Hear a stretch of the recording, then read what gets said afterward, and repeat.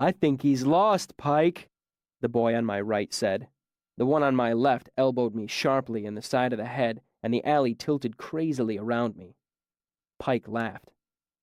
"I'm looking for the woodworks," I muttered, slightly stunned. Pike's expression turned murderous. His hands grabbed my shoulders. "Did I ask you a question?" he shouted. "Did I say you could talk?" He slammed his forehead into my face, and I felt a sharp crack followed by an explosion of pain. "Hey, Pike!" The voice seemed to come from an impossible direction. A foot nudged my loot case, tipping it over. "Hey, Pike! Look at this!" Pike looked down at the hollow thump as the loot case fell flat against the ground. "What did you steal, Nalt?" "I didn't steal it." One of the boys holding my arms laughed. "Yeah, your uncle gave it to you so you could sell it to buy medicine for your sick grandma." He laughed again while I tried to blink the tears out of my eyes. I heard 3 clicks as the latches were undone. Then came the distinctive harmonic thrum as the loot was taken out of its case. "Your grandma's gonna be mighty sorry you lost this, Nalt." Pike's voice was quiet. "Telu crush us," the boy on my right exploded. "Pike, you know how much one of them's worth? Gold, Pike." "Don't say Telu's name like that," said the boy on my left. "What?" "Do not call on Telu save in the greatest need, for Telu judges every thought and deed," he recited. "Telu and his great glowing penis can piss all over me if that thing isn't worth 20 talents. That means we can get at least 6 from Dickon. Do you know what you can do with that much money?" "You won't get the chance to do anything with it if you don't quit saying things like that. Telu watches over us, but he is vengeful." The second boy's voice was reverent and afraid. "You've been sleeping in the church again, haven't you? You get religion like I get fleas." "I'll tie your arms in a knot." "Your ma's a penny whore." "Don't talk about my ma, Lynn." "Iron pennies." By this time, I had managed to blink my eyes free from the tears, and I could see Pike squatting in the alley. He seemed fascinated by my loot, my beautiful loot. He had a dreamy look in his eyes as he held it, turning it over and over in his dirty hands. A slow horror was dawning on me through the haze of fear and pain. As the 2 voices grew louder behind me, I began to feel a hot anger inside. I tensed. I couldn't fight them, but I knew if I got hold of my loot and made it into a crowd, I could lose them and be safe again. But she kept humping away anyway. But now she's only got a halfpenny a throw. That's why your head is so soft. You're lucky you don't have a dent, so don't feel bad. That's why you get religious so easy." The first boy finished triumphantly. I felt only a tenseness on my right side. I tensed too, ready to spring. "But thanks for the warning. I hear Telu likes to hide behind big clumps of horse shit and—" Suddenly, both of my arms were free as one boy tackled the other into the wall. I sprinted the 3 steps to Pike, grabbed the loot by the neck, and pulled. But Pike was quicker than I'd expected, or stronger. The loot didn't come away in my hand. I was jerked to a halt, and Pike was pulled to his feet. My frustration and anger boiled over. I let go of the loot and threw myself at Pike. I clawed madly at his face and neck, but he was a veteran of too many street fights to let me get close to anything vital. One of my fingernails tore a line of blood across his face from ear to chin. Then he was against me, pressing me back until I hit the alley wall. My head struck brick, and I would have fallen if Pike hadn't been grinding me into the crumbling wall. I gasped for breath and only then realized I'd been screaming all the while. He smelled like old sweat and rancid oil. His hands pinned my arms to my sides as he pressed me harder into the wall. I was dimly aware that he must have dropped my loot. I gasped for breath again and flailed blindly, knocking my head against the wall again. I found my face pressed into his shoulder and bit down hard. I felt his skin break under my teeth and tasted blood. Pike screamed and jerked away from me. I drew a breath and winced at a tearing pain in my chest. Before I could move or think, Pike grabbed me again. He bludgeoned me up against the wall, once, twice. My head whipsawed back and forth, caroming off the wall. Then he grabbed me by the throat, spun me around, and threw me to the ground. That's when I heard the noise, and everything seemed to stop. After my troop was murdered, there were times when I would dream of my parents, alive and singing. In my dream, their deaths had been a mistake, a misunderstanding, a new play they had been rehearsing. And for a few moments, I had relief from the great blanketing grief that was constantly crushing me. I hugged them, and we laughed at my foolish worry. I sang with them, and for a moment everything was wonderful. Wonderful. But I always woke up, alone in the dark by the forest pool. What was I doing out here? Where were my parents? Then I would remember everything, like a wound ripping open. They were dead, and I was terribly alone, and that great weight that had been lifted for just a moment would come crushing down again, worse than before because I wasn't ready for it. Then I would lay on my back, staring into the dark with my chest aching and my breath coming hard, knowing deep inside that nothing would ever be right, ever again. When Pike threw me to the ground, my body was almost too numb to feel my father's loot being crushed underneath me. The sound it made was like a dying dream, and it brought that same sick, breathless ache back to my chest. I looked around and saw Pike breathing heavily and clutching his shoulder. One of the boys was kneeling on the chest of the other. They weren't wrestling anymore. Both were looking in my direction, stunned. I stared numbly at my hands, bloody where slivers of wood had pierced the skin. "Little bastard bit me," Pike said quietly, as if he couldn't quite believe what had happened. "Get off me," said the boy lying on his back. "I said you shouldn't say those things. Look what happened." Pike's expression twisted, and his face went a livid red. "Bit me!" he shouted and swung a vicious kick at my head. I tried to get out of the way without doing any more damage to the loot. His kick caught me in the kidney and sent me sprawling into the wreckage, again splintering it even further. "See what happens when you mock Telu's name?" "Shut up about Telu! Get off me and grab that thing! It might still be worth something to Dickon."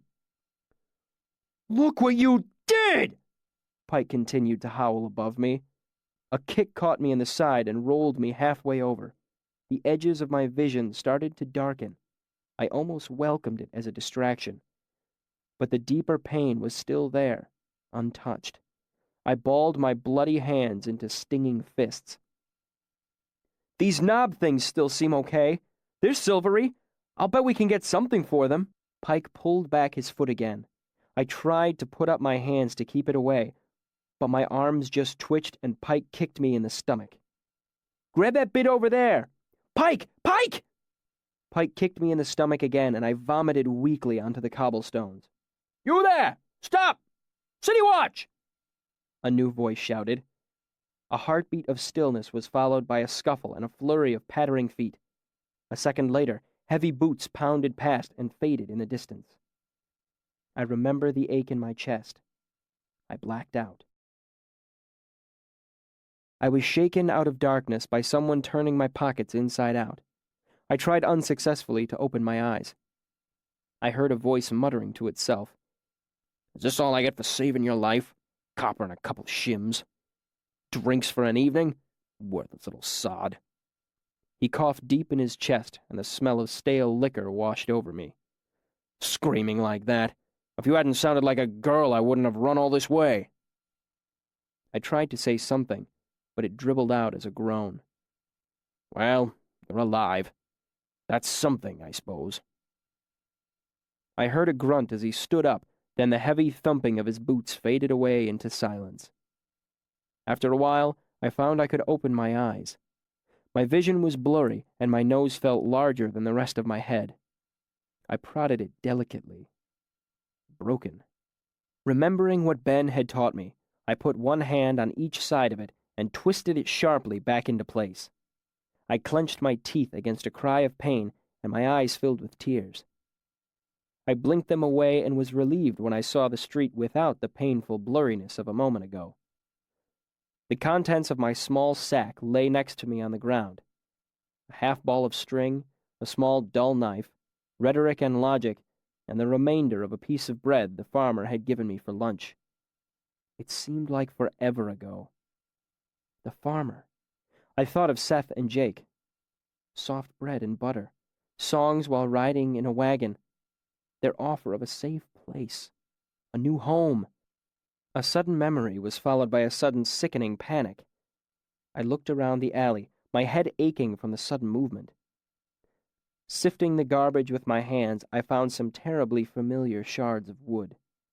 I stared at them mutely as the world darkened imperceptibly around me. I darted a look at the thin strip of sky visible overhead and saw it was purpling into twilight. How late was it? I hurried to gather my possessions, treating Ben's book more gently than the rest, and limped off in what I hoped was the direction of Seward Square. The last of twilight had faded from the sky by the time I found the square. A few wagons rolled sluggishly among the few straggling customers. I limped wildly from corner to corner of the square, searching madly for the old farmer who had given me a ride, searching for the sight of one of those ugly, knobby squash. When I finally found the bookstore Seth had parked beside, I was panting and staggering. Seth and his wagon were nowhere to be seen. I sank down into the empty space their wagon had left and felt the aches and pains of a dozen injuries I had forced myself to ignore. I felt them out, one by one. I had several painful ribs, although I couldn't tell if they were broken or if the cartilage was torn. I was dizzy and nauseous when I moved my head too quickly. Probably a concussion. My nose was broken, and I had more bruises and scrapes than I could conveniently count. I was also hungry. The last being the only thing I could do anything about. I took what was left of my piece of bread from earlier in the day and ate it. It wasn't enough, but it was better than nothing. I took a drink from a horse trough and was thirsty enough not to care that the water was brackish and sour. I thought of leaving, but it would take me hours of walking in my current condition. Besides, there was nothing waiting for me on the outskirts of the city except miles upon miles of harvested farmland. No trees to keep the wind away, no wood to make a fire, no rabbits to set traps for, no roots to dig, no heather for a bed. I was so hungry my stomach was a hard knot. Here, at least I could smell chicken cooking somewhere. I would have gone looking for the smell, but I was dizzy and my ribs hurt. Maybe tomorrow someone would give me something to eat. Right now, I was too tired. I wanted nothing more than to sleep. The cobblestones were losing the last of the sun's heat, and the wind was picking up. I moved back into the doorway of the bookshop to get out of the wind. I was almost asleep when the owner of the shop opened the door and kicked at me, telling me to shove off or he'd call the guard. I limped away as quickly as I could. After that, I found some empty crates in an alley. I curled up behind them, bruised and weary. I closed my eyes and tried not to remember what it was like to go to sleep warm and full, surrounded by people who loved you. That was the first night of nearly 3 years I spent in Tarbean. Chapter 21. Basement, Bread, and Bucket. It was just after lunchtime. Rather, it would have been after lunchtime if I had had anything to eat. I was begging in Merchant's Circle, and so far the day had profited me 2 kicks, 1 guard, 1 mercenary, 3 shoves, 2 wagoneers, 1 sailor, 1 new curse concerning an unlikely anatomical configuration, also from the sailor, and a spray of spittle from a rather unendearing elderly man of indeterminate occupation. And 1 iron shim, though I attributed it more to the laws of probability than from any human kindness. Even a blind pig finds an acorn once in a while. I had been living in Tarbean for nearly a month, and the day before I had tried my hand at stealing for the first time. It was an inauspicious beginning. I had been caught with my hand in a butcher's pocket.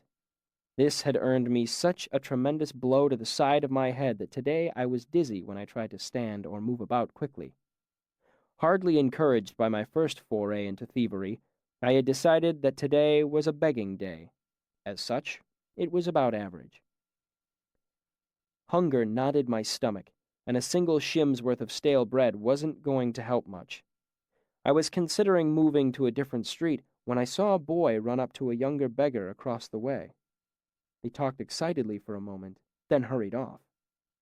I followed, of course, showing a pale shadow of my former burning curiosity. Besides, anything that moved the two of them away from a busy street corner in the middle of the day was bound to be worth my while. Maybe the Talons were giving out bread again, or a fruit cart had tipped over, or the guard was hanging someone. That would be worth half an hour of my time. I followed the boys through the twisting street until I saw them turn a corner and scurry down a flight of stairs into the basement of a burned-out building. I stopped, my dim spark of curiosity smothered by my common sense. A moment later, they reappeared, each carrying a chunk of flat brown bread. I watched as they wandered past, laughing and shoving at each other. The youngest, no more than 6, saw me looking and waved. "Still some left," he called through a mouthful of bread. "Better hurry up, though." My common sense did a rapid turnaround, and I headed cautiously downward. At the bottom of the steps were a few rotting planks, all that remained of a broken door. Inside, I could see a short hallway opening out into a dimly lit room. A young girl with hard eyes pushed past me without looking up. She clutched another piece of bread. I stepped over the broken pieces of door into the chill, damp dark. After a dozen steps, I heard a low moan that froze me where I stood. It was almost an animal sound, but my ear told me it came from a human throat. I don't know what I expected, but it was nothing like what I found. 2 ancient lamps burned fish oil, throwing dim shadows against the dark stone walls. There were 6 cots in the room, all occupied. 2 children that were hardly more than babies shared a blanket on the stone floor, and another was curled up in a pile of rags. A boy my age sat in a dark corner, his head pressed against the wall.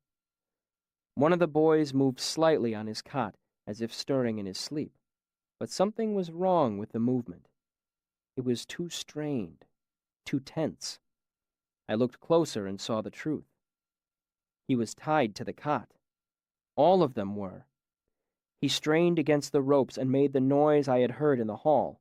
It was clearer now, a long, moaning cry. "Ah! Bah!"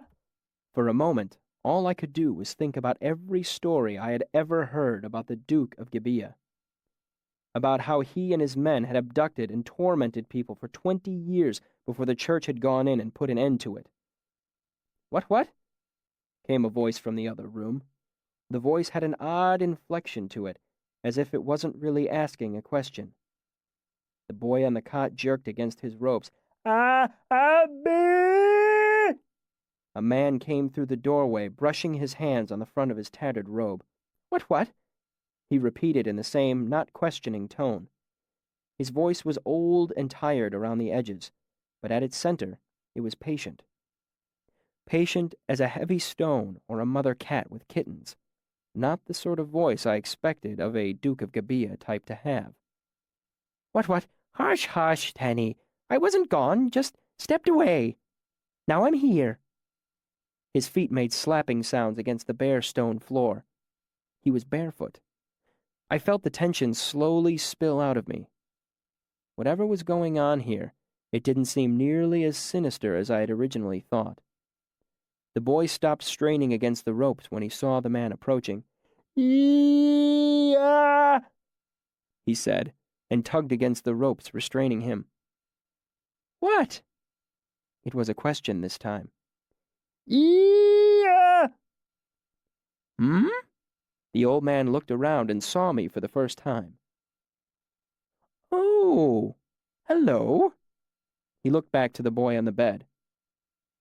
"Well, aren't you the clever one today? Tanny called me in to see we have a visitor." Tanny's face broke into a terrific grin, and he gave a harsh, honking gasp of breath. In spite of the painful sound, it was clear he was laughing. Turning to look at me, the barefoot man said, I don't recognize you. Have you been here before? I shook my head. Well, I've got some bread. Only 2 days old. If you carry some water for me, you can have as much as you can eat. He looked at me. Does that sound all right? I nodded. A chair, table, and an open barrel standing near one of the doors were the only furnishings in the room aside from the cots. 4 large, round loaves were stacked on the table. He nodded too, then began to move carefully toward the chair. He walked gingerly, as if it pained him to set his feet down. After he reached the chair and sank into it, he pointed to the barrel by the doorway. Through the door there's a pump and bucket. Don't bother to hurry. It's na race. As he spoke, he absent-mindedly crossed his legs and began to rub one of his bare feet. Inefficient circulation, a long unused part of me thought. Increased risk of infection and considerable discomfort. Feet and legs should be raised, massaged, and swabbed in a warm infusion of willow bark, camphor, and arrowroot. Don't fill the bucket too full. I don't want you to hurt yourself or spill all over. It's wet enough down here. He eased his foot back to the floor and bent to gather up one of the tiny children who was beginning to stir restlessly on the blanket. As I filled the barrel, I snuck glances at the man. His hair was gray, but despite that and the slow, tender manner in which he walked, he wasn't very old. Perhaps 40, probably a little less. He wore a long robe, patched and mended to such a degree that I couldn't really guess at its original color or shape. Though nearly as ragged as I was, he was cleaner, which isn't to say that he was clean exactly, just cleaner than me. It wasn't hard to be. His name was Trappist. The patched robe was the only piece of clothing he owned. He spent nearly every moment of his waking life in that damp basement, caring for the hopeless people no one else would bother with. Most of them were young boys. Some, like Tanny, had to be restrained so they wouldn't hurt themselves or roll out of their beds. Others, like Jaspin, who had gone fever-mad 2 years ago, had to be restrained so they wouldn't hurt others. Palsied, crippled, catatonic, spastic, Trappist tended them all with equal and unending patience. I never once heard him complain of anything, not even his bare feet, which were always swollen and must have pained him constantly. He gave us children what help he could, a bit of food when he had some to spare. To earn a little something to eat, we carried water, scrubbed his floor, ran errands, and held the babies so they wouldn't cry. We did whatever he asked, and when there wasn't any food, we could always have a drink of water, a tired smile, and someone who looked at us as if we were human, not animals in rags. Sometimes it seemed that Trappist alone was trying to care for all the hopeless creatures in our corner of Tarbean. In return, we loved him with a silent ferocity that only animals can match. If anyone had ever raised a hand to Trappist, 100 howling children would have torn them to bloody scraps in the middle of the street. I stopped by his basement often in those first few months, then less and less as time went by. Trappist and Tanny were fine companions. None of us felt the need to talk much, and that suited me fine. But the other street children made me unspeakably nervous, so I visited infrequently, only when I was in desperate need of help or when I had something to share. Despite the fact that I was seldom there, it was good to know there was one place in the city where I wouldn't be kicked at, chased, or spit on. It helped when I was out on the rooftops alone, knowing that Trappist and the basement were there. It was almost like a home you could come back to. Almost.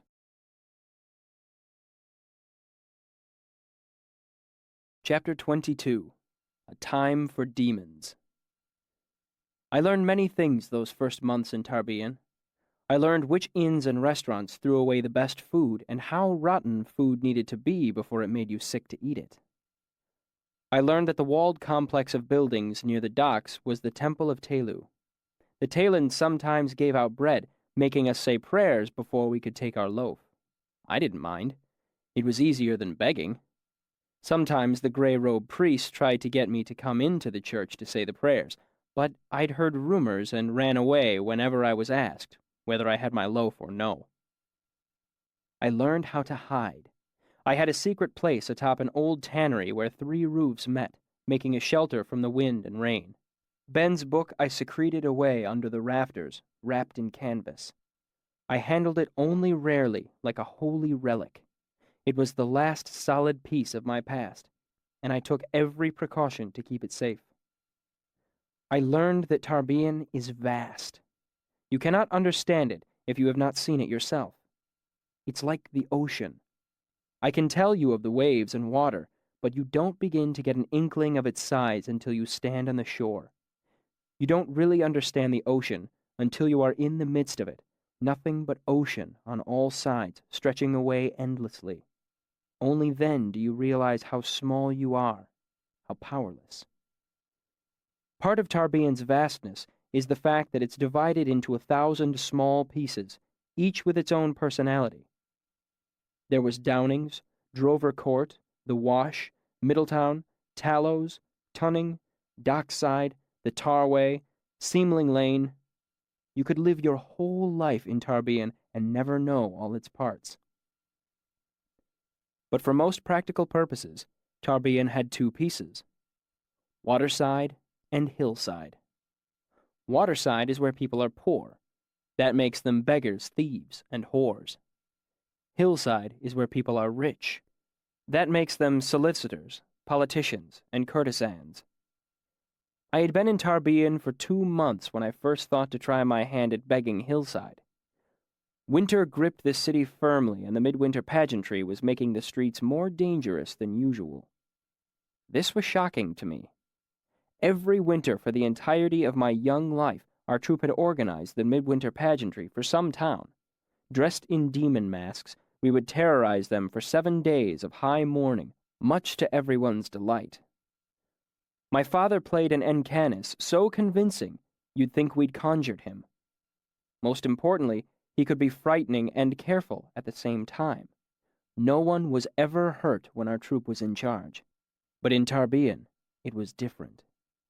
Oh, the pieces of the pageantry were all the same. There were still men in garishly painted demon masks skulking about the city, making mischief. And Canis was out there too, in the traditional black mask, making more serious trouble. And though I hadn't seen him, I didn't doubt that the silver-masked Telu was striding around the better neighborhoods playing his part. As I said, the pieces of the pageantry were the same, but they played out differently. For one thing, Tarbean was too big for one troupe to provide enough demons. 100 troops wouldn't be enough. So, rather than pay for professionals, as would be sensible and safe, the churches in Tarbean took the more profitable path of selling demon masks. Because of this, on the first day of high mourning, 10,000 demons were set loose on the city. 10,000 amateur demons, with license to make whatever mischief they had minds to. This might seem like an ideal situation for a young thief to take advantage of, but really the opposite was true. The demons were always thickest waterside, and while the great majority behaved properly, fleeing at the sound of Telu's name and keeping their devilry within reasonable bounds, many did not. Things were dangerous the first few days of high mourning, and I spent most of my time simply staying out of harm's way. But as midwinter approached, things settled down. The number of demons steadily decreased as people lost their masks or tired of the game. Telu no doubt eliminated his share as well, but Silver Mask or no, he was only one man. He could hardly cover the whole of Tarbean in just 7 days' time. I chose the last day of mourning for my trip to Hillside. Spirits are always high on Midwinter's Day, and high spirits mean good begging. Best of all, the ranks of the demons were noticeably thinned, which meant it was reasonably safe to be walking the streets again. I set out in the early afternoon, hungry because I couldn't find any bread to steal. I remember feeling vaguely excited as I headed toward Hillside. Maybe some part of me remembered what midwinter had been like with my family. Warm meals and warm beds afterward. Maybe I had been infected by the smell of evergreen boughs being gathered into piles and set ablaze in celebration of Telu's triumph. That day, I learned 2 things. I learned why beggars stay waterside, and I learned that no matter what the church might tell you, midwinter is a time for demons. I emerged from an alley and was instantly struck by the difference in atmosphere between this part of the city and where I had come from. Waterside, merchants wheedled and cajoled customers, hoping to lure them into their shops. Should that fail, they were not shy about bursting into fits of bellicosity, cursing, or even openly bullying customers. Here the shop owners wrung their hands nervously. They bowed and scraped and were unfailingly polite. Voices were never raised. After the brutal reality of things waterside, it seemed to me as if I had stumbled into a formal ball. Everyone was dressed in new clothes. Everyone was clean, and they all seemed to be participating in some sort of intricate social dance. But there were shadows here, too. As I surveyed the street, I spotted a pair of men lurking in the alleyway across from me. Their masks were quite good, blood-red and fierce. One had a gaping mouth, and the other a grimace of pointed white teeth. They were both wearing the traditional black hooded robes, which I approved of. So many of the demons waterside didn't bother with the proper costume. The pair of demons slipped out to follow a well-dressed young couple who were strolling idly down the street, arm in arm. The demons stalked them carefully for nearly 100 feet, then one of them snatched the gentleman's hat and thrust it into a nearby snowdrift. The other grabbed the woman in a rough embrace and lifted her from the ground. She shrieked while the man struggled with the demon for possession of his walking stick, obviously flummoxed by the situation. Luckily, his lady had maintained her composure. "Teus! Teus!" she shouted. "Teus antausa eha!" At the sound of Telu's name, the two red-masked figures cowered, then turned and ran off down the street. Everyone cheered. One of the shopkeepers helped the gentleman retrieve his hat. I was rather surprised by the civility of it all. Apparently, even the demons were polite on the good side of town. Emboldened by what I had seen, I eyed the crowd, looking for my best prospects. I stepped up to a young woman. She wore a powder blue dress and had a wrap of white fur. Her hair was long and golden, curled artfully around her face. As I stepped forward, she looked down at me and stopped. I heard a startled intake of breath as one hand went to her mouth. "Pennies, ma'am." I held out my hand and made it tremble just a little. My voice trembled too. "Please?" I tried to look every bit as small and hopeless as I felt. I shuffled from foot to foot in the thin gray snow. "You poor dear," she sighed almost too quietly for me to hear.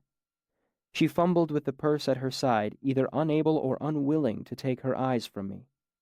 After a moment, she looked inside her purse and brought something out. As she curled my fingers around it, I felt the cold, reassuring weight of a coin.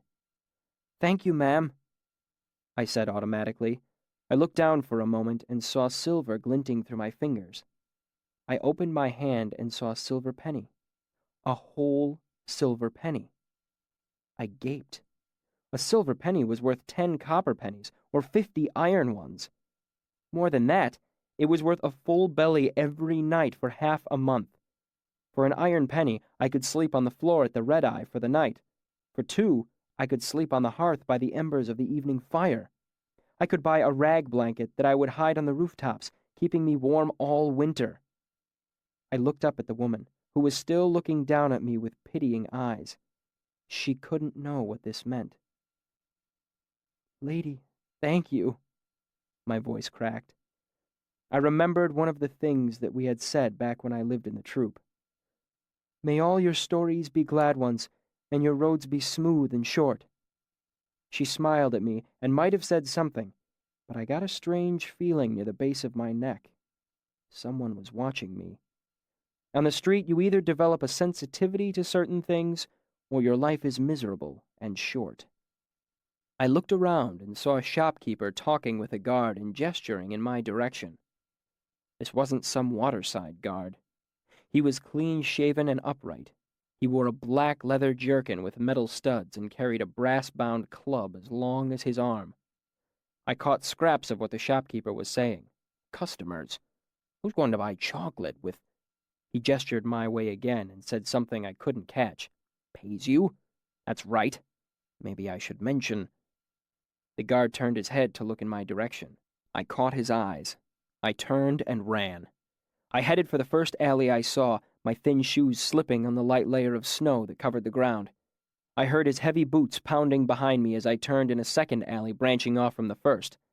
My breath was burning in my chest as I looked for somewhere to go, somewhere to hide, but I didn't know this part of the city. There were no piles of trash to worm into, no burned-out buildings to climb through. I felt sharp frozen gravel slice through the thin sole of one of my shoes. Pain tore through my foot as I forced myself to keep running. I ran into a dead end after my third turning. I was halfway up one of the walls when I felt a hand close around my ankle and pull me to the ground. My head hit the cobblestones, and the world spun dizzily as the guard lifted me off the ground, holding me by one wrist and my hair. "Clever boy, aren't you?" he panted, his breath hot on my face. He smelled like leather and sweat. "You're old enough.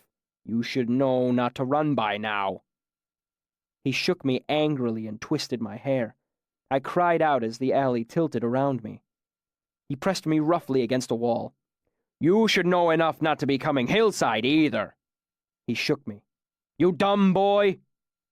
"No," I said muzzily as I felt for the cold wall with my free hand. "No." My answer seemed to infuriate him. "No?" He bit off the word. "You got me in trouble, boy.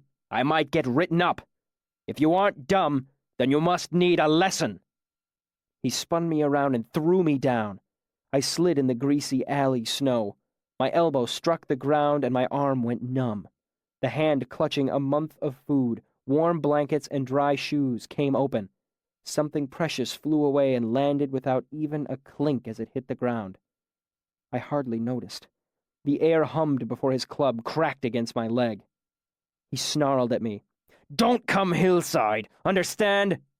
The club caught me again, this time across the shoulder blades. "Everything past Fallow Street is off limits to you little whore's sons. Understand?" He backhanded me across the face, and I tasted blood as my head careened off the snow-covered cobbles. I curled into a ball as he hissed down at me. "And Mill Street and Mill Market is where I work, so you never come back here again!" He punctuated each word with a blow from his stick. "Understand?" I lay there shaking in the churned-up snow, hoping it was over, hoping he would just go away. "Understand!" He kicked me in the stomach, and I felt something tear inside of me. I cried out and must have babbled something. He kicked me again when I didn't get up, then went away. I think I passed out or lay in a daze. When I finally came to my senses again, it was dusk. I was cold to the very center of my bones. I crawled around in the muddy snow and wet garbage, searching for the silver penny with fingers so numb with cold they would barely work. One of my eyes was swelled shut and I could taste blood, but I searched until the last scrap of evening's light was gone. Even after the alley had gone black as tar, I kept sifting the snow with my hands, though I knew in my heart of hearts that my fingers were too numb to feel the coin even if I chanced to cross it. I used the wall to get to my feet and started to walk. My wounded foot made progress slow. Pain stabbed up my leg with each step, and I tried to use the wall as a crutch to keep some weight off it. I moved into Waterside, the part of the city that was more a home to me than anywhere else. My foot grew numb and wooden from the cold, and while that worried some rational piece of me, my practical side was just glad there was one less part of me that hurt. It was miles back to my secret place, and my limping progress was slow. At some point, I must have fallen. I don't remember it, but I do remember lying in the snow and realizing how delightfully comfortable it was. I felt sleep drawing itself over me like a thick blanket, like death. I closed my eyes. I remember the deep silence of the deserted street around me. I was too numb and tired to be properly afraid. In my delirium, I imagined death in the form of a great bird with wings of fire and shadow. It hovered above, watching patiently, waiting for me. I slept, and the great bird settled its burning wings around me. I imagined a delicious warmth. Then its claws were in me, tearing me open. No, it was just the pain of my torn ribs as someone rolled me onto my back. Blearily, I opened an eye and saw a demon standing over me. In my confused and credulous state, the sight of the man in the demon mask startled me into wakefulness. The seductive warmth I had felt a moment ago vanished, leaving my body limp and leaden. "It is! I told you! There's a kid lying in the snow here!" The demon lifted me to my feet. Now awake, I noticed his mask was sheer black. This was Incanus, Lord of Demons. He set me unsteadily onto my feet and began to brush away the snow that covered me. Through my good eye, I saw a figure in a livid green mask standing nearby. "Come on!" the other demon said urgently, her voice sounding hollowly from behind the rows of pointed teeth. Incanus ignored her. "Are you okay?" I couldn't think of a response, so I concentrated on keeping my balance as the man continued to brush the snow away with the sleeve of his dark robe. I heard the sound of distant horns. The other demon looked nervously down the road. "If we don't keep ahead of them, we'll be up to our shins in it," she hissed nervously. Incanus brushed the snow out of my hair with his dark gloved fingers, then paused and leaned in closer to look at my face. His dark mask loomed oddly in my blurry vision. "God's body, Holly! Someone's beaten hell out of this kid! On Midwinter's Day, too!" "Guard," I managed to croak. I tasted blood when I said the word. "You're freezing," Incanus said, and began to chafe my arms and legs with his hands, trying to get my blood flowing again. "You'll have to come with us." The horns sounded again, closer. They were mixed with the dim sounds of a crowd. "Don't be stupid," the other demon said. "He's in no shape to go running through the city." "He's in no shape to stay here," Incanus snapped. He continued to massage my arms and legs roughly. Some feeling was slowly returning to them, mostly a stinging, prickly heat that was like a painful mockery of the soothing warmth I had felt a minute ago when I was drifting off to sleep. Pain jabbed at me each time he went over a bruise, but my body was too tired to flinch away. The green-masked demon came close and laid a hand on her friend's shoulder. "We have to go now, Garrick! Someone else will take care of him!" She tried to pull her friend away and met with no success. "If they find us here with him, they'll assume we did it." The man behind the black mask swore, then nodded and began to rummage around underneath his robe.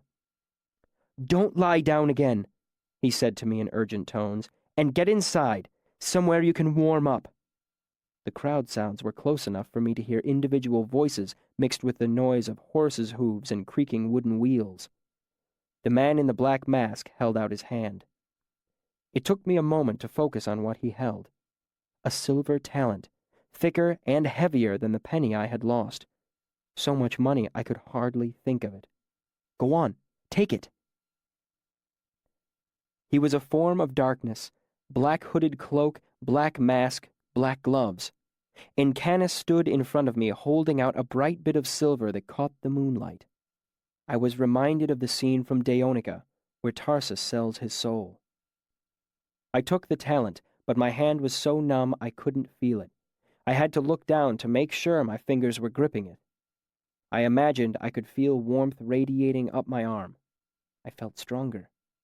I grinned at the man in the black mask. "Take my gloves, too." He pulled them off and pushed them against my chest. Then the woman in the green demon mask pulled my benefactor away before I could give him any word of thanks. I watched the two of them go. Their dark robes made them look like pieces of retreating shadow against the charcoal colors of Tarbean's moonlit streets. Not even a minute passed before I saw the pageantry's torchlight come around the corner toward me. The voices of 100 men and women singing and shouting crashed over me like waves. I moved away until I felt my back press up against a wall. Then I slid weakly sideways until I found a recessed doorway. I watched the pageantry from my vantage there. People poured by, shouting and laughing. Telu stood tall and proud in the back of a wagon drawn by 4 white horses. His silver mask gleamed in the torchlight. His white robes were immaculate and lined with fur at the cuff and collar. Gray-robed priests followed along beside the wagon, ringing bells and chanting. Many of them wore the heavy iron chains of penitent priests. The sound of the voices and the bells, the chanting and the chains mingled to make a sort of music. All eyes were for Telu. No one saw me standing in the shadows of the doorway. It took nearly 10 minutes for all of them to pass. Only then did I emerge and begin to make my careful way home. It was slow going, but I felt fortified by the coin I held.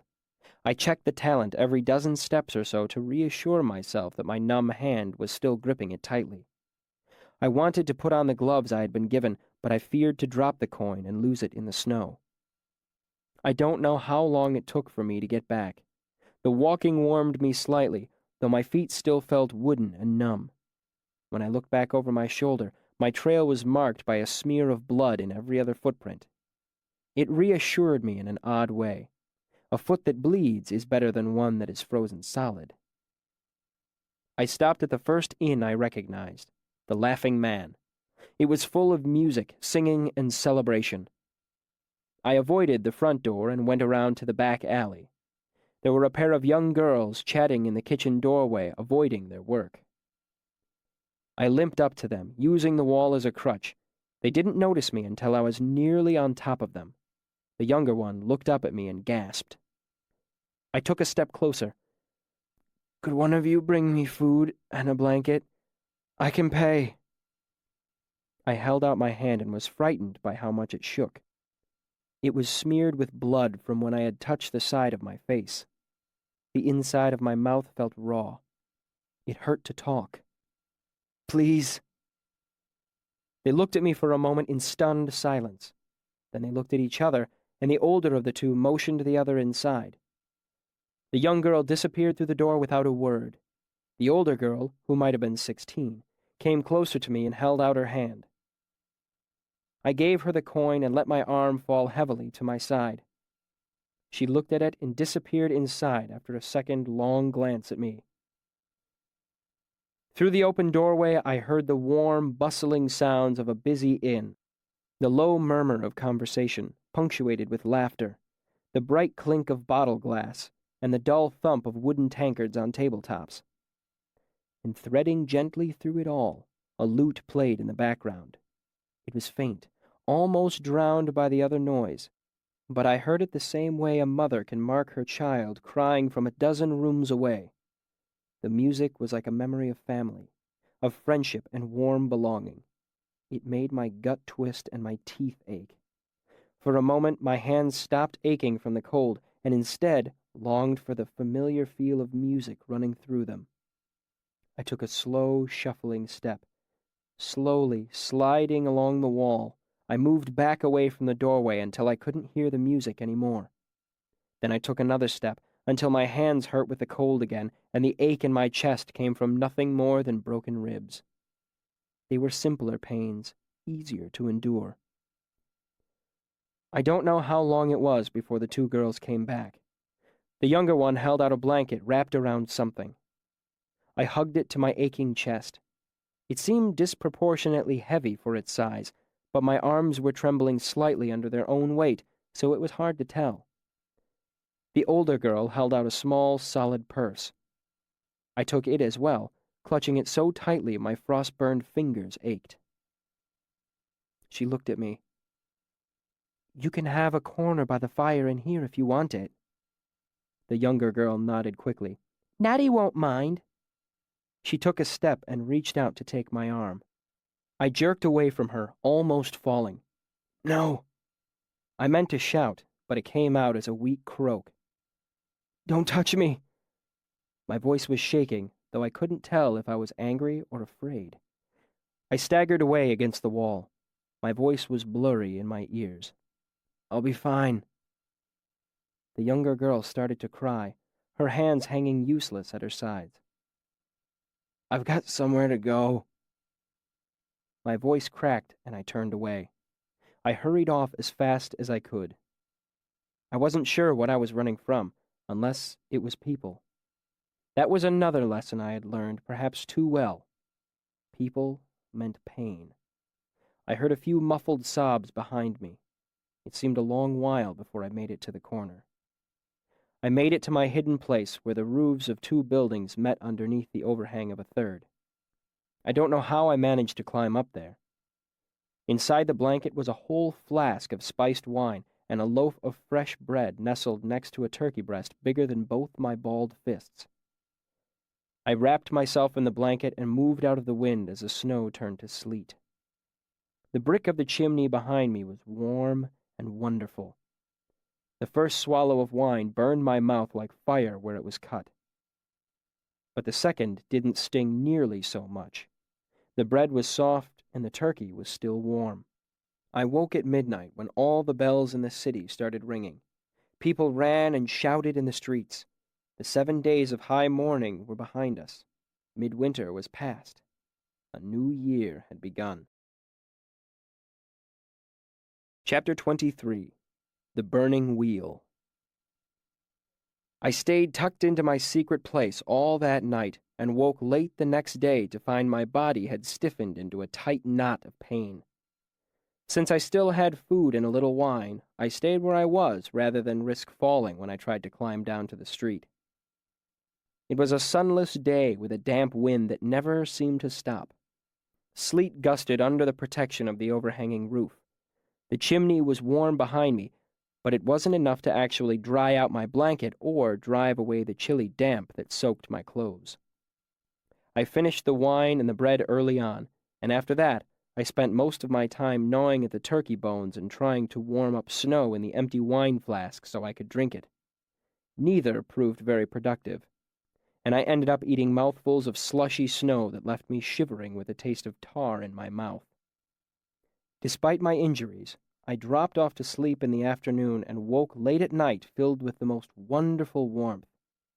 I pushed away my blanket and rolled away from the now too hot chimney, only to wake near dawn shivering and soaked through to the skin. I felt strange, dizzy, and fuddled. I huddled back against the chimney and spent the rest of the day drifting in and out of a restless, fevered sleep. I have no memory of how I made it off the rooftop, delirious with fever and nearly crippled. I don't remember making my way the 3/4 of a mile through tallows and the crates. I only remember falling down the stairs that led to Trappist's basement, my purse of money clutched tight in my hand.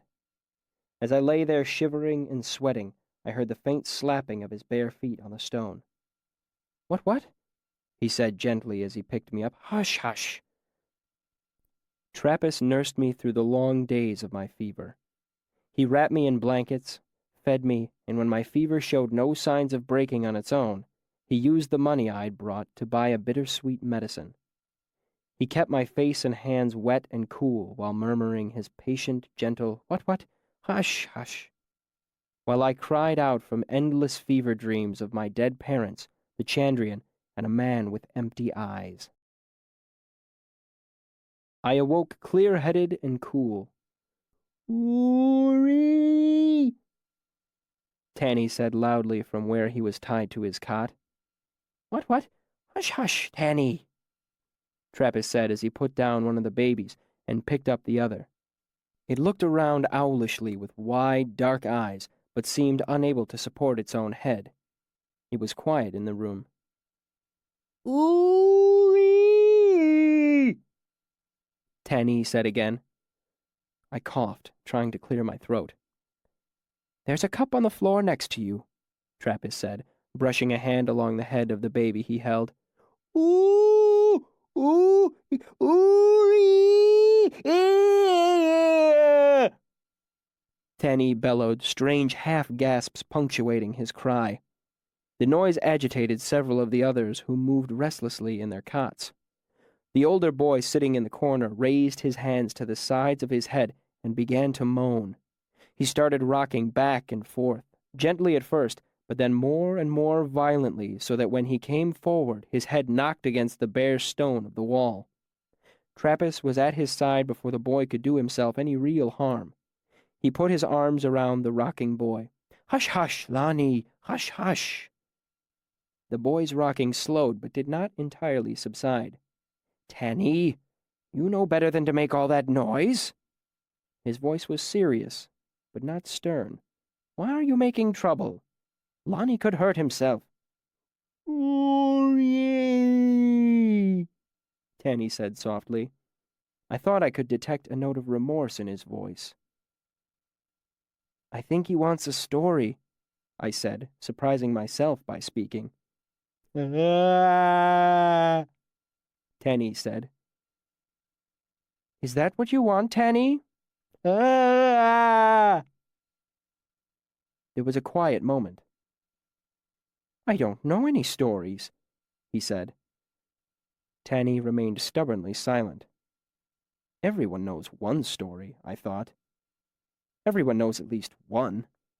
"Oorie!" Trappist looked around at the quiet room, as if looking for an excuse. "Well," he said reluctantly, "it has been a while since we had a story, hasn't it?" He looked down at the boy in his arms. "Would you like a story, Lonnie?" Lonnie nodded a violent affirmation, nearly battering Trappist's cheek with the back of his head. "Will you be good and sit by yourself so I can tell a story?" Lonnie stopped rocking almost immediately. Trappist slowly unwrapped his arms and stepped away. After a long look to make sure the boy wouldn't hurt himself, he stepped carefully back to his chair. "Well," he muttered softly to himself as he stooped to pick up the baby he had set aside.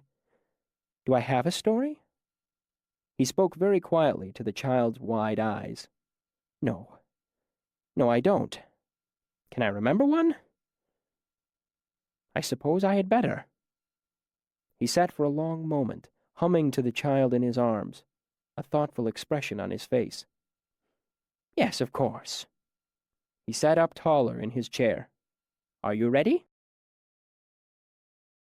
This is a story from long ago, back before any of us were born, before our fathers were born too. It was a long time ago, maybe 400 years, no more than that, probably 1,000 years, but maybe not quite as much as that. It was a bad time in the world. People were hungry and sick. There were famines and great plagues. There were many wars and other bad things in this time because there was no one to stop them. But the worst thing in this time was that there were demons walking the land. Some of them were small and troublesome, creatures who lamed horses and spoiled milk. But there were many worse than those. There were demons who hid in men's bodies and made them sick or mad, but those were not the worst. There were demons like great beasts that would catch and eat men while they were still alive and screaming, but they were not the worst. Some demons stole the skins of men and wore them like clothes, but even they were not the worst. There was one demon that stood above the others, Encanis, the swallowing darkness. No matter where he walked, shadows hid his face, and scorpions that stung him died of the corruption they had touched. Now Telu, who made the world and who was Lord over all, watched the world of men. He saw that demons made sport of us and killed us and ate our bodies. Some men he saved, but only a few. For Telu is just and saves only the worthy, and in these times few men acted even for their own good, let alone the good of others. Because of this, Telu was unhappy, for he had made the world to be a good place for men to live. But his church was corrupt. They stole from the poor and did not live by the laws he had given. No, wait. There was no church yet, and no priests either. Just men and women, and some of them knew who Telu was. But even those were wicked. So when they called on Lord Telu for help, he felt no desire to aid them. But after years of watching and waiting, Telu saw a woman pure of heart and spirit. Her name was Periel. Her mother had raised her to know Telu, and she worshipped him as well as her poor circumstances allowed. Although her own life was hard, Periel prayed only for others and never for herself. Telu watched her for long years. He saw her life was hard, full of misfortune and torment at the hands of demons and bad men. But she never cursed his name or ceased her praying, and she never treated any person other than with kindness and respect. So late one night, Telu went to her in a dream. He stood before her and seemed to be made entirely of fire or sunlight. He came to her in splendor and asked her if she knew who he was. "Sure enough," she said. You see, she was very calm about it because she thought she was just having an odd dream. "You're Lord Telu." He nodded and asked her if she knew why he had come to her. "Are you going to do something for my neighbor Deborah?" she asked, because that's who she had prayed for before she went to sleep. "Are you going to lay your hand on her husband Losel and make him a better man? The way he treats her isn't right. Man should never lay a hand on woman save in love." Telu knew her neighbors.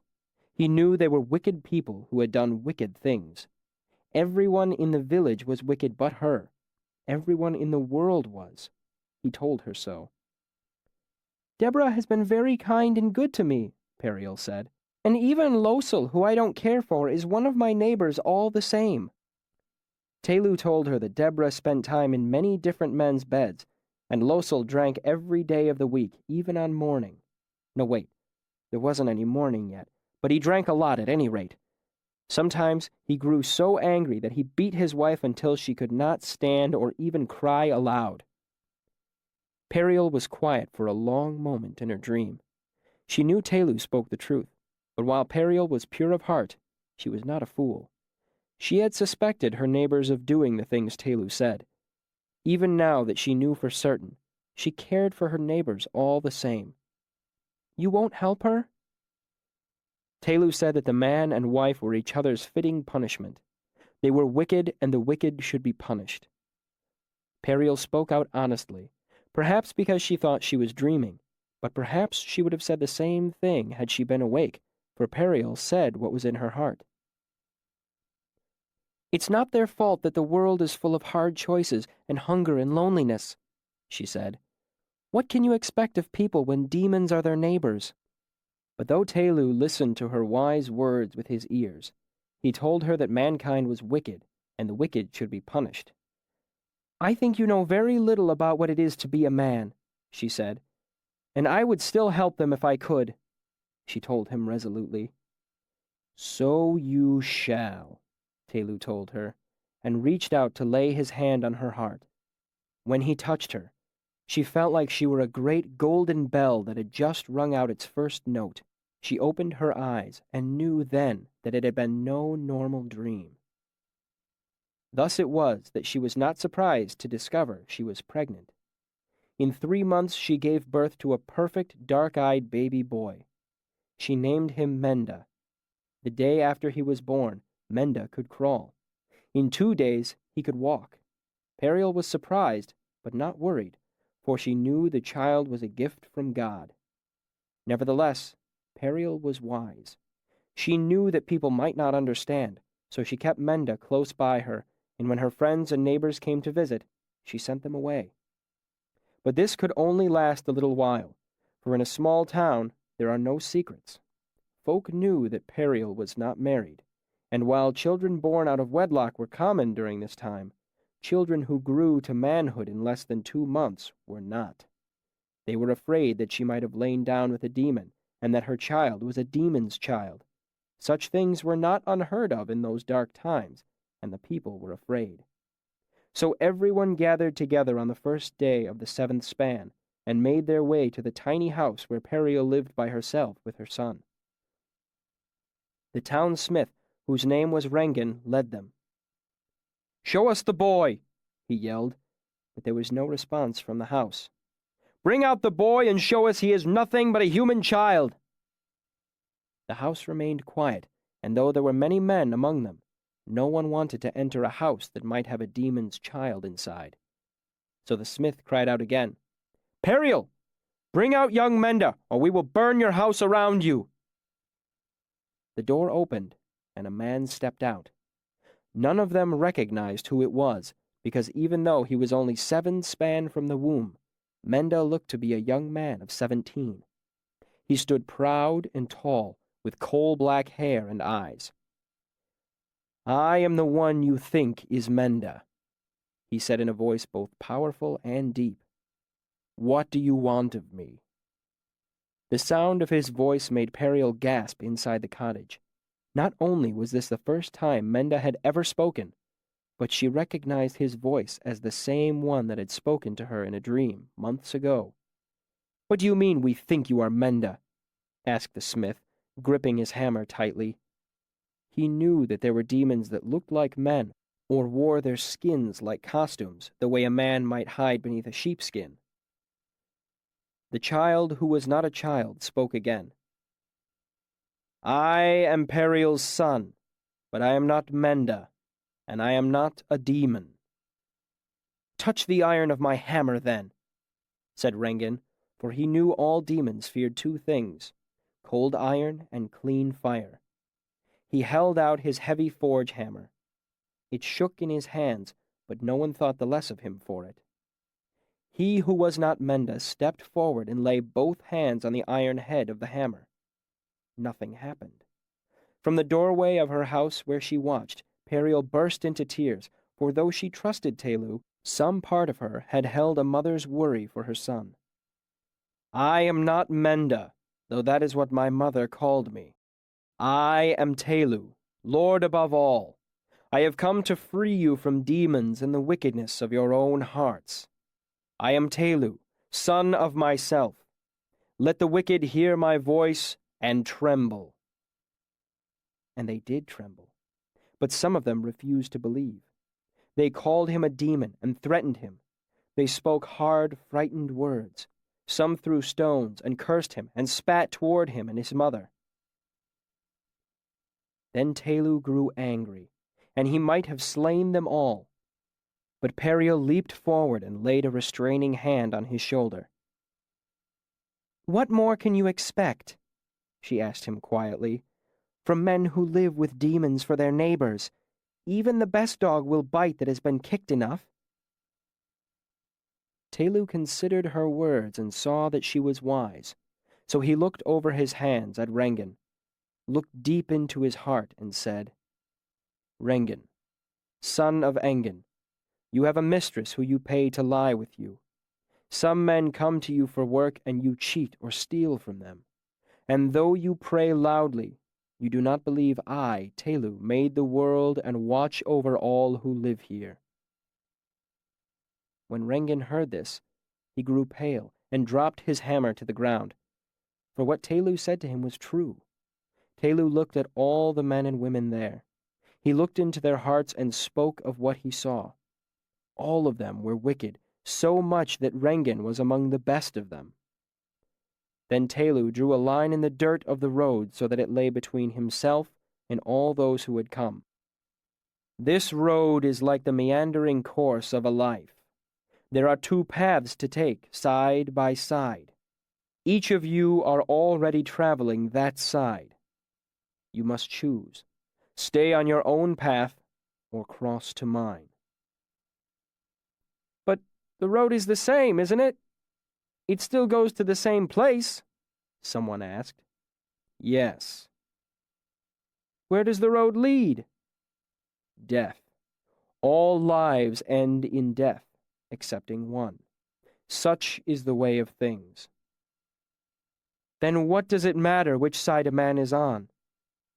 It was Rengen asking these questions. He was a large man, one of the few that was taller than dark-eyed Telu, but he was shaken by all that he had seen and heard in the past few hours. "What is on our side of the road?" "Pain," Telu said in a voice as hard and cold as stone. "Punishment." "And your side?" "Pain now," Telu said in the same voice. "Punishment now for all that you have done. It cannot be avoided. But I am here too. This is my path." "How do I cross?" "Regret, repent, and cross to me."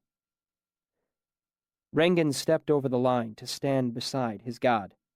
Then Telu bent to pick up the hammer that the smith had dropped. But instead of giving it back, he struck Rengen with it as if it were a lash, once, twice, thrice, and the third blow sent Rengen to his knees, sobbing and crying out in pain.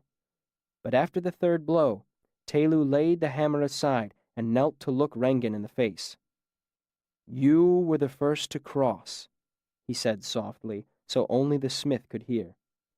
"It was a brave thing, a hard thing to do. I am proud of you. You are no longer Rengen. Now you are Wereth, the forger of the path." Then Telu embraced him with both arms, and his touch took much of the pain from Rengen, who is now Wereth. But not all, for Telu spoke truly when he said that punishment cannot be avoided. One by one they crossed, and one by one Telu struck them down with the hammer. But after each man or woman fell, Telu knelt and spoke to them, giving them new names and healing some of their hurt. Many of the men and women had demons hiding inside them that fled screaming when the hammer touched them. These people Telu spoke with a while longer, but he always embraced them in the end, and they were all grateful. Some of them danced for the joy of being free of such terrible things living inside them. In the end, 7 stayed on the other side of the line. Telu asked them 3 times if they would cross, and 3 times they refused. After the third asking, Telu sprang across the line and he struck each of them a great blow, driving them to the ground. But not all were men. When Telu struck the 4th, there was the sound of quenching iron and the smell of burning leather. For the 4th man had not been a man at all, but a demon wearing a man's skin. When it was revealed, Telu grabbed the demon and broke it in his hands, cursing its name and sending it back to the outer darkness that is the home of its kind. The remaining 3 let themselves be struck down. None of them were demons, though demons fled the bodies of some who fell. After he was done, Telu did not speak to the 6 who did not cross, nor did he kneel to embrace them and ease their wounds. The next day, Telu set off to finish what he had begun. He walked from town to town, offering each village he met the same choice he had given before. Always the results were the same. Some crossed, some stayed, some were not men at all but demons, and those he destroyed.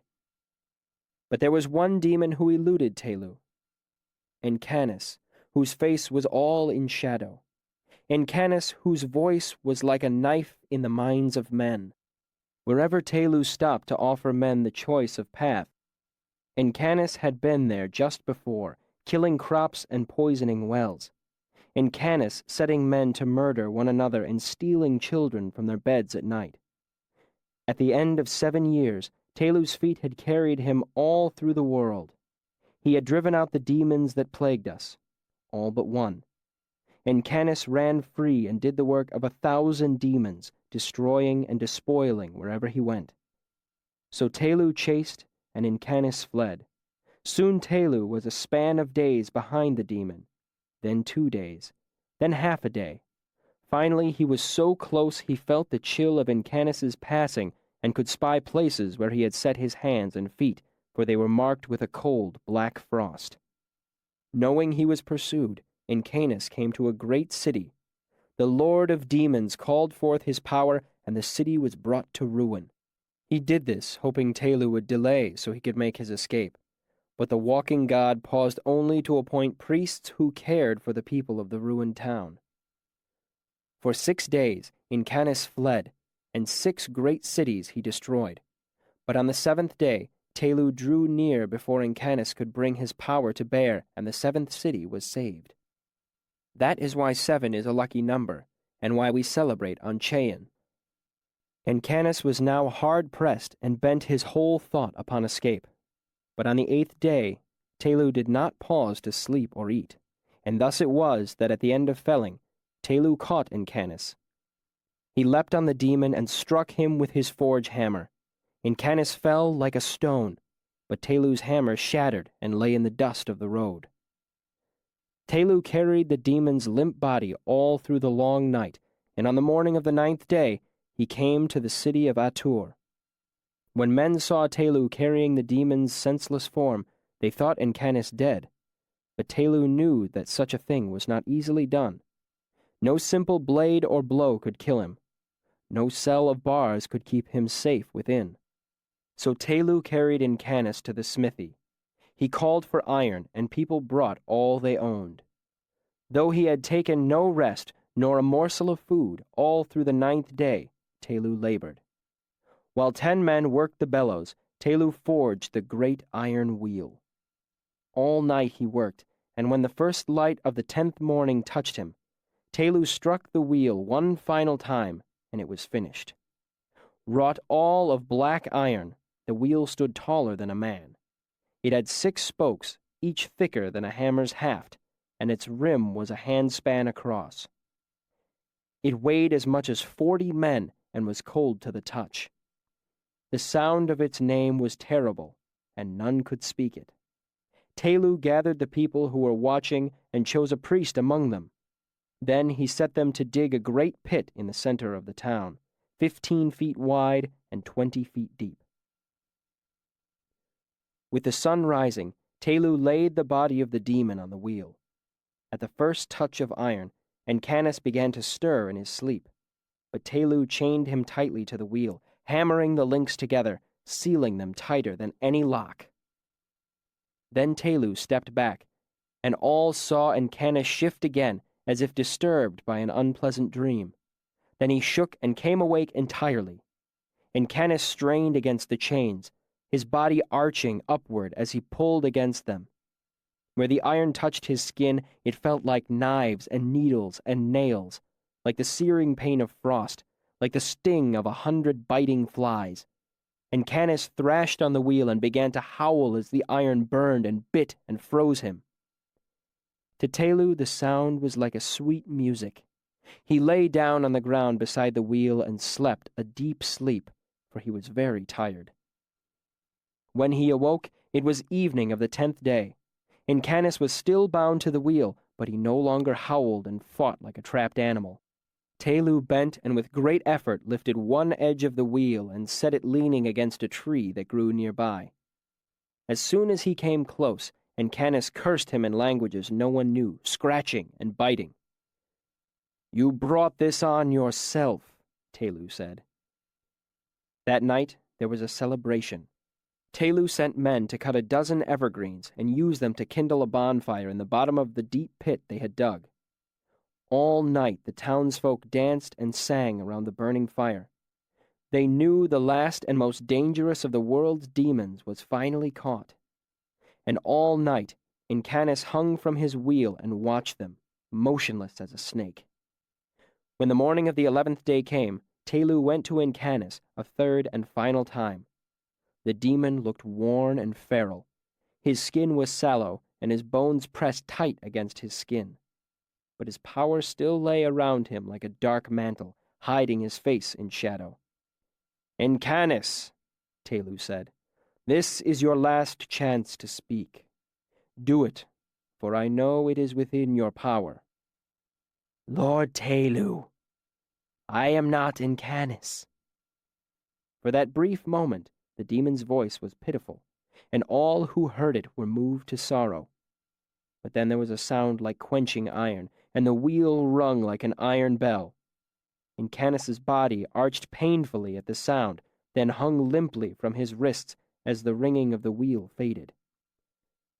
"Try no tricks, Dark One.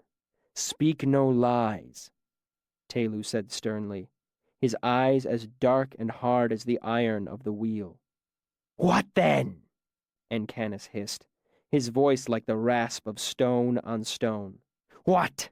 Rack and shatter you! What do you want of me?"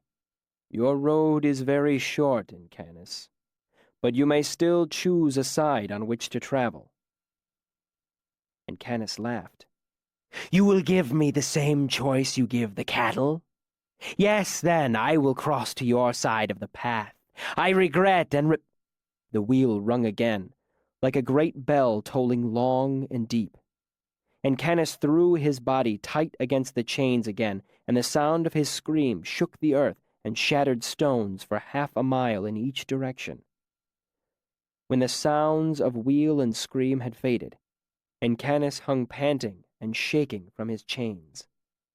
I told you to speak no lie, Incanus, Telu said, pitiless. My path, then, Incanus shrieked. I do not regret. If I had my choice again, I would only change how fast I ran. Your people are like cattle my kind feed on, bite and break you. If you gave me half an hour, I would do such things that these wretched gawping peasants would go mad with fear. I would drink their children's blood and bathe in women's tears. He might have said more, but his breath was short as he strained against the chains that held him. So, Telu said, and stepped close to the wheel. For a moment it seemed like he would embrace Incanus, but he was merely reaching for the iron spokes of the wheel. Then, straining, Telu lifted the wheel above his head.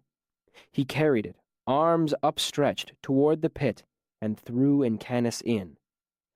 Through the long hours of night, a dozen evergreens had fed the fire. The flames had died in the early morning, leaving a deep bed of sullen coals that glimmered when the wind brushed them. The wheel struck flat, with Incanus on top. There was an explosion of spark and ash as it landed and sank inches deep into the hot coals. Incanus was held over the coals by the iron that bound and burned and bit at him. Though he was held away from the fire itself, the heat was so intense that Incanus's clothes charred black and began to crumble without bursting into flame. The demon thrashed against his bonds, settling the wheel more firmly into the coals. Incanus screamed, because he knew that even demons can die from fire or iron. And though he was powerful, he was bound and burning. He felt the metal of the wheel grow hot beneath him, blackening the flesh of his arms and legs. Incanus screamed, and even as his skin began to smoke and char, his face was still hidden in a shadow that rose from him like a tongue of darkening flame. Then Incanus grew silent, and the only sound was the hiss of sweat and blood as they fell from the demon's straining limbs. For a long moment, everything was still. Incanus strained against the chains that held him to the wheel, and it seemed that he would strain until his muscles tore themselves from bone and sinew both. Then there was a sharp sound like a bell breaking, and the demon's arm jerked free of the wheel. Links of chain, now glowing red from the heat of the fire, flew upward to land smoking at the feet of those who stood above. The only sound was the sudden, wild laughter of Incanus, like breaking glass. In a moment, the demon's second hand was free, but before he could do more, Telu flung himself into the pit and landed with such force that the iron rang with it. Telu grabbed the hands of the demon and pressed them back against the wheel. Incanus screamed in fury and in disbelief, for though he was forced back onto the burning wheel, and though he felt the strength of Telu was greater than the chains he had broken, he saw Telu was burning in the flames. "Fool!" he wailed. "You will die here with me! Let me go and live! Let me go and I will trouble you no further!" And the wheel did not ring out, for Incanus was truly frightened. "No," said Telu. "Your punishment is death. You will serve it." "Fool! Madling!" Incanus thrashed to no avail. "You are burning in the flames with me! You will die as I do!" To ash all things return, so too this flesh will burn. But I am Telu, son of myself, father of myself. I was before, and I will be after. If I am a sacrifice, then it is to myself alone. And if I am needed and called in the proper ways, then I will come again to judge and punish. So Telu held him to the burning wheel, and none of the demon's threats or screaming moved him the least part of an inch. So it was that Incanus passed from the world, and with him went Telu, who was Menda. Both of them burned to ash in the pit of Atur. That is why the Talan priests wear robes of ashen gray, and that is how we know Telu cares for us, and watches us, and keeps us safe from Trappist broke off his story as Jaspin began to howl and thrash against his restraints. I slid softly back into unconsciousness as soon as I no longer had the story to hold my attention. After that, I began to harbor a suspicion that never entirely left me. Was Trappist a Talon priest? His robe was tattered and dirty, but it might have been the proper gray long ago. Parts of his story had been awkward and stumbling, but some were stately and grand, as if he'd been reciting them from some half-forgotten memory. Of sermons? Of his readings from the Book of the Path? I never asked. And though I stopped by his basement frequently in the months that followed, I never heard Trappist tell another story again. Chapter 24. Shadows Themselves. Through all my time in Tarbean, I continued to learn, though most of the lessons were painful and unpleasant. I learned how to beg. It was a very practical application of acting with a very difficult audience. I did it well, but waterside money was tight, and an empty begging bowl meant a cold, hungry night. Through dangerous trial and error, I discovered the proper way to slit a purse and pick a pocket. I was especially good at the latter. Locks and latches of all kinds soon gave up their secrets to me. My nimble fingers were put to a use my parents or Abinthy never would have guessed. I learned to run from anyone with an unnaturally white smile. Denner resin slowly bleaches your teeth, so if a sweet eater lives long enough for their teeth to grow fully white, chances are they have already sold everything they have worth selling. Tarbean is full of dangerous people, but none as dangerous as a sweet eater, filled with a desperate craving for more resin. They will kill you for a pair of pennies. I learned how to lash together makeshift shoes out of rags. Real shoes became a thing of dreams for me. The first 2 years it seemed like my feet were always cold, or cut, or both. But by the 3rd year my feet were like old leather, and I could run barefoot for hours over the rough stones of the city and not feel it at all. I learned not to expect help from anyone. In the bad parts of Tarbean, a call for help attracts predators like the smell of blood on the wind. I was sleeping on the rooftops, snugged tightly into my secret place where 3 roofs met. I awoke from a deep sleep to the sound of harsh laughter and pounding feet in the alley below me. The slapping footsteps stopped, and more laughter followed the sound of ripping cloth. Slipping to the edge of the roof, I looked down to the alley below. I saw several large boys, almost men. They were dressed as I was, rags and dirt. There may have been 5, maybe 6 of them. They moved in and out of the shadows like shadows themselves. Their chests heaved from their run, and I could hear their breath from the roof above. The object of the chase was in the middle of the alley, a young boy, 8 years old at the most. One of the older boys was holding him down. The young boy's bare skin shone pale in the moonlight. There was another sound of ripping cloth, and the boy gave a soft cry that ended in a choked sob. The others watched and talked in low, urgent tones with each other, wearing hard, hungry smiles. I'd been chased before at night, several times. I'd been caught, too, months ago. Looking down, I was surprised to find a heavy red roof tile in my hand, ready to throw. Then I paused, looking back to my secret place. I had a rag blanket and half a loaf of bread there. My rainy day money was hidden here. 8 iron pennies I had hoarded for when my luck turned bad. And most valuable of all, Ben's book. I was safe here. Even if I hit one of them, the rest would be on the roof in 2 minutes. And then, even if I got away, I wouldn't have anywhere to go. I set down the tile. I went back to what had become my home, and curled myself into the shelter of the niche underneath the overhanging roof.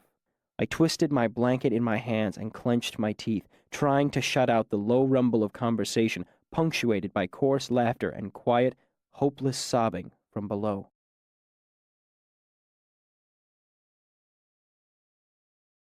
Chapter 25. Interlude. Eager for Reasons. Kvothe gestured for Chronicler to set down his pen and stretched, lacing his fingers together above his head. "It's been a long time since I remember that," he said. "If you are eager to find the reason I became the Kvothe they tell stories about, you could look there, I suppose." Chronicler's forehead wrinkled. "What do you mean, exactly?" Kvothe paused for a long moment, looking down at his hands. "Do you know how many times I've been beaten over the course of my life?" Chronicler shook his head. Looking up, Kvothe grinned and tossed his shoulders in a nonchalant shrug. "Neither do I. You'd think that sort of thing would stick in a person's mind. You'd think I would remember how many bones I've had broken. You'd think I'd remember the stitches and bandages." He shook his head. "I don't. I remember that young boy sobbing in the dark, clear as a bell after all these years." Chronicler frowned. "You said yourself that there was nothing you could have done." "I could have," Kvothe said seriously, "and I didn't. I made my choice, and I regret it to this day. Bones mend. Regret stays with you forever." Kvothe pushed himself away from the table. "That's enough of Tarbean's darker side, I imagine." He came to his feet and gave a great stretch, arms over his head. "Why, Reshi?" The words poured out of Bast in a sudden gush. "Why did you stay there when it was so awful?" Kvothe nodded to himself, as if he'd been expecting the question. "Where else was there for me to go, Bast? Everyone I knew was dead." "Not everyone," Bast insisted. "There was Abinthy. You could have gone to him." "Hallowfell was hundreds of miles away, Bast," Kvothe said wearily as he wandered to the other side of the room and moved behind the bar. "Hundreds of miles without my father's maps to guide me. Hundreds of miles without wagons to ride or sleep in. Without help of any sort, or money, or shoes. Not an impossible journey, I suppose, but for a young child, still numb with the shock of losing his parents—" Kvothe shook his head. "No. In Tarbean, at least, I could beg or steal. I'd managed to survive in the forest for a summer, barely. But over the winter—" He shook his head. "I would have starved or frozen to death." Standing at the bar, Kvothe filled his mug and began to add pinches of spice from several small containers, then walked toward the great stone fireplace, a thoughtful expression on his face. "You're right, of course. Anywhere would have been better than Tarbean." He shrugged, facing the fire. "But we are all creatures of habit. It is far too easy to stay in the familiar ruts we dig for ourselves. Perhaps I even viewed it as fair. My punishment for not being there to help when the Chandrian came. My punishment for not dying when I should have, with the rest of my family." Bast opened his mouth, then closed it, and looked down at the tabletop, frowning. Kvothe looked over his shoulder and gave a gentle smile. "I'm not saying it's rational, Bast. Emotions by their very nature are not reasonable things. I don't feel that way now, but back then I did. I remember." He turned back to the fire. "Ben's training has given me a memory so clean and sharp, I have to be careful not to cut myself sometimes." Kvothe took a mulling stone from the fire and dropped it into his wooden mug. It sank with a sharp hiss. The smell of searing clove and nutmeg filled the room. Kvothe stirred his cider with a long-handled spoon as he made his way back to the table. "You must also remember that I was not in my right mind. Much of me was still in shock, sleeping, if you will. I needed something, or someone, to wake me up." He nodded to Chronicler, who casually shook his writing hand to loosen it, then unstoppered his inkwell. Kvothe leaned back in his seat. "I needed to be reminded of things I had forgotten. I needed a reason to leave. It was years before I met someone who could do those things." He smiled at Chronicler. "Before I met Scarpi."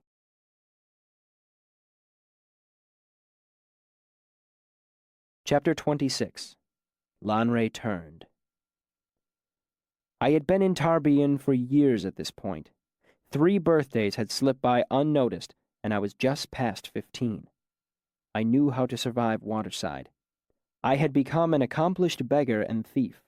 Locks and pockets open to my touch. I knew which pawnshops bought goods from Uncle, with no questions asked. I was still ragged and frequently hungry, but I was in no real danger of starving. I had been slowly building my rainy day money. Even after a hard winter that had frequently forced me to pay for a warm spot to sleep, my hoard was over 20 iron pennies. It was like a dragon's treasure to me. I had grown comfortable there. But aside from the desire to add to my rainy day money, I had nothing to live for. Nothing driving me. Nothing to look forward to. My days were spent looking for things to steal and ways to entertain myself. But that had changed a few days earlier in Trapp's basement. I had heard a young girl speaking in an awed voice about a storyteller who spent all his time in a dockside bar called the Half-Mast. Apparently, every 6th bell he told a story. Any story you asked for, he knew. What's more, she said that he had a bet going. If he didn't know your story, he would give you a whole talent. I thought about what the girl had said for the rest of the day. I doubted it was true, but I couldn't help thinking about what I could do with a whole silver talent. I could buy shoes, and maybe a knife, give money to Trappist, and still double my rainy day fund. Even if the girl was lying about the bet, I was still interested. Entertainment was hard to come by on the streets. Occasionally, some ragamuffin troupe would mum a play on a street corner, or I'd hear a fiddler in a pub. But most real entertainment cost money, and my hard-won pennies were too precious to squander. But there was a problem. Dockside wasn't safe for me. I should explain. More than a year before, I had seen Pike walking down the street. It had been the first time I'd seen him since my first day in Tarbean, when he and his friends had jumped me in that alley and destroyed my father's loot. I followed him carefully for the better part of a day, keeping my distance and staying in the shadows. Eventually, he went home to a little box alley dockside where he had his own version of my secret place. His was a nest of broken crates he had cobbled together to keep the weather off. I perched on the roof all night, waiting until he left the next morning. Then I made my way down to his nest of crates and looked around.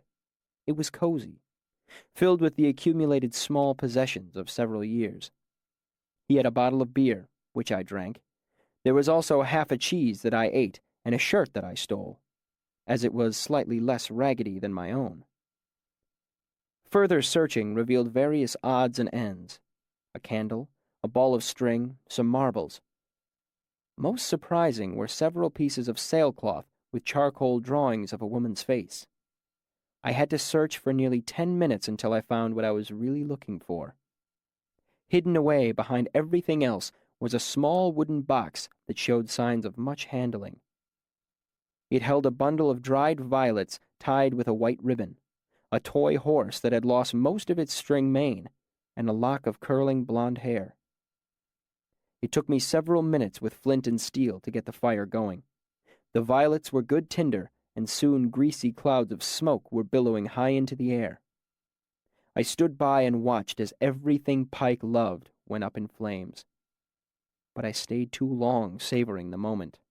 Pike and a friend came running down the box alley, drawn by the smoke, and I was trapped. Furious, Pike jumped me. He was taller by 6 inches and outweighed me by 50 pounds. Worse, he had a piece of broken glass wrapped with twine at one end, making a crude knife. He stabbed me once in the thigh right above my knee before I smashed his hand into the cobblestones, shattering the knife. After that, he still gave me a black eye and several broken ribs before I managed to kick him squarely between the legs and get free. As I pelted away, he limped after me, shouting that he would kill me for what I'd done. I believed him.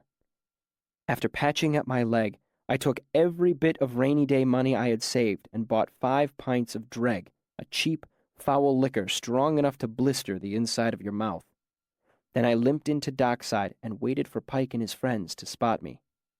It didn't take long. I let him and 2 of his friends follow me for half a mile, past Seamling Lane and into Tallows. I kept to the main roads, knowing they wouldn't dare attack me in broad daylight when people were around. But when I darted into a side alley, they hurried to catch up, suspecting I was trying to make a run for it. However, when they turned the corner, no one was there. Pike thought to look up just as I was pouring the bucket of drag onto him from the edge of the low roof above. It doused him, splashing across his face and chest. He screamed and clutched at his eyes as he went to his knees. Then I struck the phosphorus match I'd stolen and dropped it onto him, watching it sputter and flare as it fell.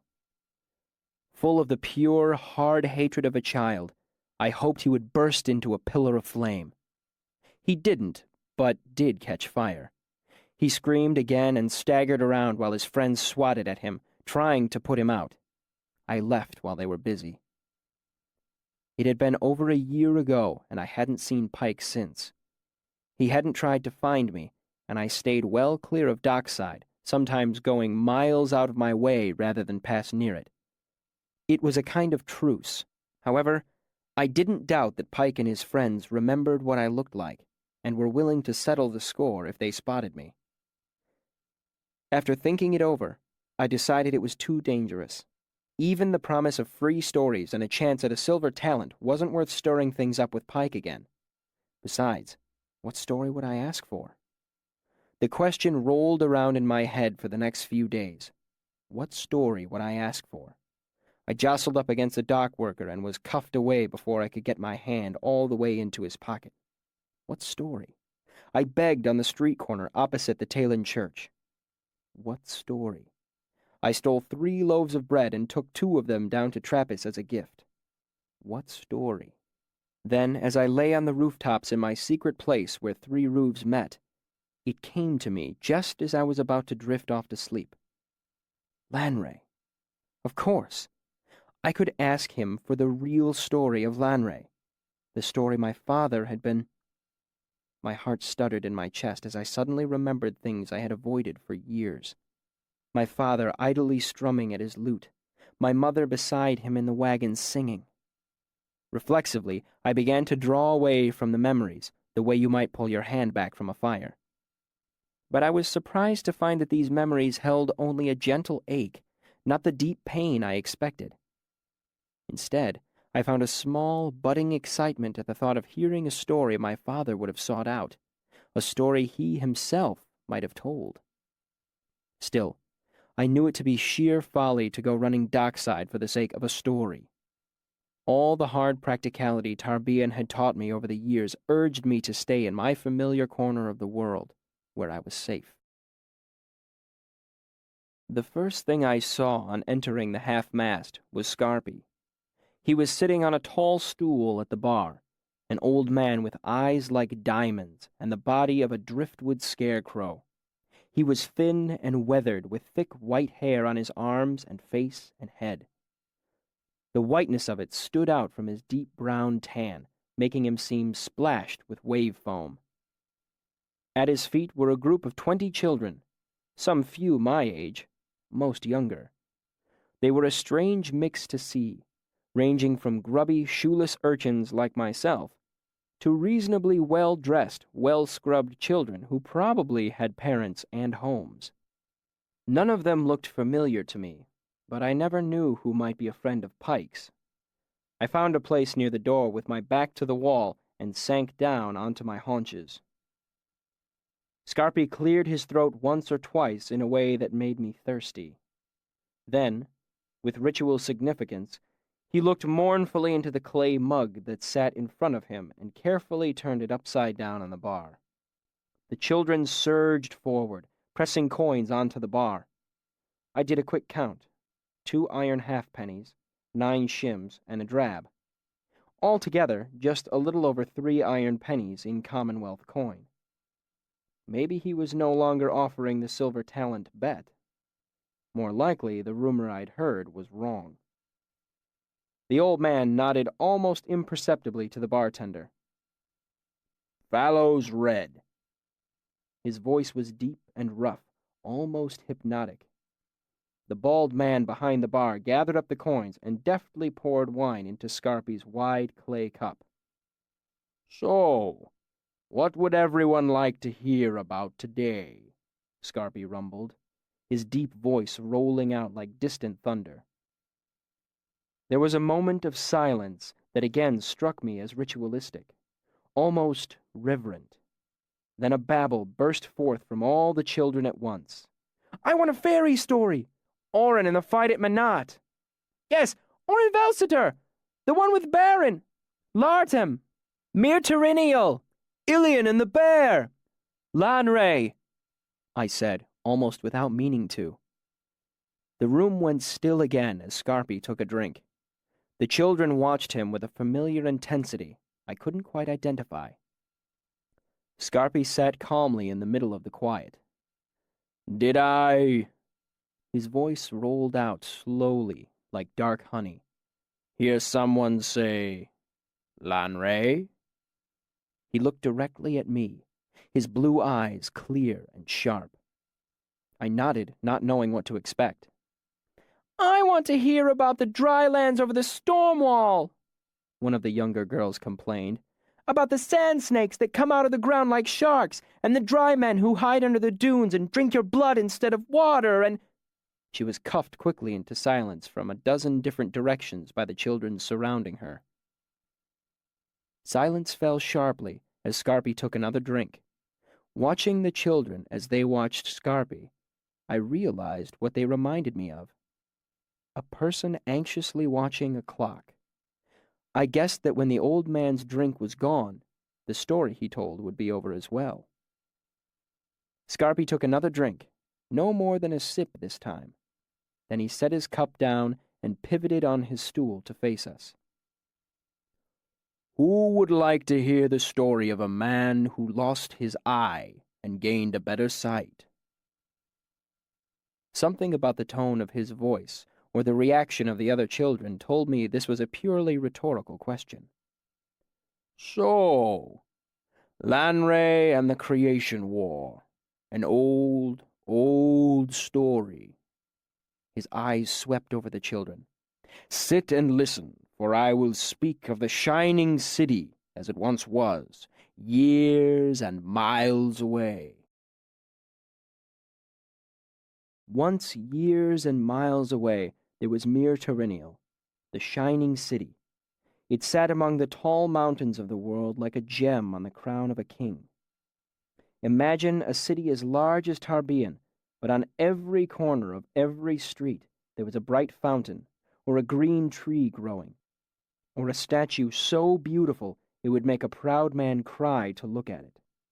The buildings were tall and graceful, carved from the mountain itself, carved of a bright white stone that held the sun's light long after evening fell. Selitos was lord over Mir Terinial.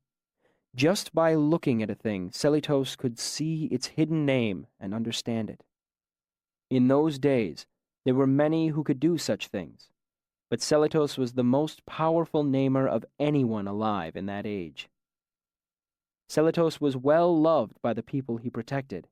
His judgments were strict and fair, and none could sway him through falsehood or dissembling.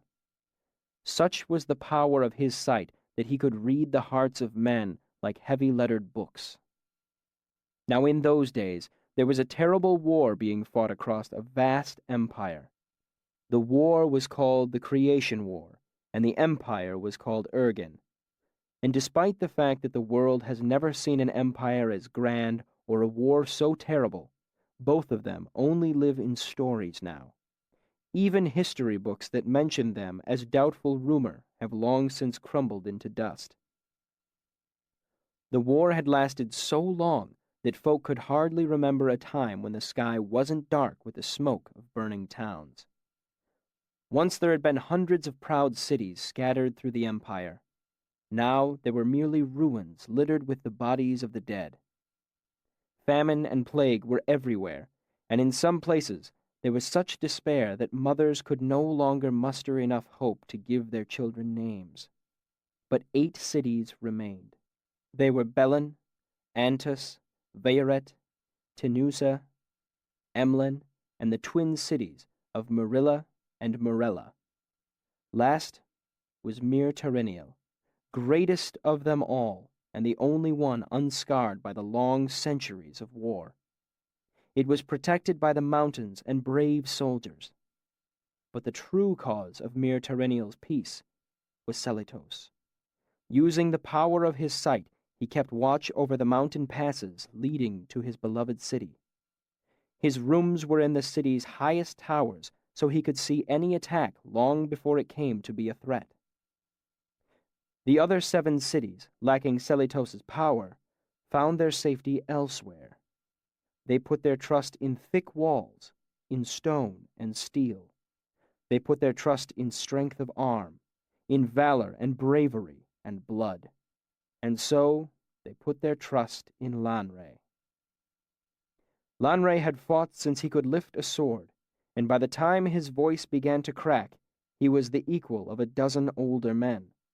He married a woman named Lyra, and his love for her was a passion fiercer than fury.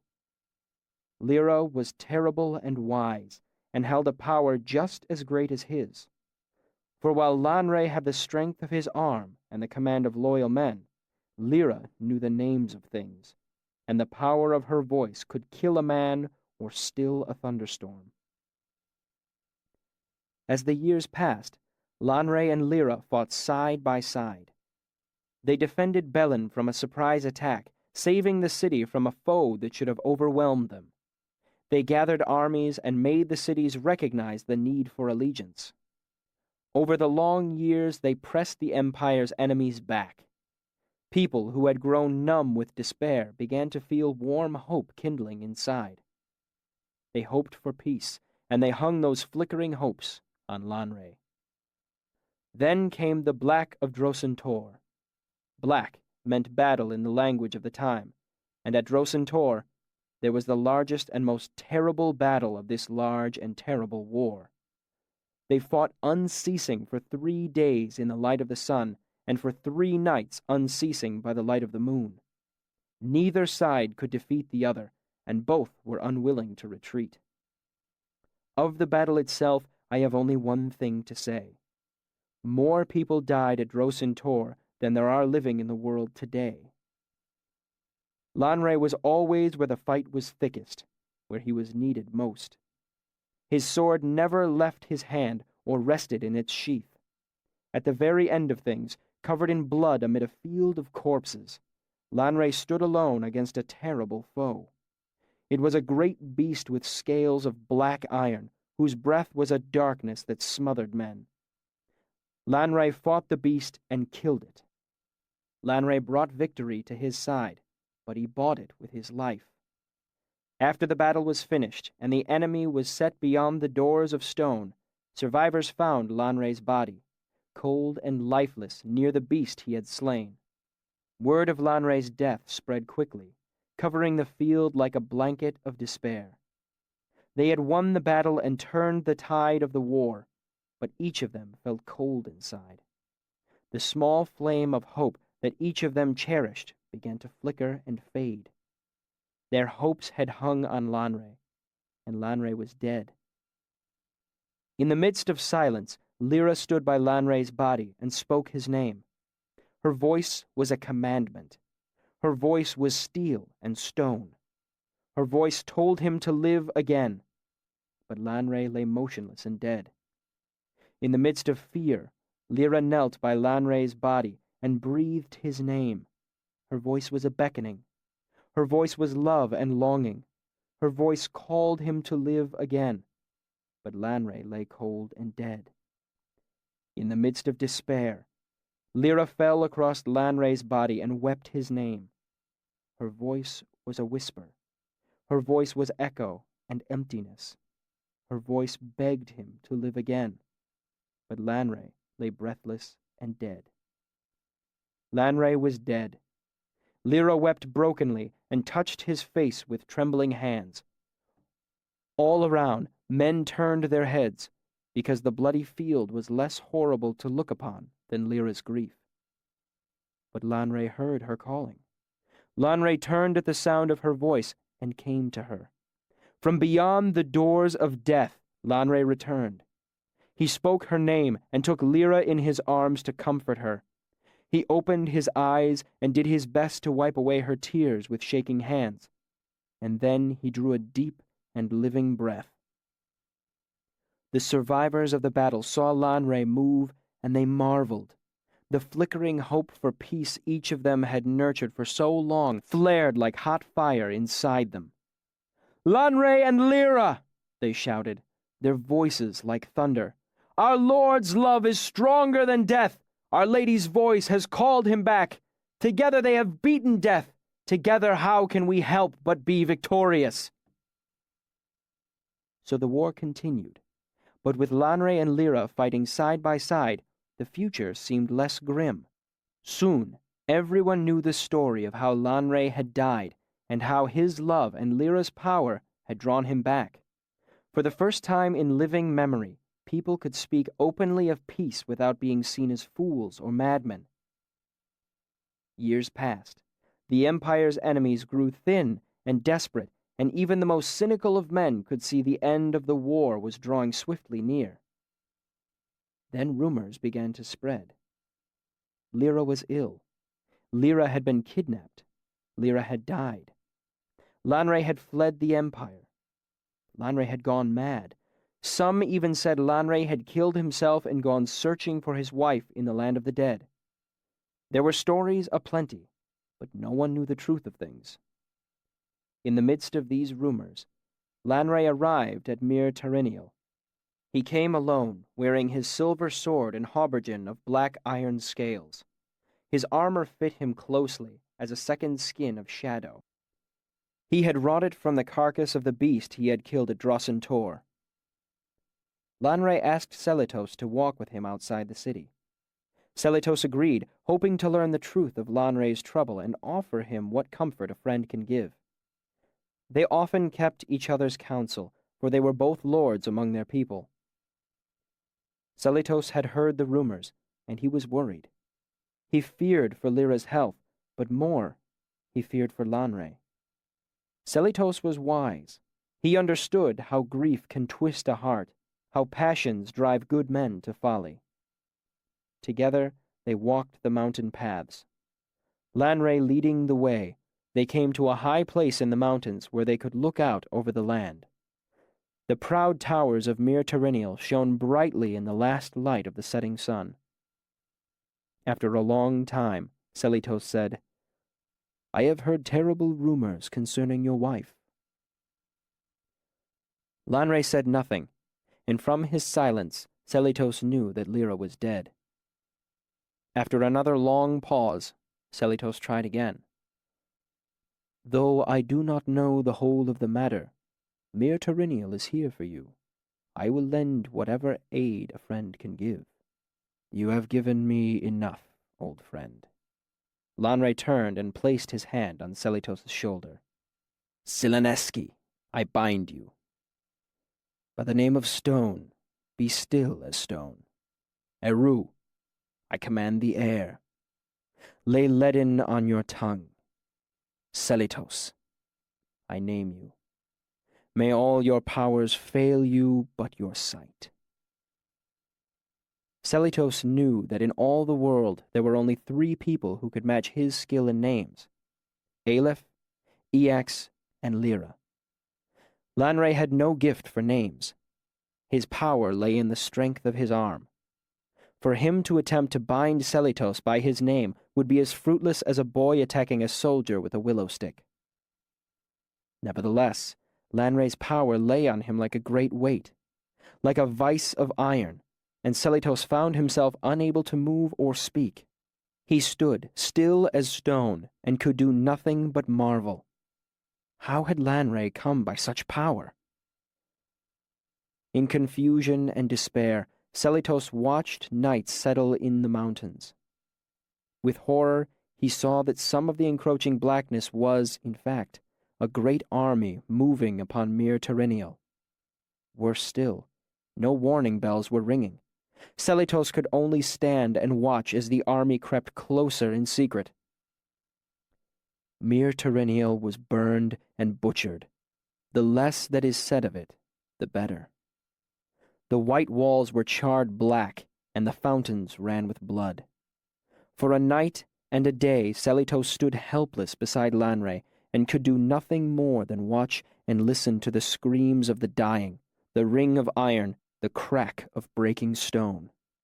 When the next day dawned on the blackened towers of the city, Selitos found he could move. He turned to Lanre, and this time his sight did not fail him. He saw in Lanre a great darkness and a troubled spirit. But Selitos still felt the fetters of enchantment binding him. Fury and puzzlement warred within him, and he spoke. "Lanre, what have you done?" Lanre continued to look out over the ruins of Mir Terenial. His shoulders stooped as though he bore a great weight. There was a weariness in his voice when he spoke. "Was I accounted a good man, Selitos?" "You were counted among the best of us. We considered you beyond reproach. Yet I did this." Selitos could not bring himself to look upon his ruined city. "Yet you did this," he agreed. "Why?" Lanre paused. "My wife is dead. Deceit and treachery brought me to it, but her death is on my hands." He swallowed and turned to look out over the land. Selitos followed his eyes. From the vantage high in the mountains, he saw plumes of dark smoke rising from the land below. Selitos knew with certainty and horror that Mir Terenial was not the only city that had been destroyed. Lanre's allies had brought about the ruin of the last bastions of the empire. Lanre turned. "And I counted among the best." Lanre's face was terrible to look upon. Grief and despair had ravaged it. "I, considered wise and good, did all this." He gestured wildly. "Imagine what unholy things a lesser man must hold within his secret heart." Lanre faced Mir Terenial, and a sort of peace came over him. For them, at least, it is over. They are safe, safe from the 1,000 evils of the everyday, safe from the pains of an unjust fate. Selitos spoke softly.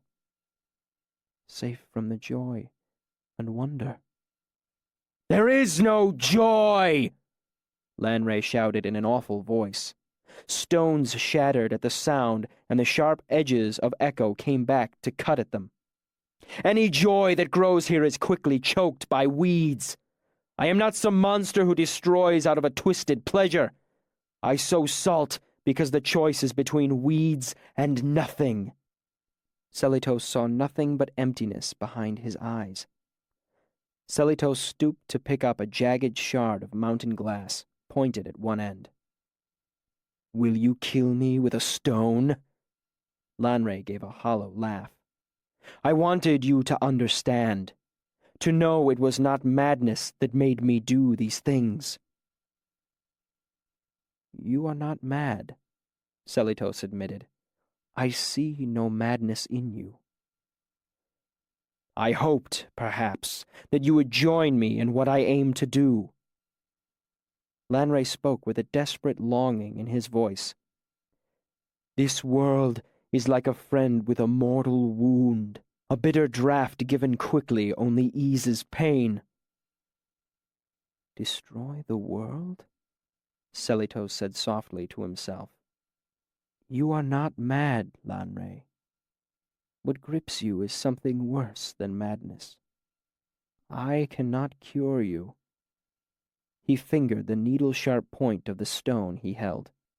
"Will you kill me to cure me, old friend?" Lanre laughed again, terrible and wild. Then he looked at Selitos with sudden, desperate hope in his hollow eyes. "Can you?" he asked. "Can you kill me, old friend?" Selitos, his eyes unveiled, looked at his friend. He saw how Lanre, nearly mad with grief, had sought the power to bring Lyra back to life again.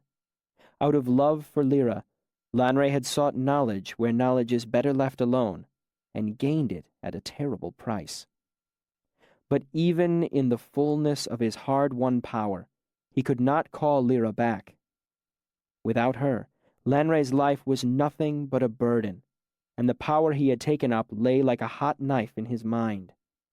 To escape despair and agony, Lanre had killed himself, taking the final refuge of all men, attempting to escape beyond the doors of death. But just as Lyra's love had drawn him back from past the final door before, so this time Lanre's power forced him to return from sweet oblivion. His new-won power burned him back into his body, forcing him to live. Celatos looked at Lanre and understood all. Before the power of his sight, these things hung like dark tapestries in the air about Lanre's shaking form. "I can kill you," Celatos said, then looked away from Lanre's expression, suddenly hopeful. "For an hour, or a day. But you would return, pulled like iron to a lodenstone. Your name burns with the power in you. I can no more extinguish it than I could throw a stone and strike down the moon." Lanre's shoulders bowed. "I had hoped," he said simply, "but I knew the truth. I am no longer the Lanre you knew. Mine is a new and terrible name. I am Haliax, and no door can bar my passing. All is lost to me. No Lyra, no sweet escape of sleep, no blissful forgetfulness. Even madness is beyond me. Death itself is an open doorway to my power. There is no escape. I have only the hope of oblivion after everything is gone and the Elu fall nameless from the sky." And as he said this, Lanre hid his face in his hands, and his body shook with silent, racking sobs. Celatos looked out on the land below and felt a small spark of hope. 6 plumes of smoke rose from the land below. Mir Terrenial was gone, and 6 cities destroyed. But that meant that all was not lost. 1 city still remained. In spite of all that had happened, Celatos looked at Lanre with pity, and when he spoke, it was with sadness in his voice. "Is there nothing, then? No hope?" He lay one hand on Lanre's arm. "There is sweetness in life. Even after all of this, I will help you look for it, if you will try." "No," said Lanre. He stood to his full height, his face regal behind the lines of grief. "There is nothing sweet. I will sow salt, lest the bitter weeds grow." "I am sorry," Celatos said, and stood upright as well. Then Celatos spoke in a great voice. "Never before has my sight been clouded. I failed to see the truth inside your heart." Celatos drew a deep breath. "By my eye I was deceived. Never again." He raised the stone and drove its needle point into his own eye. His scream echoed among the rocks as he fell to his knees, gasping, "May I never again be so blind!" A great silence descended, and the fetters of enchantment fell away from Celatos. He cast the stone at Lanre's feet and said, "By the power of my own blood I bind you. By your own name let you be accursed." Celatos spoke the long name that lay in Lanre's heart, and at the sound of it the sun grew dark and wind tore stones from the mountainside. Then Celatos spoke, "This is my doom upon you. May your face be always held in shadow. black as the toppled towers of my beloved Mir Terinial. This is my doom upon you. Your own name will be turned against you, that you shall have no peace. This is my doom upon you and all who follow you. May it last until the world ends and the Elu fall nameless from the sky. Zelatos watched as a darkness gathered about Lanre. Soon nothing could be seen of his handsome features, only a vague impression of nose and mouth and eyes. All the rest was shadow, black and seamless. Then Zelatos stood and said, "You have beaten me once through guile, but never again. Now I see truer than before, and my power is upon me. I cannot kill you, but I can send you from this place. Begone! The sight of you is all the fouler, knowing that you once were fair." But even as he spoke them, the words were bitter in his mouth. Lanre, his face in shadow, darker than a starless night, was blown away like smoke upon the wind. Then Zelatos bowed his head and wept hot tears of blood upon the earth. It wasn't until Scarpi stopped speaking that I noticed how lost in the story I had become.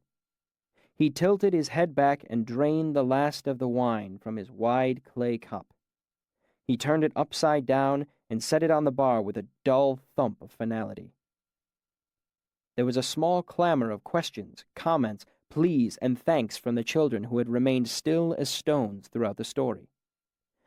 Scarpi made a small gesture to the barkeep, who set out a mug of beer as the children began to trickle out onto the street. I waited until the last of them had left before I approached him. He turned those diamond-blue eyes on me, and I stammered, "Thank you. I wanted to thank you. My father would have loved that story. It's the—" I broke off. "I wanted to give you this." I brought out an iron halfpenny. "I didn't know what was going on, so I didn't pay." My voice seemed rusty. This was probably more than I had spoken in a month. He looked closely at me. "Here are the rules," he said, ticking them off on his gnarled fingers. 1. Don't talk while I'm talking. 2. Give a small coin, if you have it to spare. He looked at the halfpenny on the bar. Not wanting to admit how much I needed it, I sought for something else to say. "Do you know many stories?" He smiled, and the network of lines that crossed his face turned to make themselves part of that smile. "I only know one story, but oftentimes small pieces seem to be stories themselves." He took a drink.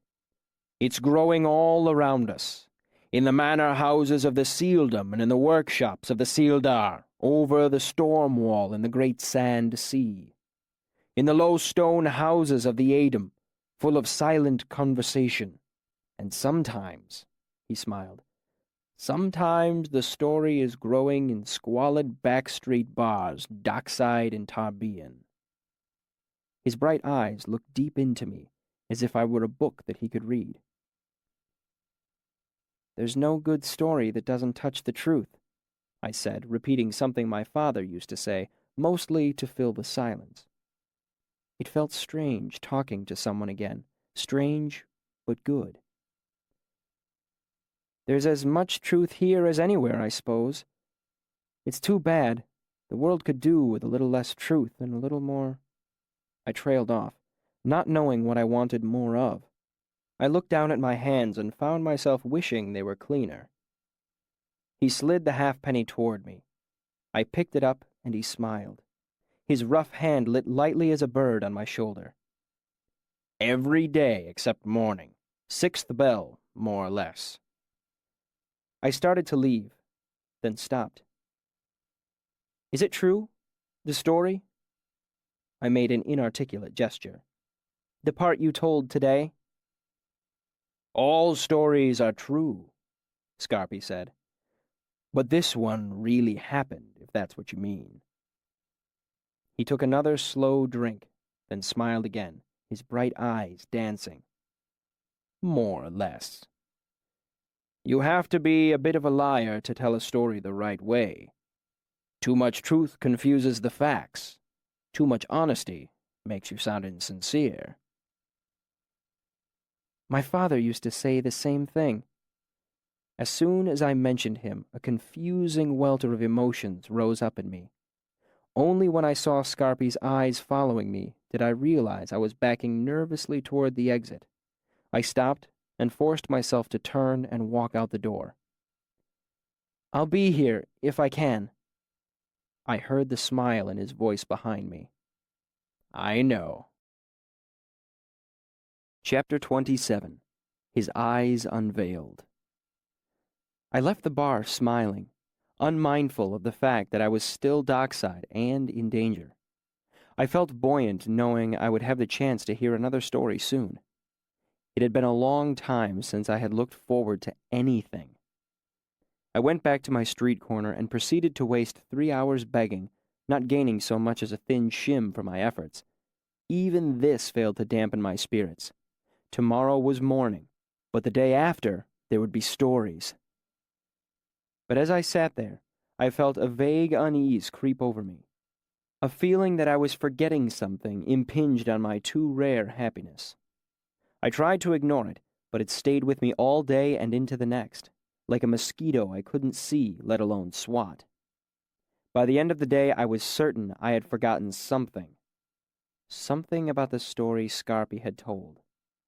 It is easy for you to see, no doubt, hearing the story like this, conveniently arranged and narrated. Keep in mind that I had been living like an animal in Tarbean for nearly 3 years. Pieces of my mind were still asleep, and my painful memories had been gathering dust behind the door of forgetfulness. I had grown used to avoiding them, the same way a cripple keeps weight off an injured leg. Luck smiled on me the next day, and I managed to steal a bundle of rags off the back of a wagon and sell them to a ragman for 4 iron pennies. Too hungry to worry about tomorrow, I bought a thick slice of cheese and a warm sausage, then a whole loaf of fresh bread and a warm apple tart. Finally, on a whim, I went to the back door of the nearby inn and spent my final penny on a mug of strong beer. I sat on the steps of a bakery across the street from the inn and watched people coming and going as I enjoyed my best meal in months. Soon, twilight faded into darkness, and my head began to spin pleasantly from the beer. But as the food settled in my belly, the nagging sensation returned, stronger than before. I frowned, irritated that something would spoil an otherwise perfect day. Night deepened until the inn across the street stood in a pool of light. A few women hovered near the doorway to the inn. They murmured in low voices and gave knowing looks to the men who walked past. I drank off the last of the beer and was about to cross the street and return the mug when I saw a flicker of torchlight approaching. Looking down the street, I saw the distinctive gray of a Talon priest and decided to wait until he had passed. Drunk on mourning and just recently a thief, I guessed the less contact I had with the clergy, the better off I'd be. He was hooded, and the torch he carried was between us, so I couldn't see his face. He approached the group of nearby women, and there was a low murmur of discussion. I heard the distinctive chink of coins and sunk further into the shadow of the doorway. The Talon turned and headed back the way he had come. I remained still, not wanting to draw his attention, not wanting to have to run for safety while my head was spinning. This time, however, the torch was not between us. When he turned to look in my direction, I could see nothing of his face. Only darkness under the cowl of his hood. Only shadow. He continued on his way, unaware of my presence or uncaring. But I stayed where I was, unable to move. The image of the hooded man, his face hidden in shadow, had thrown open a door in my mind, and memories were spilling out. I was remembering a man with empty eyes and a smile from a nightmare, remembering the blood on his sword, cinder, his voice like a chill wind. "Is this your parents' fire?" Not him. The man behind him. the quiet one who had sat beside the fire, the man whose face was hidden in shadow. Haliax. This had been the half-remembered thing hovering on the edge of my awareness since I had heard Scarpy's story. I ran to the rooftops and wrapped myself in my rag blanket. Pieces of story and memory slowly fit together. I began to admit impossible truths to myself. The Chandrian were real. Haliax was real. If the story Scarpy had told was true, then Lanre and Haliax were the same person. The Chandrian had killed my parents, my whole troop. Why? Other memories bubbled to the surface of my mind. I saw the man with black eyes, Cinder, kneeling in front of me, his face expressionless, his voice sharp and cold. "Someone's parents," he had said, "have been singing entirely the wrong sort of songs." They had killed my parents for gathering stories about them. They had killed my whole troop over a song. I sat awake all night with little more than these thoughts running through my head. Slowly I came to realize them as the truth. What did I do then? Did I swear I would find them, kill them all for what they had done? Perhaps. But even if I did, I knew in my heart it was impossible. Tarbean had taught me hard practicality. Kill the Chandrian? Kill Lanre? How could I even begin? I would have more luck trying to steal the moon. At least I knew where to look for the moon at night. But there was one thing I could do. Tomorrow, I would ask Scarpy for the real truth behind the stories. It wasn't much, but it was all I had. Revenge might be beyond me, at least for now, but I still had a hope of knowing the truth. I held tight to that hope through the dark hours of night, until the sun rose and I fell asleep.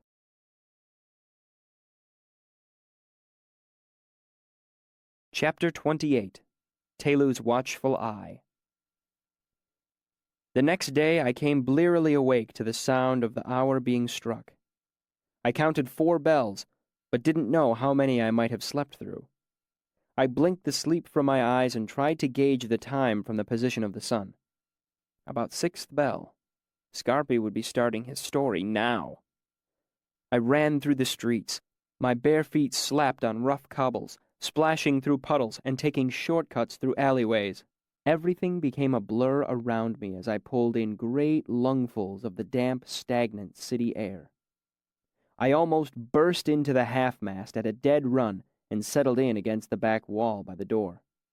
I dimly realized there were more people in the inn than usual this early in the evening. Then Scarpy's story pulled me in, and I could do nothing but listen to his deep, rolling voice and watch his sparkling eyes. Selitos One-Eye stood forward and said, "Lord, if I do this thing, will I be given the power to avenge the loss of the Shining City? Can I confound the plots of Lanre and his Chandrian who killed the innocent and burned my beloved Mir Terenial?" Aleph said, "No. All personal things must be set aside, and you must punish or reward only what you yourself witness from this day forth." Selitos bowed his head. "I am sorry, but my heart says to me I must try to stop these things before they are done, not wait and punish later." Some of the Ruach murmured agreement with Selitos and went to stand with him, for they remembered Mir Terenial and were filled with rage and hurt at Lanre's betrayal. Selitos went to Aleph and knelt before him. "I must refuse, for I cannot forget, but I will oppose him with these faithful Ruach beside me. I see their hearts are pure. We will be called the Emir, in memory of the ruined city. We will confound Lanre and any who follow him. Nothing will prevent us from attaining the greater good." Most of the Ruach hung back from Selitos too. They were afraid, and they did not wish to become involved in great matters. But Telu stood forward, saying, I hold justice foremost in my heart. I will leave this world behind, that I might better serve it, serving you. He knelt before Aleph, his head bowed, his hands open at his sides. Others came forward. Tall Kirill, who had been burned but left living in the ash of Mir Terenial. Dia, who had lost 2 husbands to the fighting, and whose face and mouth and heart were hard and cold as stone. Enlas, who would not carry a sword or eat the flesh of animals, and who no man had ever known to speak hard words. Fair Giza, who had 100 suitors in Belen before the walls fell, the first woman to know the unasked-for touch of man. Lakelta, who laughed easily and often, even when there was woe thick about him. Imet, hardly more than a boy, who never sang and killed swiftly without tears. Ordal, the youngest of them all, who had never seen a thing die, stood bravely before Aleph, her golden hair bright with ribbon. And beside her came Andon, whose face was a mask with burning eyes, whose name meant anger. They came to Aleph, and he touched them. He touched their hands and eyes and hearts. The last time he touched them, there was pain, and wings tore from their backs that they might go where they wished. Wings of fire and shadow, wings of iron and glass, wings of stone and blood. Then Aleph spoke their long names, and they were wreathed in a white fire. The fire danced along their wings, and they became swift. The fire flickered in their eyes, and they saw into the deepest hearts of men. The fire filled their mouths, and they sang songs of power. Then the fire settled on their foreheads like silver stars, and they became at once righteous and wise and terrible to behold. Then the fire consumed them, and they were gone forever from mortal sight. None but the most powerful can see them, and only then with great difficulty and at great peril. They mete out justice to the world, and Telu is the greatest of them all. I have heard enough. The speaker wasn't loud, but he may as well have shouted. When Scarpi told a story, any interruption was like chewing a grain of sand in a mouthful of bread. From the back of the room, 2 men in dark cloaks came toward the bar. One tall and proud, one short and hooded. As they walked, I saw a flash of gray robe beneath their cloaks. Talon priests. Worse, I saw 2 other men with armor under their cloaks. I hadn't seen it while they were sitting, but now that they were moving, it was painfully obvious they were church strongmen. Their faces were grim, and the lines of their cloaks spoke of swords to me. I wasn't the only one who saw. The children were trickling out the door. The smarter ones tried to appear casual, but some broke into a run before they got outside. Against common sense, 3 children stayed. There was a Sealdish boy with lace on his shirt, a little girl with bare feet, and myself. I believe we have all heard enough. The taller of the 2 priests said with quiet severity. He was lean, with sunken eyes that smoldered like half-hidden coals. A carefully trimmed beard the color of soot sharpened the edges of his knife-blade face. He handed his cloak to the shorter, hooded priest. Underneath, he wore the pale gray robe of the Talons. Around his neck was a set of silver scales. My heart sunk deep into the pit of my stomach. Not just a priest, but a justice. I saw the other 2 children slip out the door. The justice spoke. Under Telu's watchful eye, I charge you with heresy. Witnessed, said the second priest from within his robe. The justice motioned to the mercenaries. Bind him. This the mercenaries did with rough efficiency. Scarpy endured the whole thing placidly, without saying a word. The justice watched his bodyguard begin to tie Scarpy's wrists, then turned his body slightly away as if dismissing the storyteller from his mind. He took a long look around the room, his inspection finally ending with the bald, aproned man behind the bar. "Taylor's blessing be upon you," the owner of the half-mast stammered explosively. "It is," the justice said simply. He took another long look around the room. Finally, he turned his head to the second priest, who stood back from the bar. "Anthony, would a fine place such as this be harboring heretics?" "Anything is possible, Justice."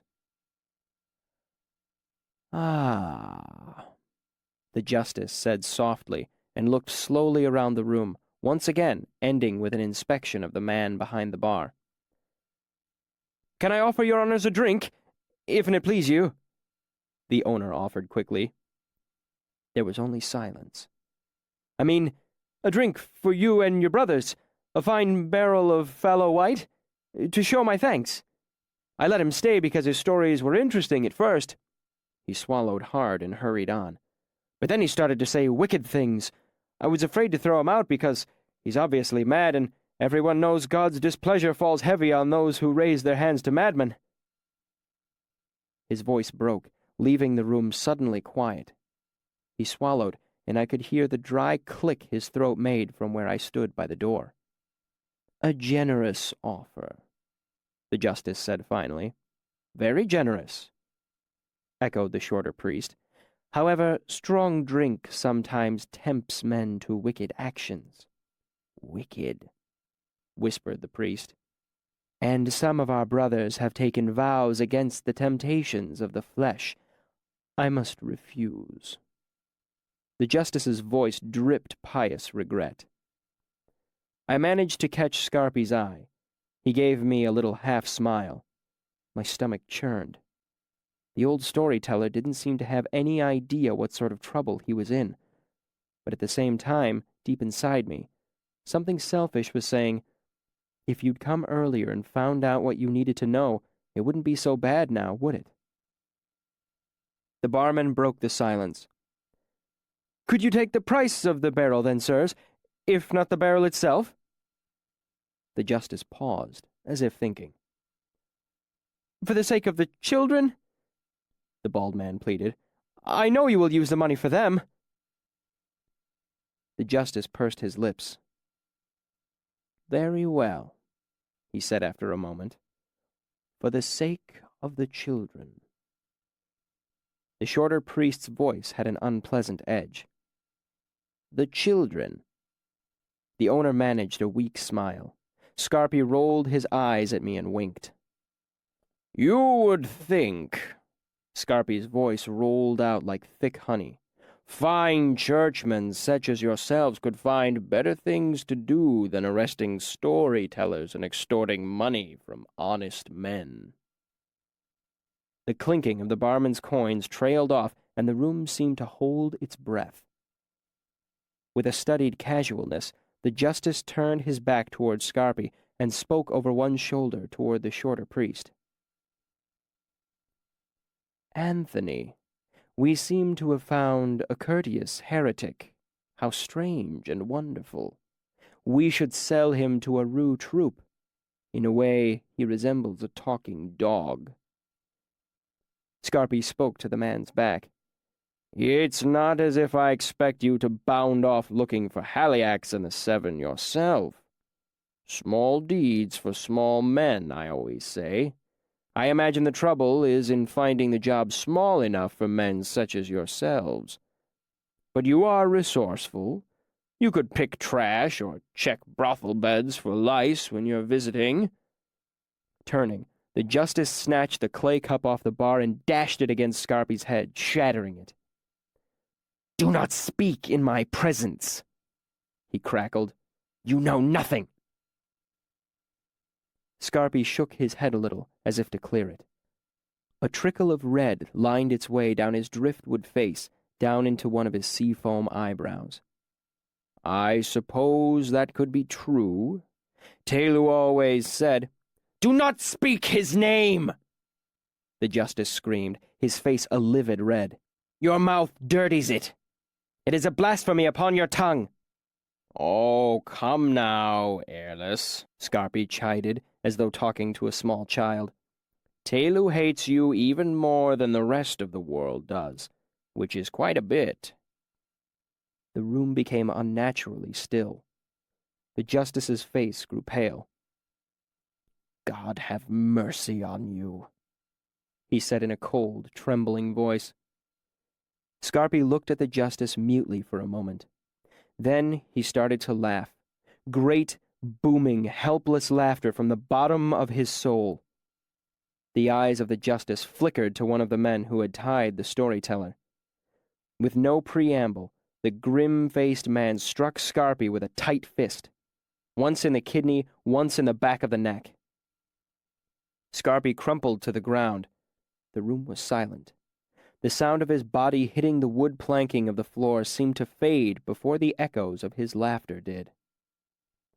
At a gesture from the justice, one of the guards picked the old man up by the scruff of his neck. He dangled like a rag doll, his feet trailing on the ground. But Scarpy was not unconscious, merely stunned. The storyteller's eyes rolled around to focus on the justice. "Mercy on my soul?" He gave a weak croak that might have been a chuckle on a better day. "You don't know how funny that sounds coming from you." Scarpy seemed to address the air in front of him. "You should run, Quoth. There's nothing to be gained by meddling with these sort of men. Head to the rooftops. Stay where they won't see you for a while. I have friends in the church who can help me, but there's nothing you can do here. Go!" Since he wasn't looking at me when he spoke, there was a moment of confusion. The justice gestured again, and one of the guards struck Scarpy a blow to the back of the head. His eyes rolled back, and his head lolled forward. I slipped out the door onto the street. I took Scarpy's advice and was on a rooftop running before they left the bar. Chapter 29. The Doors of My Mind. Up onto the rooftops and back to my secret place, I wrapped myself in my blanket and cried. I cried as if something inside me had broken and everything was rushing out. When I had worn myself out with sobbing, it was deep into the night.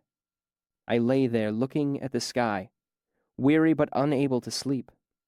I thought of my parents and of the troop, and was surprised to find the memories less bitter than before. For the first time in years, I used one of the tricks Ben had taught me for calming and sharpening the mind. It was harder than I remembered, but I did it. If you have ever slept the whole night without moving, then awoke in the morning, your body stiff with inaction. If you can remember how that first terrific stretch feels, pleasant and painful, then you may understand how my mind felt after all these years, stretching awake on the rooftops of Tarbean. I spent the rest of that night opening the doors of my mind. Inside, I found things long forgotten. My mother fitting words together for a song, diction for the stage, 3 recipes for tea to calm nerves and promote sleep, finger scales for the lute. My music. Had it really been years since I held a lute? I spent a long time thinking about the Chandrian, about what they had done to my troop, what they had taken from me.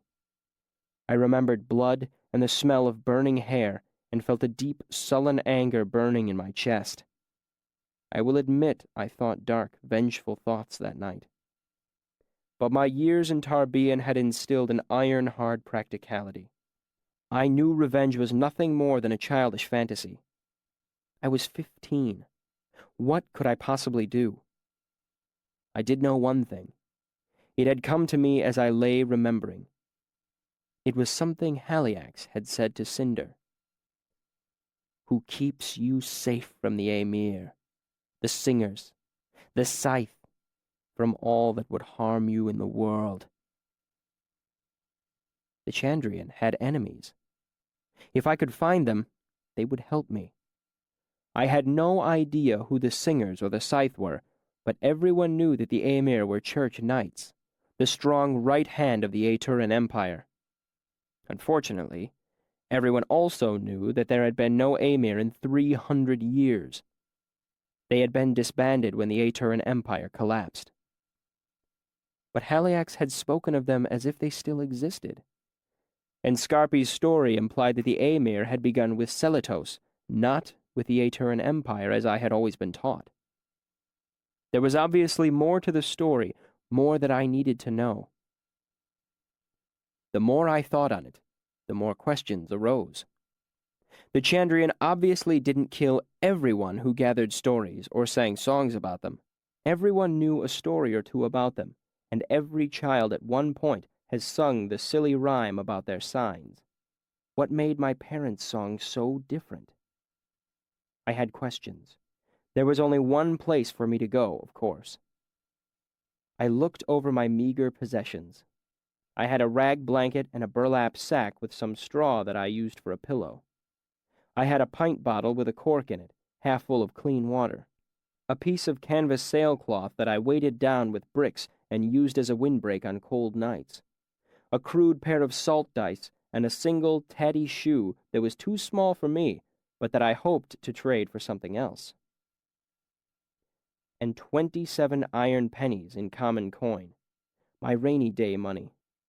A few days ago it had seemed like a vast treasure trove, but now I knew it would never be enough. As the sun was rising, I removed rhetoric and logic from its hiding place underneath a rafter.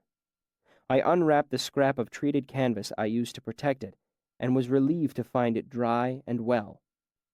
I felt the smooth leather in my hands. I held it to my face and smelled the back of Ben's wagon, spice and yeast with the bitter tang of acids and chemical salts mingled in. It was the last tangible piece of my past. I opened it to the first page and read the inscription Ben had made more than 3 years ago. Quoth, defend yourself well at the university. Make me proud. Remember your father's song. Be wary of folly. Abinthy. I nodded to myself and turned the page.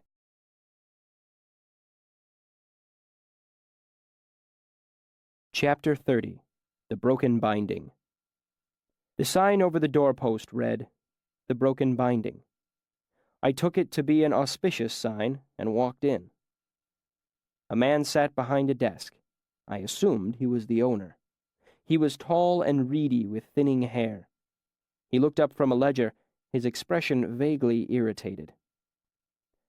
Deciding to keep niceties to a minimum, I walked to his desk and handed him the book. How much would you give me for this?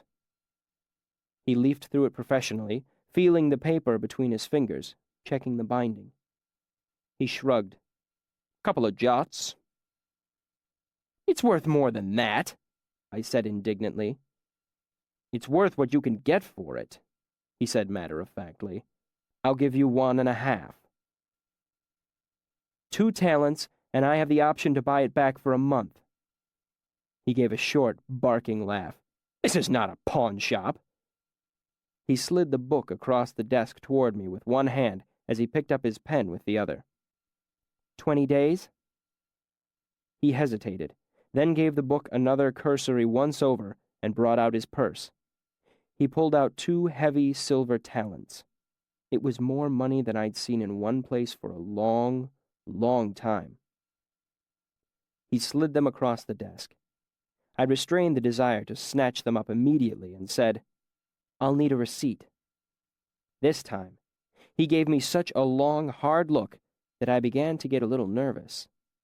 It was only then I realized how I must look, covered in a year's worth of alley dirt, trying to get a receipt for a book I'd obviously stolen.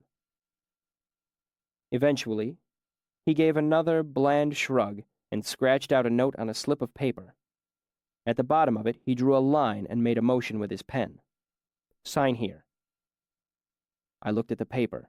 It read, I, by signing below, hereby attest to the fact that I can neither read nor write. I looked up at the owner. He held a straight face. I dipped the pen and carefully wrote the letters DD as if they were initials. He fanned the ink dry and slid my receipt across the desk toward me. "What does D stand for?" he asked with the barest hint of a smile. "Defeasance," I said. "It means to render something null and void, usually a contract. The second D is for decrepitate, which is the act of throwing someone into a fire." He gave me a blank look. "Decrepitation is the punishment for forgery in Junpui.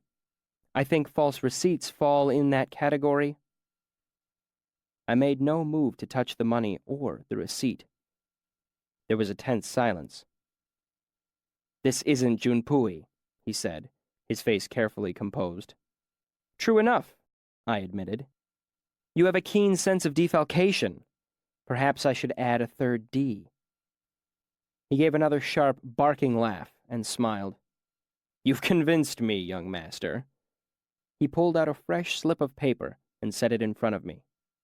"You write me a receipt, and I will sign it."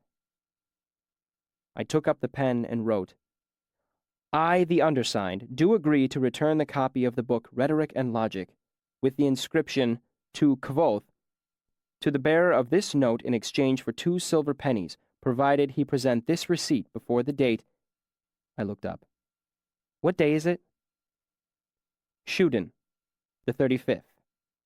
I had fallen out of the habit of keeping track of the date.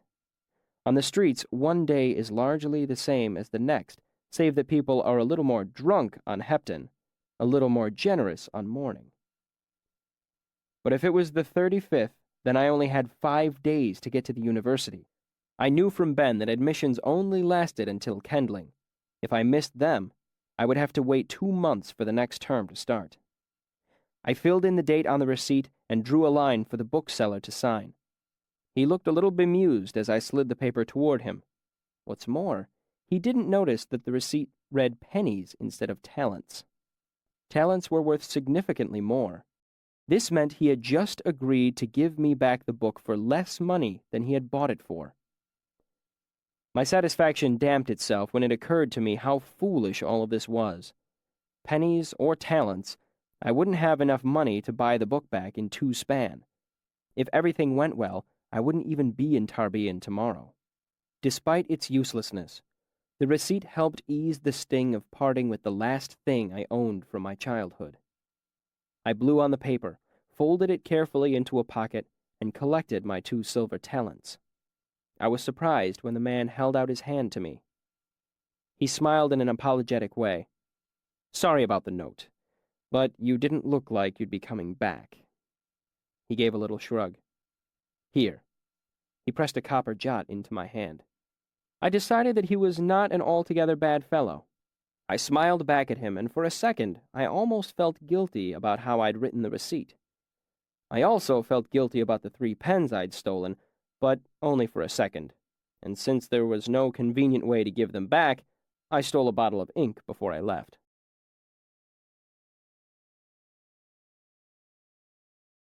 Chapter 31. The Nature of Nobility. The 2 talents had a reassuring weight to them that had nothing to do with how heavy they were. Anyone who has been without money for a long time will know what I'm talking about. My first investment was a good leather purse. I wore it underneath my clothes, tight against my skin. Next was a real breakfast, a plateful of hot eggs and a slice of ham, bread that was fresh and soft, plenty of honey and butter on the side, and a glass of milk not 2 days from the cow. It cost me 5 iron pennies. It may be the best meal I ever ate. It felt strange sitting at a table, eating with a knife and fork. It felt strange being around people. It felt strange having a person bring me food. As I mopped up the remnants of my breakfast with an end of bread, I realized that I had a problem. Even in this slightly grubby inn waterside, I was attracting attention. My shirt was nothing more than an old burlap sack with holes for my arms and head. My pants were made out of canvas and too big by several degrees. They reeked of smoke, grease, and stagnant alley water. I'd been holding them up with a length of rope I had dug out of some trash. I was filthy, barefoot, and I stank. Should I buy clothes or try to find a bath? If I bathed first, I would have to wear my old clothes afterward. However, if I tried to buy clothes looking the way I did now, I might not even be let into the store, and I doubted that anyone would want to measure me for a fit. The innkeep came to take my plate, and I decided on a bath first, mainly because I was sick to death of smelling like a weak dead rat. I smiled up at him. "Where can I find a bath near here?" "Here, if you have a couple of pennies." He looked me over. "Or I'll work you an hour instead, a good hard hour. The hearth could use scrubbing." "I'll need a lot of water and soap." 2 hours, then. I've got dishes, too. Hearth first, then bath, then dishes. Fair?" An hour or so later, my shoulders ached, and the hearth was clean. He showed me to a back room with a large wooden tub and a grate on the floor. There were pegs along the wall for clothes, and a sheet of tin nailed to the wall served as a crude mirror. He brought me a brush, a bucket of steaming water, and a cake of lye soap. I scrubbed until I was sore and pink. The innkeeper brought a second bucket of hot water, then a third. I gave a silent prayer of thanks that I didn't seem to be lousy. I had probably been too filthy for any self-respecting louse to take up residence. As I rinsed myself for the last time, I looked at my discarded clothes. Cleaner than I'd been in years. I didn't want to touch them, let alone wear them. If I tried to wash them, they'd simply fall apart. I dried myself off, and I used the rough brush to pull through the snarls in my hair. It was longer than it had seemed when it was dirty. I wiped the fog from the makeshift mirror and was surprised. I looked old. Older, at any rate. Not only that, I looked like some young noble's son. My face was lean and fair. My hair needed a bit of a trim, but was shoulder-length and straight, as was the current fashion. The only thing missing was a noble's clothes. That gave me an idea. Still naked, I wrapped myself in a towel and left by the back door. I took my purse, but kept it out of sight. It was a little before noon, and people were everywhere. Needless to say, quite a few eyes were turned in my direction. I ignored them at first and set a brisk pace, not trying to hide. I composed my features in an impassive, angry mask without a trace of embarrassment. I stopped by a father and son loading burlap sacks into a cart. The son was about 4 years older than me and a head and shoulders taller. "Boy!" I snapped. "Where can I buy some clothes around here?" I looked pointedly at his shirt. "Decent clothes," I amended. He looked at me, his expression somewhere between confusion and anger. His father hurriedly took off his hat and stepped in front of his son. "Your lordship might try Bentley's. It's plain stuff, but it's only a street or two away." I darkened my expression. "Is it the only place about?" He gaped. "Well, it could. There's one." I waved him impatiently into silence. "Where is it? Simply point, since your wits have left you." He pointed, and I strode off. As I walked, I remembered one of the young page parts I used to play in the troupe. The page's name was Dunsty, an insufferable, petulant little boy with an important father. He was perfect. I gave my head an imperious tilt, set my shoulders a little differently, and made a couple of mental adjustments. I threw open the door and stormed in. There was a man in a leather apron who I can only assume was Bentley. He was 40-ish, thin, and balding. He jumped at the sound of his door banging against the wall. He turned to look at me, his expression incredulous. "Fetch me a robe, lackwit. I'm sick of being gawked at by you and every other muler that decided to go marketing today." I slouched into a chair and sulked. When he didn't move, I glared at him. Did I stutter? Are my needs perhaps inobvious? I tugged at the edge of my towel to demonstrate. He stood there, gaping. I lowered my voice menacingly. If you don't bring me something to wear, I stood up and shouted, I'll tear this place apart! I'll ask my father for your stones as a midwinter gift! I'll have his dogs mount your dead corpse! Do you have any idea who I am? Bentley scurried away, and I threw myself back into the chair. A customer I hadn't noticed until now made a hurried exit, stopping briefly to curtsy to me before she left. I fought back the urge to laugh. After that, it was surprisingly easy. I kept him running about for half an hour, bringing me one piece of clothing or another. I mocked the material, the cut, and the workmanship of everything he brought out. In short, I was the perfect little brat. In truth, I couldn't have been more pleased. The clothing was plain, but well made. Indeed, compared to what I had been wearing an hour before, a clean burlap sack would have been a great step up. If you haven't spent much time in court or in large cities, you won't understand why this was so easy for me to accomplish. Let me explain. Noble sons are one of nature's great destructive forces, like floods or tornadoes. When you're struck with one of these catastrophes, the only thing an average man can do is grit his teeth and try to minimize the damage. Bentley knew this. He marked the shirt and pants and helped me out of them. I got back into the robe he had given me, and he began sewing like the devil was breathing down his back. I flounced back into the chair. You might as well ask. I can tell you're dying of curiosity. He looked up briefly from his stitching. Sir? The circumstances surrounding my current state of undress? Ah, yes. He tied off the thread and began on the pants. I will admit to a slight curiosity, no more than proper.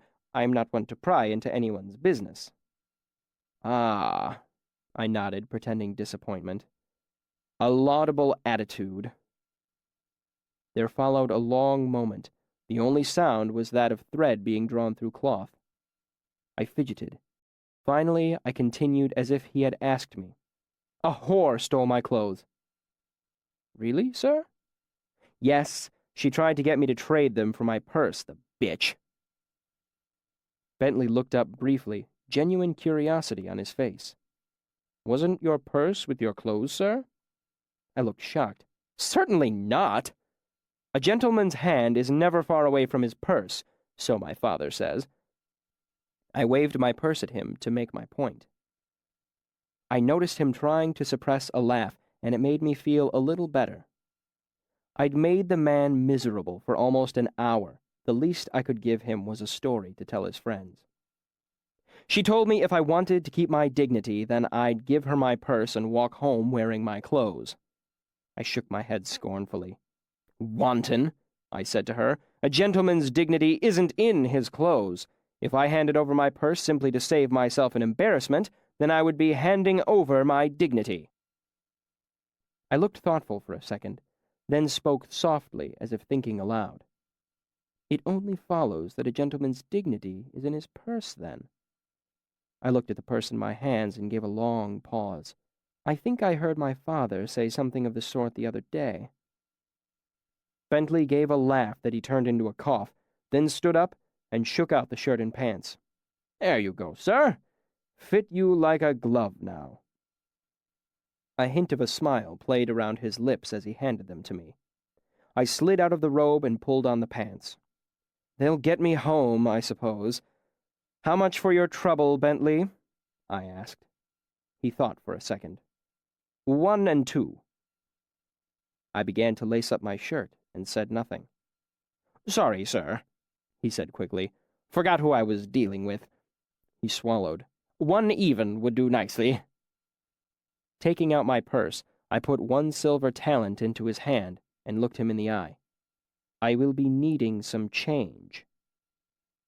His mouth made a thin line, but he nodded and handed me back 2 jots. I tucked the coins away and tied my purse firmly underneath my shirt, then gave him a meaningful look and patted it. I saw the smile tug at his lips again. Goodbye, sir. I picked up my towel, left the store, and started my altogether less conspicuous walk back to the inn where I had found breakfast and a bath. "What can I get for you, young sir?" the innkeeper asked as I approached the bar. He smiled and wiped his hands on his apron. "A stack of dirty dishes and a rag." He squinted at me, then smiled and laughed. "I thought you'd run off naked through the streets." "Not quite naked." I laid his towel on the bar. "There was more dirt than boy before, and I would have bet a solid mark your hair was black. You really don't look the same." He marveled mutely for a second. "Would you like your old clothes?" I shook my head. "Throw them away. Actually, burn them, and make sure no one accidentally breathes the smoke." He laughed again. "I did have some other items, though," I reminded him. He nodded and tapped the side of his nose. "Right enough. Just a second." He turned and disappeared through a doorway behind the bar. I let my attention wander around the room. It seemed different now that I wasn't attracting hostile stares. The fieldstone fireplace with the black kettle simmering. The slightly sour smells of varnished wood and spilled beer. The low rumble of conversation. I've always had a fondness for taverns. It comes from growing up on the road, I think. A tavern is a safe place, a refuge of sorts. I felt very comfortable just then, and it occurred to me that it wouldn't be a bad life, owning a place like this. "Here you go, then." The innkeeper laid down 3 pens, a jar of ink, and my receipt from the bookstore. "These gave me almost as much of a puzzle as why you had run off without your clothes." "I'm going to the university," I explained. He raised an eyebrow. "A little young, aren't you?" I felt a nervous chill at his words, but shrugged it off. "They take all kinds." He nodded politely, as if that explained why I had shown up barefoot and reeking of back alleys. After waiting for a while to see if I'd elaborate, the barman poured himself a drink. "No offense, but you don't exactly look to be the sort who would want to be washing dishes anymore." I opened my mouth to protest. An iron penny for an hour's work was a bargain I was hesitant to pass up. 2 pennies was the same as a loaf of bread, and I couldn't count all the times I had been hungry in the last year. Then I saw my hands resting on the bar. They were pink and clean. I almost didn't recognize them from my own. I realized then I didn't want to do the dishes. I had more important things to do. I stood back from the bar and got a penny from my purse. "Where's the best place to find a caravan leaving for the north?" I asked. "Drover's Lot, up hillside. 1/4 mile past the mill on Green Street." I felt a nervous chill when hillside was mentioned. I ignored it as best I could and nodded. "You have a lovely inn here. I'd count myself lucky to have one as nice when I've grown up." I handed him the penny. He broke into a huge smile and handed back the penny. "With such nice compliments, you come back any time." Chapter 32. Coppers, Cobblers, and Crowds. It was about an hour before noon when I stepped out onto the street. The sun was out, and the cobblestones were warm beneath my feet. As the noise of the market rose to an irregular hum around me, I tried to enjoy the pleasant sensation of having a full belly and a clean body. But there was a vague unease in the pit of my stomach, like the feeling you get when someone's staring at the back of your head. It followed me until my instincts got the better of me, and I slipped into a side alley quick as a fish. As I stood pressed against a wall, waiting, the feeling faded. After a few minutes, I began to feel foolish. I trusted my instincts, but they gave false alarms every now and again. I waited a few more minutes just to be sure, then moved back into the street. The feeling of vague unease returned almost immediately. I ignored it while trying to find out where it was coming from. But after 5 minutes, I lost my nerve and turned onto a side street, watching the crowd to see who was following me. no one. It took a nerve-wracking half hour and 2 more alleys before I finally figured out what it was. It felt strange to be walking with the crowd. Over the last couple years, crowds had become a part of the scenery of the city to me.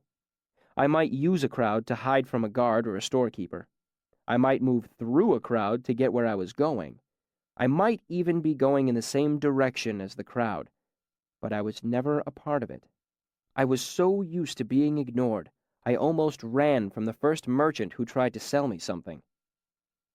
Once I knew what was bothering me, the greater part of my unease left. Fear tends to come from ignorance. Once I knew what the problem was, it was just a problem, nothing to fear. As I've mentioned, Tarbean has 2 main sections, Hillside and Waterside. Waterside was poor. Hillside was rich. Waterside stank. Hillside was clean. Waterside had thieves. Hillside had burglars. I have already told the story of my one ill-auspiced venture, Hillside, so perhaps you will understand why, when the crowd in front of me happened to part for a moment, I saw what I was looking for. A member of the guard. I ducked through the nearest door, my heart pounding. I spent a moment reminding myself that I wasn't the same filthy little urchin who'd been beaten years ago. I was well-dressed and clean. I looked like I belonged here. But old habits die slow deaths. I fought to control a deep red anger, but couldn't tell if I was angry at myself, the guard, or the world in general. Probably a little of each. "Be right with you," came a cheerful voice from a curtained doorway. I looked around the shop. Light from the front window fell across a crowded workbench and dozens of shelved pairs of shoes. I decided I could have picked a worse store to wander into. "Let me guess," came the voice again from the back. A grandfather gray man emerged from behind the curtain carrying a long piece of leather. He was short and stooped, but his face smiled at me through his wrinkles. "You need shoes," he said timidly, as if the joke was a pair of old boots that had worn out long ago but were too comfortable to give up. He looked down at my feet. I looked down too, in spite of myself. I was barefoot, of course. I hadn't had shoes for so long that I never even thought about them anymore. At least, not during the summer. In the winter, I dreamed of shoes. I looked up. The old man's eyes were dancing, as if he couldn't decide whether laughing would cost him his customer or not. "I guess I need shoes," I admitted. He laughed and guided me into a seat, measuring my bare feet with his hands. Thankfully, the streets were dry, so my feet were merely dusty from the cobblestones. If there had been rain, they would have been embarrassingly filthy. "Let's see what you like, and if I have anything of a size for you. If not, I can make or change a pair to fit you in about an hour or 2. So, what would you be wanting shoes for? Walking? Dancing? Riding?" He leaned back on his stool and grabbed a pair off a shelf behind him. "Walking." "I thought so." He deftly rolled a pair of stockings onto my feet, as if all his customers came in barefoot. He tucked my feet into a pair of something black with buckles. "How's those feel? Put a little weight on to make sure." They're tight. I thought so. Nothing more annoying than a shoe that pinches." He stripped me out of them and into another pair, quick as a whip. "How about these?" They were a deep purple and made of velvet or felt. Not quite what you're looking for. Don't blame you, really. Wear out terrible fast. Nice color, though. Good for chasing the ladies." He patted a new pair onto my feet. "How about these?" They were a simple brown leather and fit like he'd measured my feet before he'd made them. I pressed my foot to the ground, and it hugged me. I'd forgotten how wonderful a good shoe can feel. "How much?"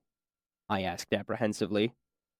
Instead of answering, he stood and started searching the shelves with his eyes. "You can tell a lot about a person by their feet," he mused.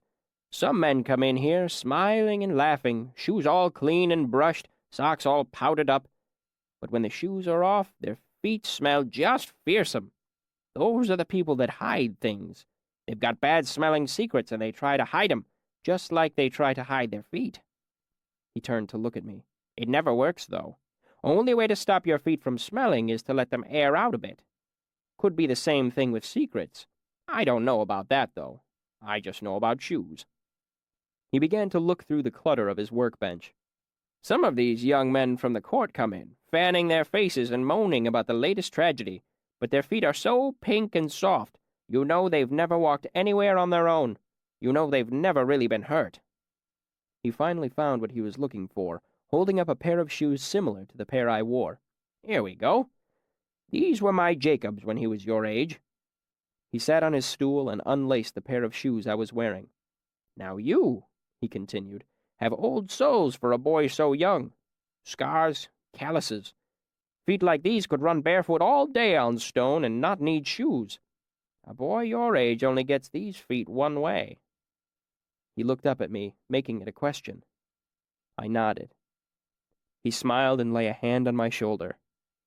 "How do they feel?" I stood up to test them. If anything, they were more comfortable than the newer pair for being a little broken in.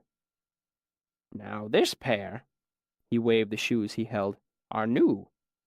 They haven't been walked a mile. And for new shoes like these, I charge a talent, maybe a talent and two." He pointed at my feet. "Those shoes, on the other hand, are used, and I don't sell used shoes."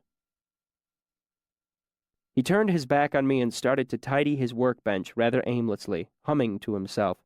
It took me a second to recognize the tune, "Leave the Town, Tinker." I knew that he was trying to do me a favor, and a week ago I would have jumped at the opportunity for free shoes. But for some reason, I didn't feel right about it. I quietly gathered up my things and left a pair of copper jots on his stool before I left. Why? Because pride is a strange thing, and because generosity deserves generosity in return. But mostly because it felt like the right thing to do, and that is reason enough. 4 days. 6 days if raining. Rowant was the third wagoner I'd asked about going north to Imre, the town nearest the university. He was a thick-bodied Sealdish man with a fierce black beard that hid most of his face. He turned away and barked curses in Siaru at a man loading a wagon with bolts of cloth. When he spoke his native language, he sounded like an angry rock slide. His rough voice lowered to a rumble as he turned back to me. 2 copper jots, not pennies. You can ride in a wagon if there is space. You can sleep underneath at night if you want. You eat in the evening with us. Lunch is just bread. If a wagon gets stuck, you help push." There was another pause while he shouted at the men. There were 3 wagons being packed with trade goods, while the 4th was achingly familiar, one of the wheeled houses I had spent most of my early life riding. Rowant's wife, Rita, sat in the front of that wagon. Her mien wavered from severe when she watched the men loading the wagons to smiling when she spoke with a girl standing nearby. I assumed the girl was a passenger like myself. She was my age, perhaps a year older, but a year makes a great deal of difference at that time of life. The Tal have a saying about children of our age. The boy grows upward, but the girl grows up. She was dressed practically for traveling, pants and a shirt, and was just young enough for it not to seem improper. Her bearing was such that if she had been a year older, I would have been forced to see her as a lady. As it was, when she spoke with Rita, she moved back and forth between a genteel grace and a childlike exuberance. She had long, dark hair and, simply said, she was beautiful. It had been a long time since I had seen anything beautiful. Rowant followed my gaze and continued. "Everyone helps set camp at night. Everyone takes a turn watching. You fall asleep during your watch, you get left behind. You eat with us, whatever my wife cooks. You complain, you get left behind. You walk too slow, you get left behind. You bother the girl." He ran a hand through his thick, dark beard. "Bad things happen." Hoping to turn his thoughts in a different direction, I spoke up. "When will the wagons be done loading?" 2 hours. He said with a grim certainty, as if defying the workers to contradict him. One of them stood upright atop a wagon, shading his eyes with a hand. He called out, raising his voice over the sound of horses, wagons, and men that filled the square. "Don't let him scare you off, kid. He's decent enough after all the growling." Rowan pointed a stern finger, and the man turned back to his work. I hardly needed to be convinced. A man who travels with his wife is usually to be trusted. Besides, the price was fair, and he was leaving today. I took this opportunity to pull a pair of jots from my purse and hold them out to Rowan. He turned to me. 2 hours! He held up thick fingers to make his point. You are late? You get left behind! I nodded solemnly. Ryusa tu kialus asaya tua. Thank you for bringing me close to your family. Rowan's great shaggy eyebrows went up. He recovered quickly and gave a quick nod that was almost a small bow. I looked around the square, trying to get my bearings. Someone's full of surprises. I turned around to see the worker who had shouted to me from the wagon. He held out his hand. "Derek." I shook his hand, feeling awkward. It had been so long since I'd made simple conversation with someone that I felt strange and hesitant. "Quoth." Derek put his hand behind him and stretched his back with a grimace. He stood head and shoulders taller than me, 20 or so, tall and blond. "You gave Rowan a bit of a turn there. Where'd you learn to speak Siaru?" "An arcanist taught me a little," I explained. I watched as Rowan went to speak to his wife. The dark-haired girl looked in my direction and smiled. I looked away, not knowing what to make of it. He shrugged. "I'll leave you to fetch your things, then. Rowan's all growl and not much gruff, but he won't wait once the wagons are packed." I nodded, even though my things were non-existent. I did have a little shopping to do. They say you can find anything in Tarbean if you have enough money. For the most part, they are right. I made my way down the stairs to Trappist's basement. It felt strange to make the trip wearing shoes. I was used to the cool damp of stone underfoot when I came to pay a visit. As I made my way down the short hallway, a boy in rags emerged from the inner rooms holding a small winter apple. He pulled up short when he saw me, then scowled, his eyes narrow and suspicious. Looking down, he brushed roughly past me. Without even thinking about it, I slapped his hand away from my purse and turned to look at him, too stunned for words. He bolted outside, leaving me confused and disturbed. We never stole from each other here. Out on the streets, it was everyone for themselves. But Trappist's basement was the closest thing to a sanctuary we had, like a church. None of us would risk spoiling that. I took the last few steps into the main room and was relieved to see that everything else seemed normal. Trappist wasn't there, probably off collecting charity to help him care for his children. There were 6 cots, all full, and more children lying on the floor. Several grubby urchins stood around a bushel basket on the table, clutching winter apples.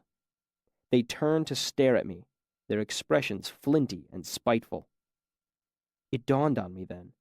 None of them recognized me. Clean and well-dressed, I looked like some regular boy come wandering in. I didn't belong. Just then, Trappist came back, carrying several flat loaves of bread under one arm and a squalling child in the other. "Ari," he called to one of the boys standing near the bushel basket, "come help. We've got a new visitor and she needs changing." The boy hurried over and took the child out of Trappist's arm. He laid the bread on the table next to the bushel basket, and all the children's eyes fixed on him attentively. My stomach went sour. Trappist hadn't even looked at me. What if he didn't recognize me? What if he told me to leave?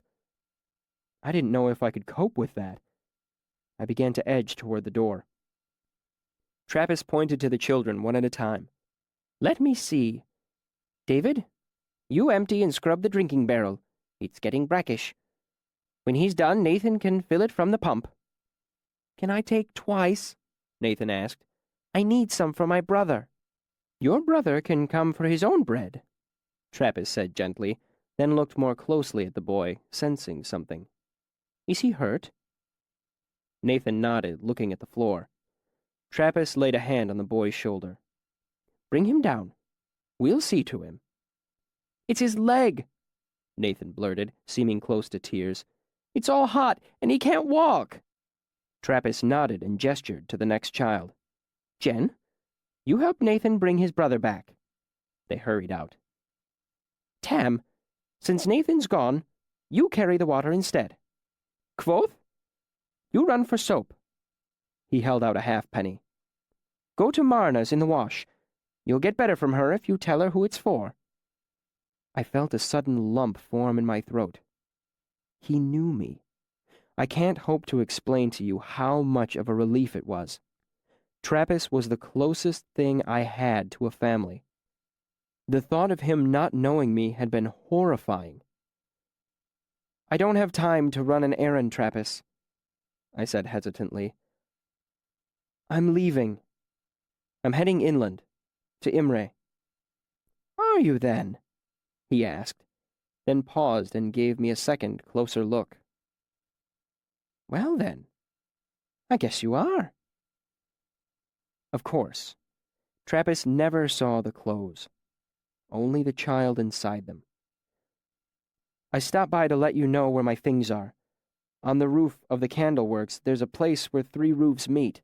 There are some things there, a blanket, a bottle. I don't need any of it anymore. It's a good place to sleep if anyone needs one. Dry. No one goes there." I trailed off.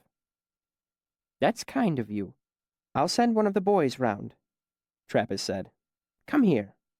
He came forward and gathered me into a clumsy hug, his beard tickling the side of my face. "I'm always glad to see one of you get away," he said softly to me. "I know you'll do just fine for yourself, but you can always come back if you need to." One of the girls on a nearby cot began to thrash and moan. Trappist pulled away from me and turned to look. What?" he said as he hurried over to tend her, his bare feet slapping on the floor. What? Hush, hush." Chapter 33. A Sea of Stars. I returned to Drover's lot with a travel sack swinging by one shoulder. It held a change of clothes, a loaf of trail bread, some jerked meat, a skin of water, needle and thread, flint and steel, pens, and ink. In short, everything an intelligent person takes on a trip in the event they might need it. However, my proudest acquisition was a dark blue cloak that I had bought off a fripperer's cart for only 3 jots. It was warm, clean, and, unless I missed my guess, only one owner from new. Now, let me say this. When you're traveling, a good cloak is worth more than all your other possessions put together. If you've nowhere to sleep, it can be your bed and blanket. It will keep the rain off your back and the sun from your eyes. You can conceal all manner of interesting weaponry beneath it if you are clever, and a smaller assortment if you are not. Beyond all that, 2 facts remain to recommend a cloak. First, very little is as striking as a well-worn cloak billowing lightly about you in the breeze. And second, the best cloaks have innumerable little pockets that I have an irrational and overpowering attraction toward. As I have said, this was a good cloak, and it had a number of such pockets. Squirreled away in them I had string and wax, some dried apple, a tinderbox, a marble in a small leather sack, a pouch of salt, hook needle, and gut. I'd made a point of spending all my carefully hoarded Commonwealth coin, keeping my hard Sealdish currency for my trip. Pennies spent well enough here in Tarbean, but Sealdish money was solid no matter where in the 4 corners you found yourself. A final flurry of preparation was being made as I arrived. Rowant paced around the wagons like a restless animal, checking everything again and again. Rita watched the workers with a stern eye and a quick word for anything that wasn't being done to her satisfaction. I was comfortably ignored until we headed out of the city toward the university. As the miles rolled away, it was as if a great weight slowly fell away from me. I reveled in the feel of the ground through my shoes, the taste of the air, the quiet hush of wind brushing through the spring wheat in the fields, I found myself grinning for no good reason, save that I was happy. We Rue are not meant to stay in one place for so long. I took a deep breath and nearly laughed out loud. I kept to myself as we traveled, not being used to the company of others. Rowant and the mercenaries were willing to leave me alone. Derek joked with me off and on, but generally found me too reserved for his tastes. That left the other passenger, Denna. We didn't speak until the first day's ride was nearly done. I was riding with one of the mercenaries, absently peeling the bark from a willow switch. While my fingers worked, I studied the side of her face, admiring the line of her jaw, the curve of her neck into her shoulder. I wondered why she was traveling alone and where she was going. In the middle of my musing, she turned to look in my direction and caught me staring at her. "Penny for your thoughts?" she asked, brushing an errant strand of hair. "I was wondering what you're doing here," I said half honestly. Smiling, she held my eyes. Liar. I used an old stage trick to keep myself from blushing, gave my best unconcerned shrug, and looked down at the willow wand I was peeling. After a few minutes, I heard her return to conversation with Rita. I found myself strangely disappointed. After camp was set and dinner was cooking, I idled around the wagons, examining knots Rowant used to lash his cargo into place. I heard a footfall behind me and turned to see Denna approaching. My stomach rolled over and I took a short breath to compose myself. She stopped about a dozen feet from me. "Have you figured it out yet?" she asked. "Excuse me?" "Why I'm here," she smiled gently. "I've been wondering the same thing for most of my life, you see. I thought if you had any ideas." She gave me a wry, hopeful look. I shook my head, too uncertain of the situation to find humor in it. "All I've been able to guess is that you're going somewhere." She nodded seriously. "That's as much as I've guessed, too." She paused to look at the circle the horizon made around us. The wind caught her hair and she brushed it back again. "Do you happen to know where I'm going?" I felt a smile begin a slow creep onto my face. It felt odd. I was out of practice smiling. "Don't you know?" "I have suspicions. Right now I'm thinking aniline." She rocked onto the edges of her feet, then back to the flats. "But I've been wrong before." A silence settled over our conversation. Denna looked down at her hands, fidgeting with a ring on her finger, twisting it. I caught a glimpse of silver and a pale blue stone. Suddenly, she dropped her hands to her sides and looked up at me. "Where are you going?" "The university." She arched an eyebrow, looking 10 years older. So certain. She smiled and was suddenly young again. "How does it feel to know where you are going?" I couldn't think of a reply, but was saved from the need for one by Rita calling us for supper. Denna and I walked toward the campfire, together. The beginning of the next day was spent in a brief, awkward courtship.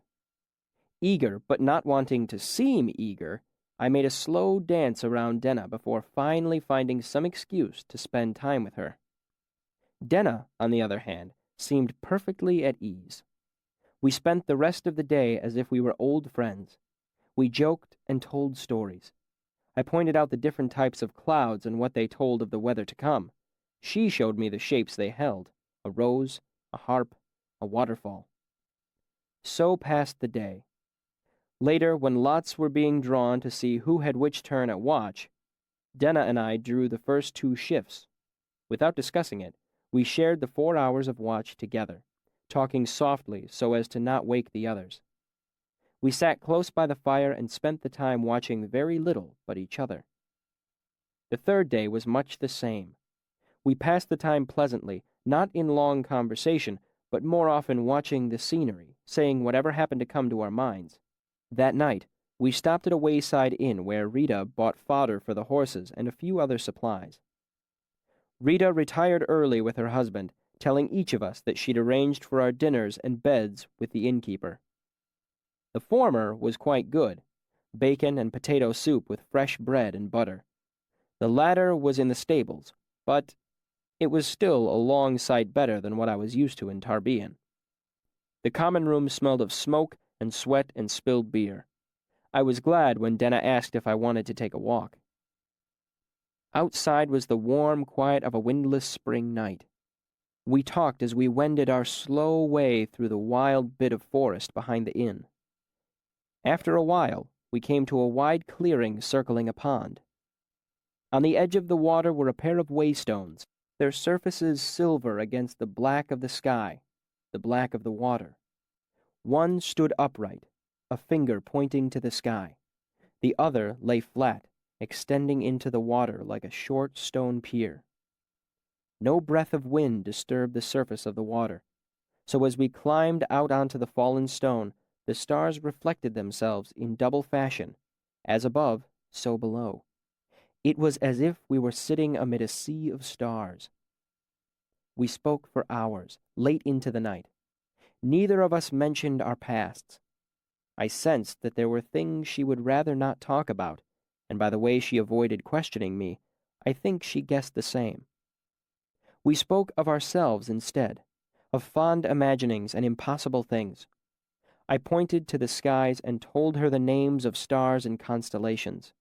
She told me stories about them I had never heard before. My eyes were always returning to Denna. She sat beside me, arms hugging her knees. Her skin was more luminous than the moon, her eyes wider than the sky, deeper than the water, darker than the night. It slowly began to dawn on me that I'd been staring at her wordlessly for an impossible amount of time. Lost in my thoughts, lost in the sight of her. But her face didn't look offended or amused. It almost looked as if she were studying the lines of my face, almost as if she were waiting. I wanted to take her hand. I wanted to brush her cheek with my fingertips. I wanted to tell her that she was the first beautiful thing I had seen in 3 years, that the sight of her yawning to the back of her hand was enough to drive the breath from me, how I sometimes lost the sense of her words in the sweet fluting of her voice. I wanted to say that if she were with me then, somehow nothing could ever be wrong for me again.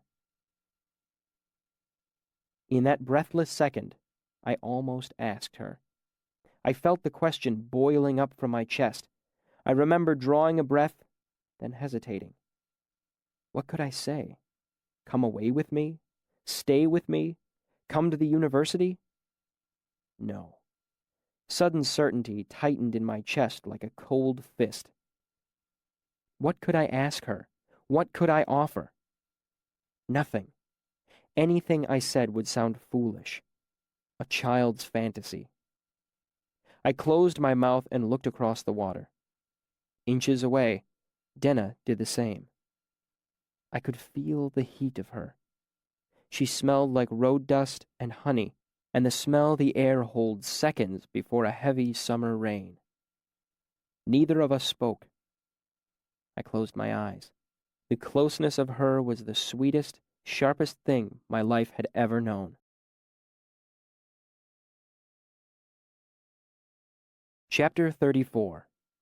Yet to Learn.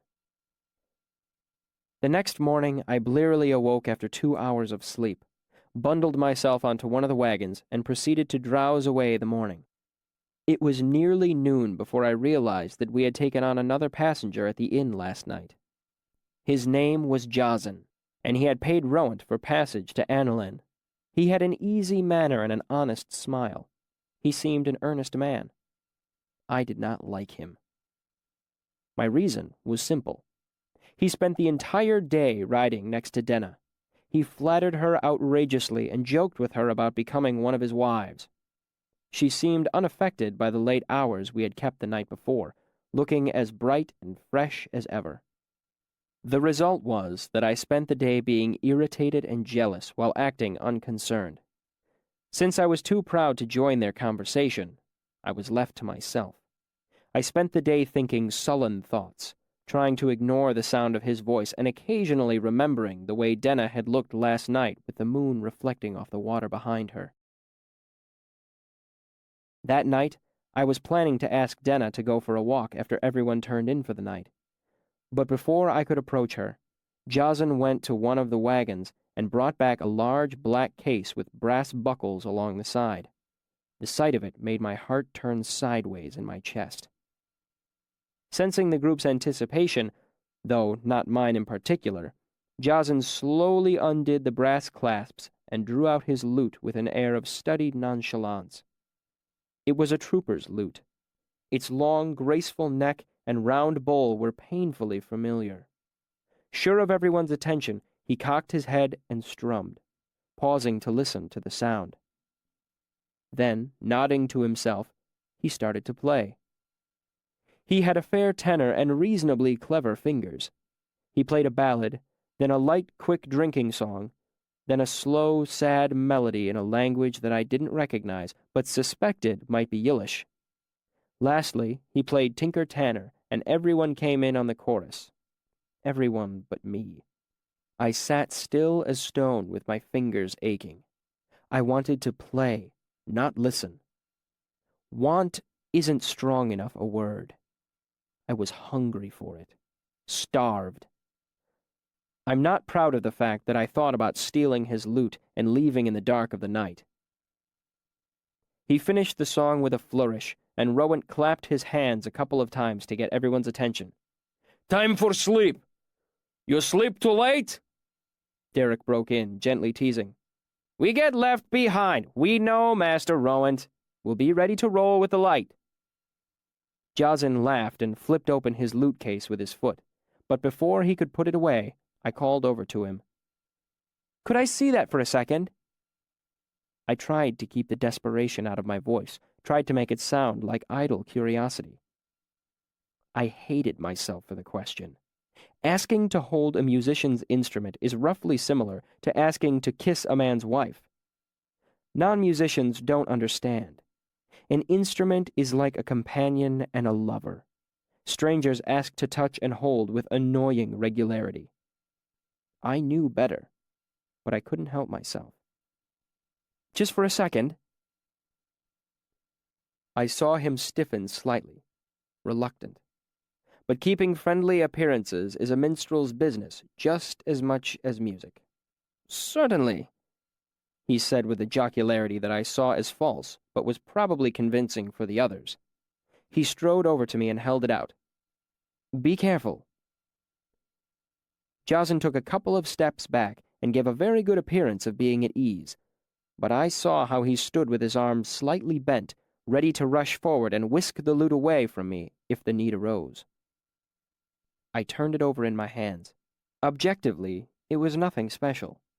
My father would have rated it as one short step above firewood. I touched the wood. I cradled it against my chest. I spoke without looking up. It's beautiful, I said softly, my voice rough with emotion. It was beautiful. It was the most beautiful thing I had seen in 3 years. More beautiful than the sight of a spring field after 3 years of living in that pestilent cesspit of a city. More beautiful than Denna. Almost. I can honestly say that I was still not really myself. I was only 4 days away from living on the streets. I was not the same person I had been back in the days of the troop, but neither was I yet the person you hear about in stories. I had changed because of Tarbian. I had learned many things it would have been easier to live without. But sitting beside the fire, bending over the lute, I felt the hard, unpleasant parts of myself that I had gained in Tarbian crack. Like a clay mold around a now cool piece of iron, they fell away, leaving something clean and hard behind. I sounded the strings, one at a time. When I hit the third, it was ever so slightly off, and I gave one of the tuning pegs a minute adjustment without thinking. Here now, don't go touching those. Jazan tried to sound casual. You'll turn it from true. But I didn't really hear him. The singer and all the rest couldn't have been farther away from me if they had been at the bottom of the Sentha Sea. I touched the last string and tuned it too, ever so slightly. I made a simple chord and strummed it. It rang soft and true. I moved a finger, and the chord went minor in a way that always sounded to me as if the lute were saying sad. I moved my hands again, and the lute made two chords whispering against each other. Then, without realizing what I was doing, I began to play. The strings felt strange against my fingers, like reunited friends who have forgotten what they have in common. I played soft and slow, sending notes no farther than the circle of our firelight. Fingers and strings made a careful conversation, as if their dance described the lines of an infatuation. Then I felt something inside me break, and music began to pour out into the quiet. My fingers danced, intricate and quick. They spun something gossamer and tremulous into the circle of light our fire had made. The music moved like a spider web, stirred by a gentle breath. It changed like a leaf twisting as it falls to the ground, and it felt like 3 years waterside in Tarbean, with a hollowness inside you and hands that ached from the bitter cold. I don't know how long I played. It could have been 10 minutes or an hour. But my hands weren't used to the strain. They slipped and the music fell to pieces like a dream on waking. I looked up to see everyone perfectly motionless, their faces ranging from shock to amazement. Then, as if my gaze had broken some spell, everyone stirred. Rowant shifted in his seat. The two mercenaries turned and raised eyebrows at each other. Derek looked at me as if he had never seen me before. Rita remained frozen, her hand held in front of her mouth. Denna lowered her face into her hands and began to cry in quiet, hopeless sobs. Jazin simply stood. His face was stricken and bloodless, as if he'd been stabbed. I held out the lute, not knowing whether to thank him or apologize. He took it numbly. After a moment, unable to think of anything to say, I left them sitting by the fire and walked toward the wagons. And that is how Kvothe spent his last night before he came to the university, with his cloak as both his blanket and his bed. As he lay down, behind him was a circle of fire, and before him lay shadow like a mantle gathered. His eyes were open, that much is certain. But who among us can say they know what he was seeing? Look behind him instead, to the circle of light that the fire has made, and leave Kvothe to himself for now. Everyone deserves a moment or two alone when they desire it, and if by chance there were tears, let us forgive him. He was just a child, after all, and had yet to learn what sorrow really was.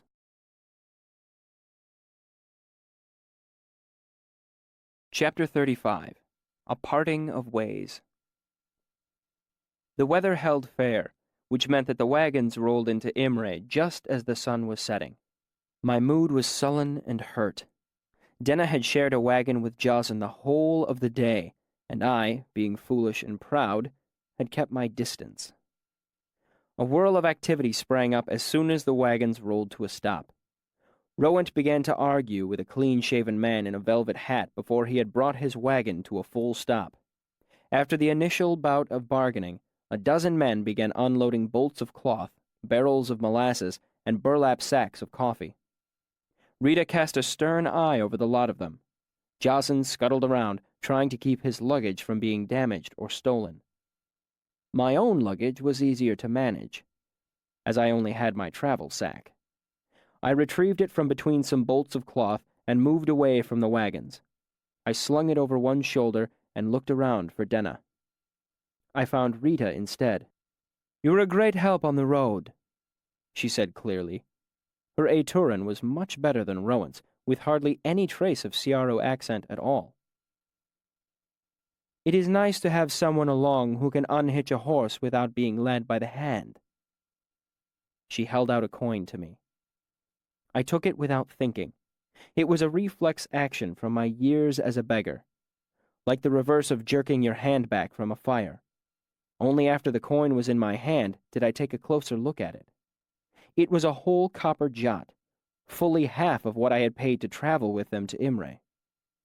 When I looked back up, Rita was heading back toward the wagons. Not sure what to think, I wandered over to where Derek sat on the edge of a horse trough. He shaded his eyes against the evening sun with one hand as he looked up at me. On your way, then? I almost thought you might stick with us for a while. I shook my head. Rita just gave me a jot. He nodded. I'm not terribly surprised.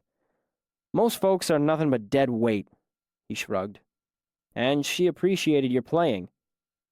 Have you ever thought of trying out as a minstrel? They say Imre's a good place for it. I steered the conversation back to Rita. I don't want Rowan to be angry with her. He seems to take his money pretty seriously. Derek laughed. And she doesn't? I gave my money to Rowan, I clarified. If he wanted to give some of it back, I think he'd do it himself. Derek nodded. It's not their way. A man doesn't give money away. That's my point, I said. I don't want her to get in trouble. Derek waved his hands back and forth, cutting me off. I'm not doing a good job of explaining myself, he said.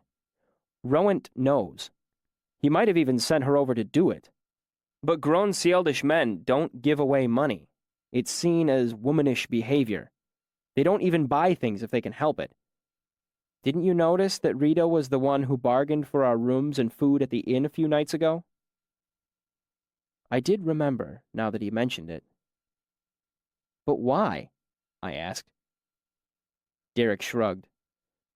There isn't any why. It's just the way they do things. That's why so many Sealdish caravans are husband-wife teams. Derek! Rowan's voice came from behind the wagons. He sighed as he stood up. Duty calls, he said. See you around.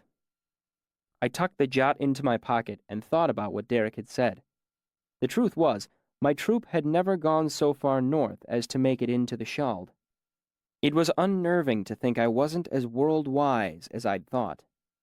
I slung my travel sack over my shoulder and looked around one last time, thinking that perhaps it would be best if I left without any troublesome goodbyes. Denna was nowhere to be seen. That settled it then. I turned to leave, and found her standing behind me.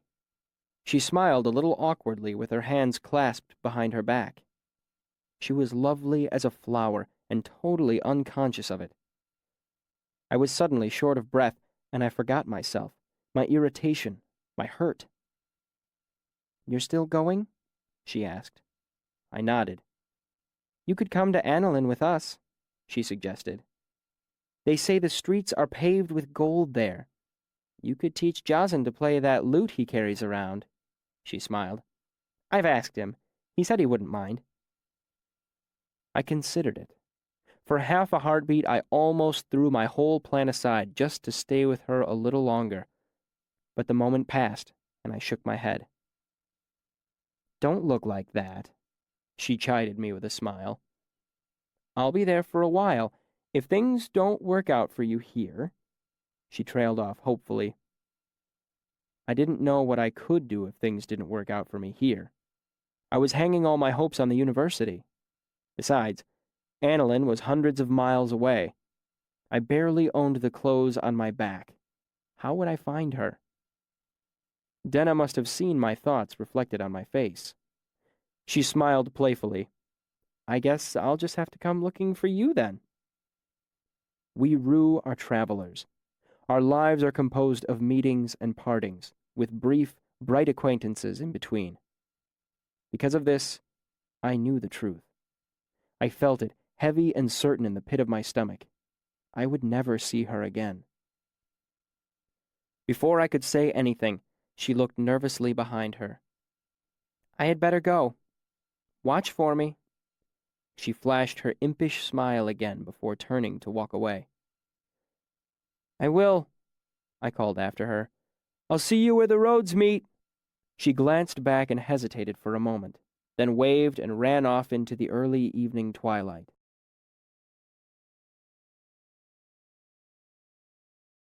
Chapter 36.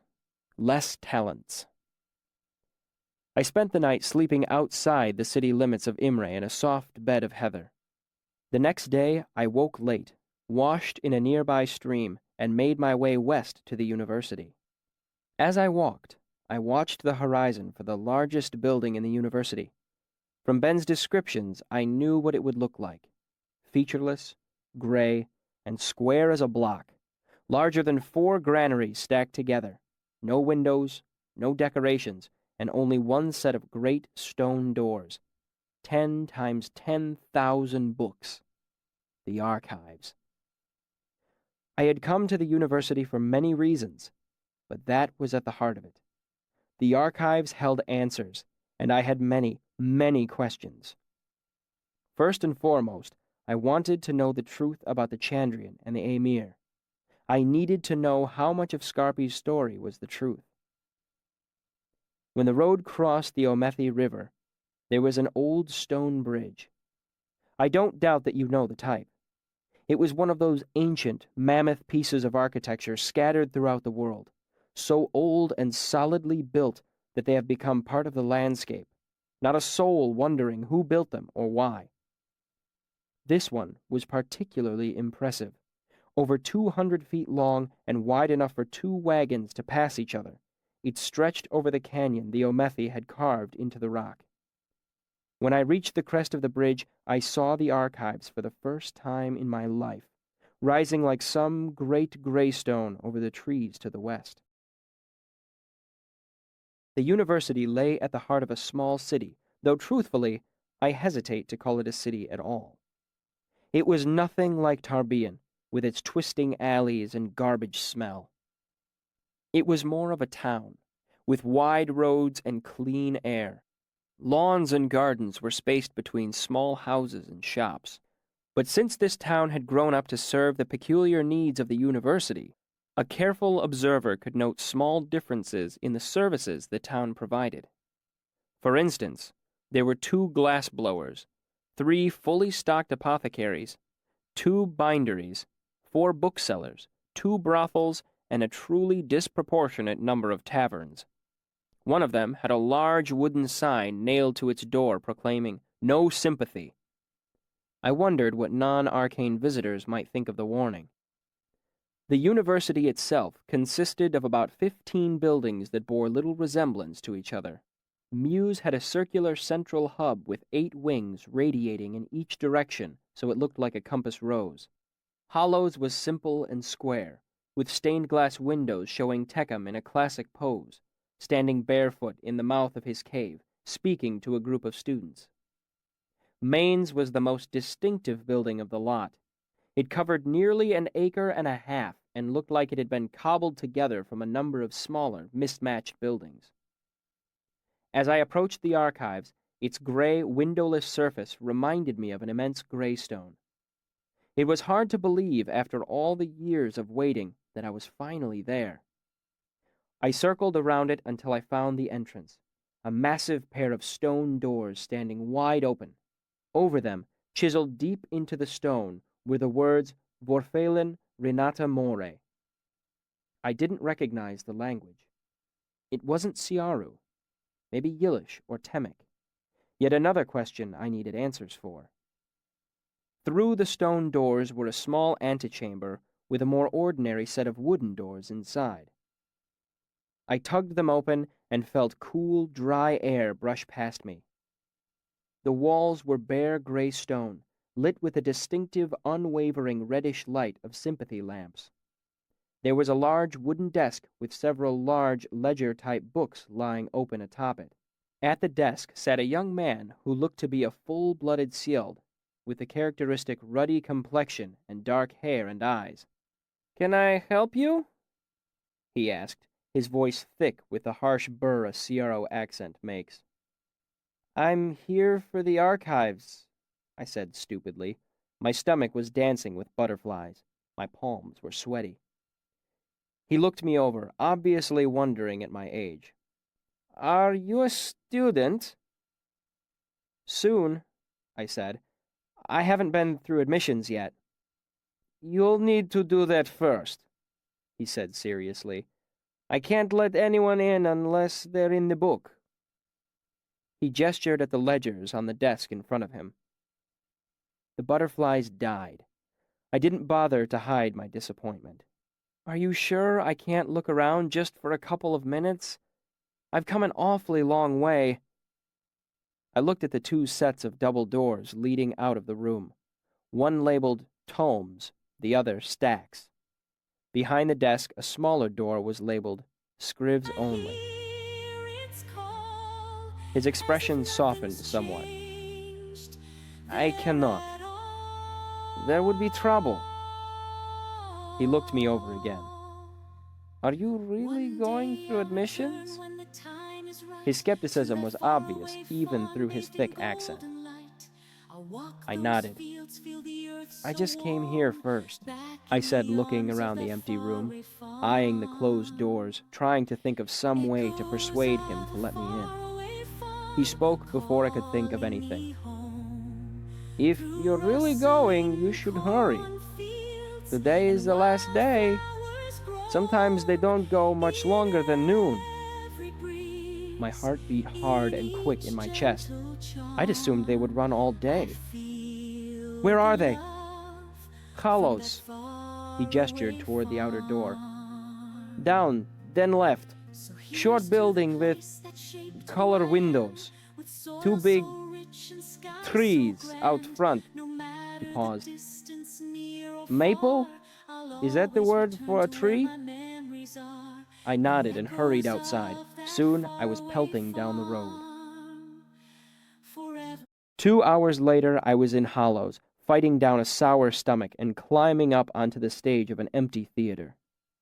The room was dark, except for the wide circle of light that held the master's table. I walked to stand at the edge of the light and waited. Slowly, the 9 masters stopped talking among themselves and turned to look at me. They sat at a huge crescent-shaped table. It was raised, so even seated, they were looking down on me.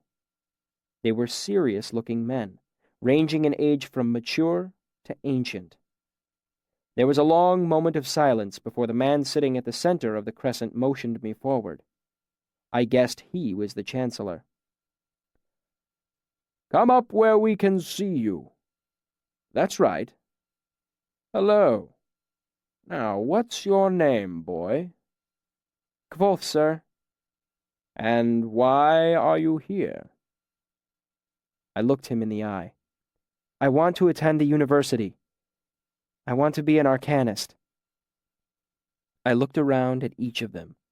Some seemed amused. None looked particularly surprised. You are aware, the Chancellor said, that the university is for continuing one's education, not beginning it? Yes, Chancellor, I know. Very well, he said. May I have your letter of introduction? I didn't hesitate. I'm afraid I don't have one, sir. Is it absolutely necessary? It is customary to have a sponsor, he explained. Preferably an arcanist. Their letter tells us what you know, your areas of excellence and weakness. The arcanist I learned from was named Abinthy, sir, but he never gave me a letter of introduction. Might I tell you myself? The Chancellor nodded gravely. Unfortunately, we have no way of knowing that you actually have studied with an arcanist without proof of some kind. Do you have anything that can corroborate your story? Any other correspondence? He gave me a book before we parted ways, sir. He inscribed it to me and signed his name. The Chancellor smiled. That should do nicely. Do you have it with you? No. I let some honest bitterness creep into my voice. I had to pawn it in Tarbean. Sitting to the left of the Chancellor, Master Rhetorician Hem made a disgusted noise at my comment, earning him an irritated look from the Chancellor. Come, Herma, Hem said, slapping his hand on the table. The boy is obviously lying. I have important matters to attend to this afternoon. The Chancellor gave him a vastly irritated look. I have not given you leave to speak, Master Hem. The 2 of them stared at each other for a long moment before Hem looked away, scowling. The Chancellor turned back to me, Then his eye caught some movement from one of the other masters. "Yes, Master Loren?" The tall, thin master looked at me passively. "What was the book called?" "Rhetoric and Logic, sir." "And where did you pawn it?" "The broken binding on Seward Square." Loren turned to look at the Chancellor. "I will be leaving for Tarbean tomorrow to fetch necessary materials for the upcoming term. If it is there, I will bring it back. The matter of the boy's claim can be settled then." The Chancellor gave a small nod. "Thank you, Master Loren." He settled himself back into his chair and folded his hands in front of himself. "Very well, then. What would Abenthy's letter tell us if he had written it?" I took a good breath. "He would say that I knew by heart the first 90 sympathetic bindings, that I could double distill, perform tritations, calcify, sublimate, and precipitate solution, that I am well versed in history, argument, grammars, medicine, and geometry."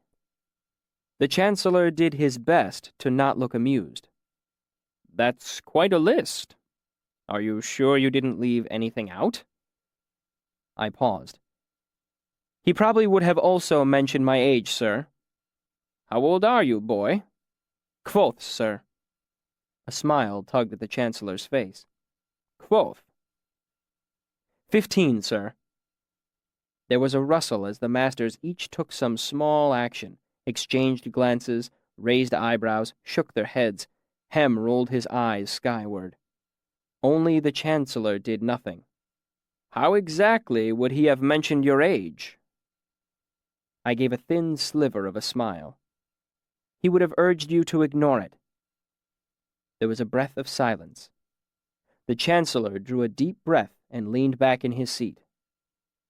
"Very well. We have a few questions for you.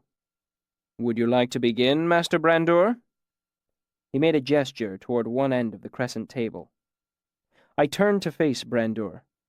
Portly and balding, he was the university's master arithmetician. "How many grains are in 13 ounces?" 6,240, I said immediately. He raised his eyebrows a little. "If I had 50 silver talents and converted them to vintage coin and back, how much would I have if the Sieldom took 4% each time?" I started the ponderous conversion between currencies, then smiled as I realized it was unnecessary. 46 talents and 8 drabs if he's honest, 46 even if he's not. He nodded again, looking at me more closely. "You have a triangle," he said slowly. "One side is 7 feet, another side 3 feet. One angle is 60 degrees. How long is the other side?" "Is the angle between the two sides?" He nodded. I closed my eyes for the space of half a breath, then opened them again. 6 feet and 6 inches, dead even. He made a humph noise and looked surprised. "Good enough. Master Arwell?" Arwell had asked his question before I had time to turn and to face him. "What are the medicinal properties of hellebore?" "Anti-inflammatory, antiseptic, mild sedative, mild analgesic, blood purifier," I said, looking up at the grandfatherly spectacle old man. "Toxic if used excessively, dangerous for women who are with child." "Name the component structures that comprise the hand." I named all 27 bones alphabetically, then the muscles from largest to smallest. I listed them quickly, matter-of-factly, pointing out their locations on my own upraised hand. The speed and accuracy of my answers impressed them. Some of them hid it, others wore it openly on their faces. The truth was, I needed to impress them. I knew from my previous discussions with Ben that you needed money or brains to get into the university. The more of one you had, the less of the other you needed. So I was cheating. I had snuck into Hollows through a back entrance, acting the part of an errand boy. Then I picked 2 locks and spent more than an hour watching other students' interviews. I heard hundreds of questions and thousands of answers. I also heard how high the other students' tuitions were set. The lowest had been 4 talents and 6 jots, but most were double that. One student had been charged over 30 talents for his tuition. It would have been easier for me to get a piece of the moon than that much money. I had 2 copper jots in my pocket and no way to get a bent penny more, so I needed to impress them. More than that, I needed to confound them with my intelligence, to dazzle them. I finished listing the muscles of the hand and started in on the ligatures when Arwell waved me into silence and asked his next question. "When do you bleed a patient?" The question brought me up short. "When I want him to die?" I asked dubiously. He nodded, mostly to himself. "Master Loren?" Master Loren was pale and seemed unnaturally tall, even while sitting.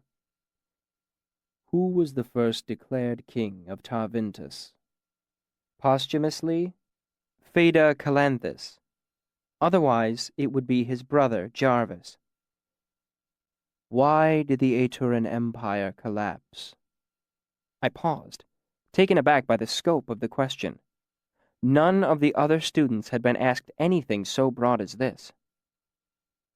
"Well, sir," I said slowly to give myself a moment or two to organize my thoughts. "Partly because Lord Nalto was an inept egomaniac. Partly because the church went into upheaval and denounced the Order Aemir, who were a large part of the strength of Aetur. Partly because the military was fighting 3 different wars of conquest at the same time, and high taxes fomented rebellion in lands already inside the Empire." I watched the master's expression, hoping he would give some sign when he had heard enough. "They also debased their currency, undercut the universality of the Iron Law, and antagonized the Adem." I shrugged. "But of course, it's more complicated than that." Master Loren's expression remained unchanged, but he nodded. "Who was the greatest man who ever lived?" Another unfamiliar question. I thought for a moment. "Ilion." Master Loren blinked once, expressionless. "Master Mandrag?" Mandrag was clean-shaven and smooth-faced, with hands stained a 100 different colors and seemed to be made all of knuckle and bone. "If you need phosphorus, where would you get it?" His tone sounded for a moment so much like Abinthy's that I forgot myself and spoke without thinking. "An apothecary?"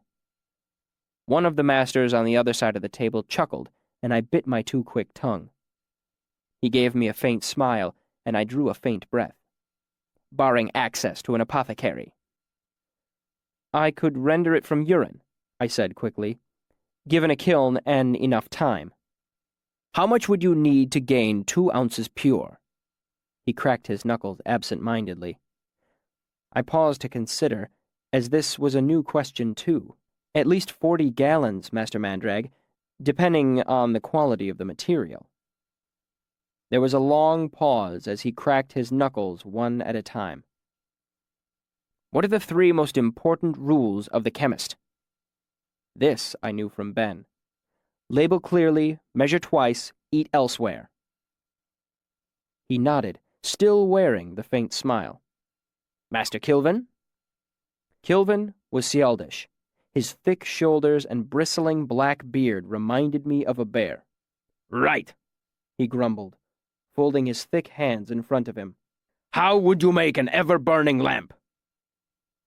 Each of the other 8 masters made some sort of exasperated noise or gesture. "What?" Kilvin demanded, looking around at them irritated. "It is my question. The asking is mine." He turned his attention back to me. "So, how would you make it?"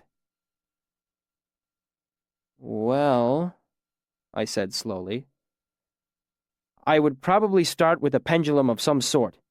Then I would bind it to... Graham! No, not like this! Kilvin growled out a couple of words and pounded his fist on the table. Each thump as his hand came down was accompanied by a staccato burst of reddish light that welled up from his hand. No sympathy! I don't want an ever-glowing lamp! I want an ever-burning one! He looked at me again, showing his teeth, as if he were going to eat me. Lithium salt? I asked without thinking, then backpedaled. No, a sodium oil that burned in an enclosed... No, damn! I mumbled my way to a stop. The other applicants hadn't had to deal with questions like these. He cut me off with a short sideways gesture of his hand. Enough! We will talk later. El Sadal! It took me a moment to remember that El Sadal was the next master. I turned to him. He looked like the archetypal sinister magician that seems to be a requirement in so many bad Aturan plays. Severe dark eyes, lean face, short black beard. For all that, his expression was friendly enough. What are the words for the first parallel kinetic binding? I rattled them off glibly. He didn't seem surprised. What was the binding that Master Kilvin used just a moment ago? Capacitorial kinetic luminosity. What is the synodic period? I looked at him oddly. Of the moon? The question seemed a little out of sync with the other two. He nodded. 72 1/3 days, sir. Give or take a bit. He shrugged and gave a wry smile, as if he'd expected to catch me with the last question. Master Hem? Hem looked at me over steepled fingers. How much mercury would it take to reduce 2 gills of white sulfur? He asked pompously, as if I'd already given the wrong answer. One of the things I learned during my hour of quiet observation was this. Master Hem was the king-high bastard of the lot. He took delight in students' discomfort and did everything he could to badger and unsettle them. He had a fondness for trick questions. Luckily, this was one I had watched him use on other students. You see, you can't reduce white sulfur with mercury. Well... I drew the word out, pretending to think it through. Hem's smug smile grew wider by the second. Assuming you mean red sulfur, it would be about 41 ounces. Sir. I smiled a sharp smile at him. All teeth. Name the 9 prime fallacies, he snapped. Simplification, generalization, circularity, reduction, analogy, false causality, semantism, irrelevancy. I paused, not being able to remember the formal name of the last one. Ben and I had called it Nalt, after Emperor Nalto. It galled me, not being able to recall its name, as I had read it in Rhetoric and Logic just a few days ago. My irritation must have shown on my face. Hem glowered at me as I paused, saying, So, you don't know everything after all. He leaned back into his seat with a satisfied expression. I wouldn't be here if I didn't think I had anything to learn, I said bitingly before I managed to get my tongue under control again. From the other side of the table, Kilvin gave a deep chuckle. Hem opened his mouth, but the Chancellor silenced him with a look before he could say anything else. Now then, the Chancellor began, I think I, too, would ask some questions. The man to the Chancellor's right said. He had an accent that I couldn't quite place. Or perhaps it was that his voice held a certain resonance. When he spoke, everyone at the desk stirred slightly, then grew still, like leaves touched by the wind. Master Namer, the Chancellor said with equal parts deference and trepidation. Elodin was younger than the others by at least a dozen years, clean-shaven with deep eyes, medium height, medium build. There was nothing particularly striking about him, except for the way he sat at the table. one moment watching something intently, the next minute bored and letting his attention wander among the high beams of the ceiling above. He was almost like a child who had been forced to sit down with adults. I felt Master Elodin look at me. Actually felt it. I suppressed a shiver. "So heketh ka Siaro kremeteth tu?" he asked. "How well do you speak Siaro? Reusa, ta creala diala tu." "Not very well, thank you." He lifted a hand, his index finger pointed upward. "How many fingers am I holding up?" I paused for a moment, which was more consideration than the question seemed to warrant. "At least one," I said. "Probably no more than 6. He broke into a broad smile and brought his other hand up from underneath the table. It had 2 fingers upright. He waved them back and forth for the other masters to see, nodding his head from side to side in an absent, childish way. Then he lowered his hands to the table in front of him and grew suddenly serious. "Do you know the 7 words that will make a woman love you?" I looked at him, trying to decide if there was more to the question. When nothing more was forthcoming, I answered simply, "No." "They exist," he reassured me, and sat back with a look of contentment. "Master Linguist?" He nodded to the Chancellor. "That seems to cover most of academia," the Chancellor said, almost to himself. I had the impression that something had unsettled him, but he was too composed for me to tell exactly what. "You will forgive me if I ask a few things of a less scholarly nature?" Having no real choice, I nodded. He gave me a long look that seemed to stretch several minutes. "Why didn't Abinthe send a letter of recommendation with you?" I hesitated. Not all traveling entertainers are as respectable as our troupe, so, understandably, not everyone respected them. But I doubted that lying was the best course of action. "He left my troupe 3 years ago. I haven't seen him since." I saw each of the masters look at me. I could almost hear them doing the mental arithmetic, calculating my age backward. "Oh, come now!" Hem said disgustedly, and moved as if he would stand. The Chancellor gave him a dark look, silencing him. "Why do you wish to attend the university?" I stood dumbfounded. It was the one question I was completely unprepared for. What could I say? 10,000 books? Your archives. I used to have dreams of reading there when I was young. True, but too childish. I want revenge against the Chandrian. Too dramatic. To become so powerful that no one will ever be able to hurt me again. Too frightening. I looked up to the Chancellor and realized I'd been quiet for a long while. Unable to think of anything else, I shrugged and said, "I don't know, sir. I guess I'll have to learn that too." The Chancellor's eyes had taken on a curious look by this point, but he pushed it aside and said, "Is there anything else you would like to say?" He had asked the question of the other applicants, but none of them had taken advantage of it.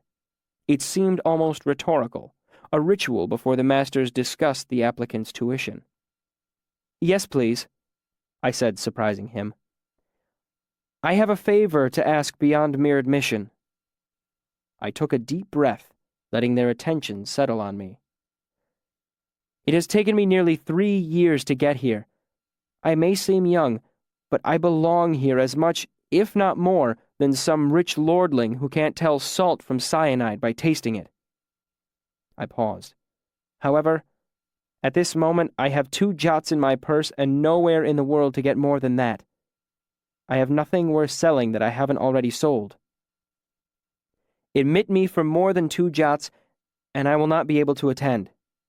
Admit me for less, and I will be here every day, while every night I will do what it takes to stay alive while I study here. I will sleep in alleys and stables, wash dishes for kitchen scraps, beg pennies to buy pens. I will do whatever it takes. I said the last words fiercely, almost snarling them. But admit me free, and give me 3 talents so I can live and buy what I need to learn properly, and I will be a student the likes of which you have never seen before. There was a half-breath of silence, followed by a thunderclap of a laugh from Kilvin. "Ha!" he roared. "If 1 student in 10 had half his fire, I'd teach with a whip and chair instead of chalk and slate." He brought his hand down hard on the table in front of him. This sparked everyone to begin talking at the same time in their own varied tones. The Chancellor made a little wave in my direction, and I took the chance to seat myself in the chair that stood at the edge of the circle of light. The discussion seemed to go on for quite a long while, but even 2 or 3 minutes would have seemed like an eternity, sitting there while a group of old men debated my future. There was no actual shouting, but a fair amount of hand-waving, most of it by Master Hem, who seemed to have taken the same dislike of me that I had for him. It wouldn't have been so bad if I could have understood what they were saying, but even my finely tuned eavesdropper's ears couldn't quite make out what was being said. Their talking died down suddenly, and then the Chancellor looked in my direction, motioning me forward. "Let it be recorded," he said formally, "that Kvothe, son of—" He paused, then looked at me inquiringly. "Arleden," I supplied. The name sounded strange to me after all these years. Master Loren turned to look in my direction, blinking once. "Son of Arleden is admitted into the university for the continuance of his education on the 43rd day of Catellan. His admission into the Arcanum contingent upon proof that he has mastered the basic principles of sympathy. Official sponsor being one Kilvin, Master Artificer. His tuition shall be set at the rate of less 3 talents. I felt a great dark weight settle inside me. 3 talents might as well be all the money in the world for any hope I had in earning it before the term began. Working in kitchens, running errands for pennies, I might be able to save that much in a year if I was lucky. I held a desperate hope that I could cut purse that much in time, but I knew the thought to be just that, desperate. People with that sort of money generally knew better than to leave it hanging in a purse. I didn't realize that the masters had left the table until one of them approached me. I looked up to see the Master Archivist approaching me. Loren was taller than I would have guessed, over 6.5 feet. His long face and hands made him look almost stretched. When he saw he had my attention, he asked, "Did you say your father's name was Arleden?" He asked it very calmly, with no hint of regret or apology in his voice. It suddenly made me very angry that he should stifle my ambitions of getting into the university, then come over and ask about my dead father as easy as saying good morning. "Yes," I said tightly. "Arleden the Bard."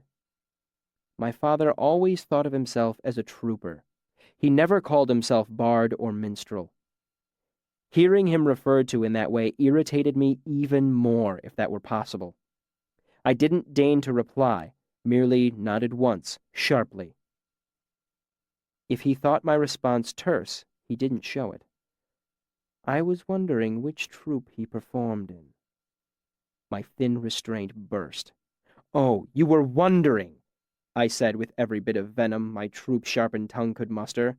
"Well, maybe you can wonder a while longer. I'm stuck in ignorance now. I think you can abide a while with a little piece of it yourself. When I come back after earning my 3 talents, maybe then you can ask me again." I gave him a fierce look, as if hoping to burn him with my eyes. His reaction was minimal. It wasn't until later that I found getting any reaction from Master Loren was about as likely as seeing a stone pillar wink. He looked vaguely puzzled at first, then slightly taken aback. Then, as I glared up at him, he gave a faint, thin smile and mutely handed me a piece of paper. I unfolded it and read it.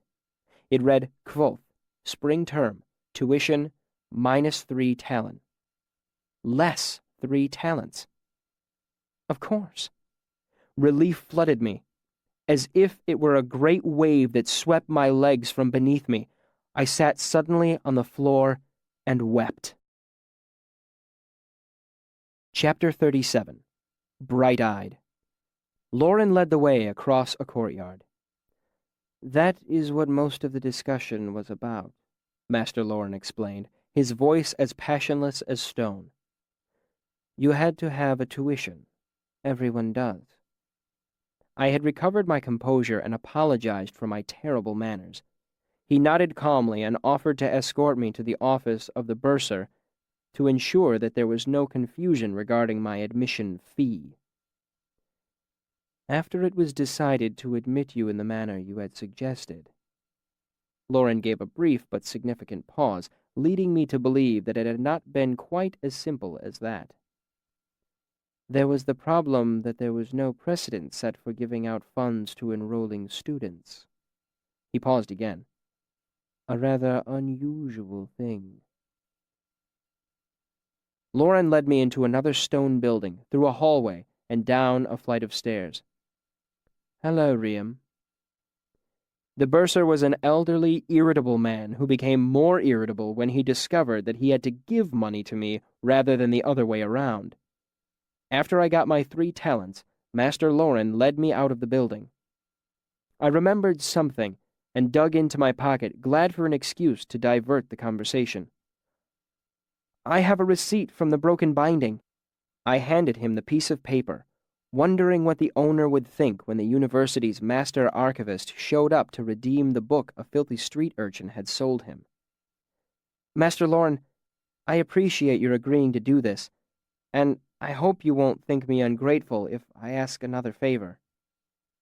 Lauren glanced at the receipt before tucking it into a pocket, and looked at me intently. No, not intently, not quizzically. There was no expression on his face at all, no curiosity, no irritation, nothing. If not for the fact that his eyes were focused on me, I would have thought he'd forgotten I was there. "Feel free to ask," he said. "That book, it's all I have left from that time in my life. I would very much like to buy it back from you someday, when I have the money." He nodded, still expressionless. "That can be arranged. Do not waste your worry on its safety. It will be kept as carefully as any book in the archives." Lauren raised a hand, gesturing to a passing student. A sandy-haired boy pulled up short and approached nervously. Radiating deference, he made a nod that was almost like a bow to the master archivist. "Yes, Master Lauren." Lauren gestured to me with one of his long hands. "Simon, this is Quoth. He needs to be shown about, signed to classes and the like. Kilvin wants him in artificing. Trust to your judgment otherwise. Will you tend to it?" Simon nodded again and brushed his hair out of his eyes. "Yes, sir." Without another word, Lauren turned and walked away, his long strides making his black master's robe billow out behind him. Simon was young for a student, though still a couple years my senior. He stood taller than me, but his face was still boyish, his manner boyishly shy. "Do you have somewhere to stay yet?" he asked as we started to walk. "Room at an inn or anything?" I shook my head. "I just got in today. I haven't thought much further than getting through admissions." Simon chuckled. "I know what that's like. I still get sweaty at the beginning of each term." He pointed to the left, down a wide lane lined with trees. "Let's head to Muse first, then." I stopped walking. "I don't have a lot of money," I admitted. I hadn't planned on getting a room. I was used to sleeping outside, and I knew I would need to save my 3 talents for clothes, food, paper, and next term's tuition. I couldn't count on the master's generosity 2 terms in a row. "Admissions didn't go that well, huh?" Simon said sympathetically as he took my elbow and steered me toward another one of the gray university buildings. This one was 3 stories tall, many-windowed, and had several wings radiating out from a central hub. Don't feel bad about it. I got nervous and pissed myself the first time through, figuratively. I didn't do that badly, I said suddenly, very conscious of the 3 talents in my purse. But I think I offended Master Lauren. He seems a little chilly? Simon asked. Distant? Like an unblinking pillar of stone? He laughed. Lauren is always like that. Rumor has it that El Sadal has a standing offer of 10 gold marks to anyone who can make him laugh. Oh. I relaxed a little. That's good. He's the last person I'd want to get on the wrong side of. I'm looking forward to spending a lot of time in the archives. Just handle the books gently and you'll get along fine. He's pretty detached for the most part, but careful around his books. He raised an eyebrow and shook his head. He's fiercer than a mother bear protecting her cubs. In fact, I'd rather get caught by a mother bear than have Lauren see me folding back a page. Simon kicked at a rock, sending it skipping down the cobblestones. Okay, you've got options in the Muse. A talent will get you a bunk and a meal chit for the term. He shrugged. Nothing fancy, but it keeps the rain off. You can share a room for 2 talents or get one all to yourself for 3. What's a meal chit? Meals are 3 a day over in the mess. He pointed to a long, low-roofed building across the lawn. The food isn't bad so long as you don't think too hard about where it might have come from. I did some quick arithmetic. A talent for 2 months' worth of meals and a dry place to sleep was as good a deal as I could hope for. I smiled at Simon. Sounds like just the thing. Simon nodded as he opened the door into the Muse. Bunks it is, then. Come on, let's find a steward and get you signed up. The bunks for non-Arcanum students were on the 4th floor of the east wing of Muse, farthest from the bathing facilities on the ground floor. The accommodations were as Sim had described, nothing fancy. But the narrow bed had clean sheets, and there was a trunk with a lock where I could keep my meager possessions. All the lower bunks had already been claimed, so I took an upper one in the far corner of the room. As I looked out one of the narrow windows from on top of my bunk, I was reminded of my secret place high on Tarbian's rooftops. The similarity was oddly comforting. Lunch was a bowl of steaming hot potato soup, beans, narrow rashers of fatty bacon, and fresh brown bread. The room's large plank tables were nearly half full, seating about 200 students. The room was full of the low murmur of conversation, punctuated by laughter and the metallic sound of spoons and forks scraping against the tin trays. Simon steered me to the back corner of the long room. 2 other students looked up as we approached. Simon made a one-handed gesture to me as he set down his tray. Everyone, meet Kvothe, our newest dewy-eyed first-termer. He gestured from one person to the next.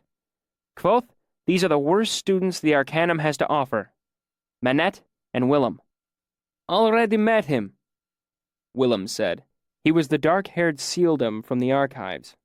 You really were headed to admissions, he said, mildly surprised. I thought you were dealing me false iron. He reached out his hand for me to shake. Welcome. Telu anyway, Manette muttered, looking over at me. He was at least 50 years old with wild hair and a grizzled beard. He wore a slightly disheveled look, as if he'd only woken up a few minutes ago. Am I as old as I feel, or is he as young as he looks? Both, Simon said cheerfully as he sat down. Kvothe, Manette here has been in the Arcanum for longer than all of us put together. Manette snorted. Give me some credit. I've been in the Arcanum longer than any of you have been alive. And still a loli ilir, Willem said. His thick Siaru accent made it hard to tell if he was being sarcastic or not. Huzzah to being an Ilir, Manette said earnestly. You boys will regret it if you move any farther up the ranks. Trust me. It's just more hassle and higher tuition. We want our guilders, Manette, Simon said. Preferably sometime before we're dead. The gilder is overrated too, Manette said, tearing off a piece of bread and dunking it in his soup. The exchange had an easy feel, and I guessed this was a familiar conversation. "How'd you do?" Simon asked Willem eagerly. 7 and 8, Willem grumbled. Simon looked surprised. What in God's name happened? Did you punch one of them? Fumbled my cipher, Willem said sullenly. And Lauren asked about the influence of subinfeudation on Modegan currency. Kilvin had to translate. Even then, I could not answer. My soul weeps for you, Sim said lightly. You trounced me these last 2 terms. I was bound to catch a break sooner or later. I got 5 talents even this term. He held out his hand. Pay up. Willem dug into his pocket and handed Sim a copper jot. I looked at Manette. Aren't you in on it? The wild-haired man huffed a laugh and shook his head. There'd be some long odds against me, he said, his mouth half full. Let's hear it, Simon said with a sigh. How much this term? 1 and 6, Manette said, grinning like a wolf. Before anyone could think to ask me what my tuition was, I spoke up. I heard about someone getting a 30-talent tuition. Do they usually get that high? Not if you have the good sense to stay low in the rankings, Manette grumbled. Only nobility, Willem said. Crimelish bastards with no business having their study here. I think they stock up high tuitions just so they can complain. I don't mind, Manette said. Take their money. Keep my tuition low. I jumped as a tray clattered down onto the other side of the table. I assume you're talking about me.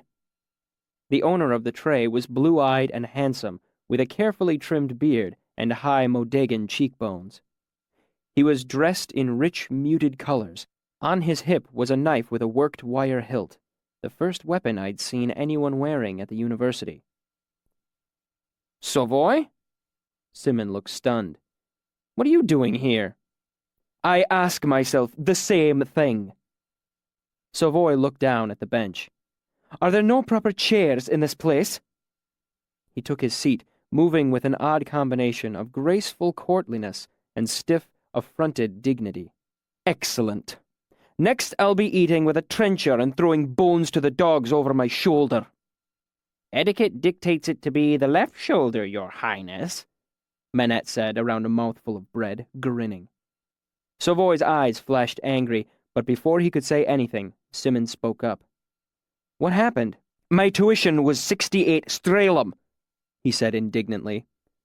Simon looked nonplussed. Is that a lot? It is a lot, Savoy said sarcastically. And for no good reason. I answered their questions. This is a grudge, plain and simple. Mandrag does not like me. Neither does him. Besides, everyone knows they squeeze the nobility twice as hard as you lot, bleeding us dry as stones. Simon's nobility? Manette pointed a spoon. He seems to do fine for himself. Savoy exhaled sharply through his nose. Simon's father is a paper duke bowing to a tin king in Etur. My father's stables have longer bloodlines than half you Eturian nobles. Simon stiffened slightly in his seat, though he didn't look up from his meal. Willem turned to face Savoy, his dark eyes going hard, but before he could say anything, Savoy slumped, rubbing his face in one hand. I'm sorry, Sim. My house and name to you. It's just things were going to be better this term, but now they're worse instead.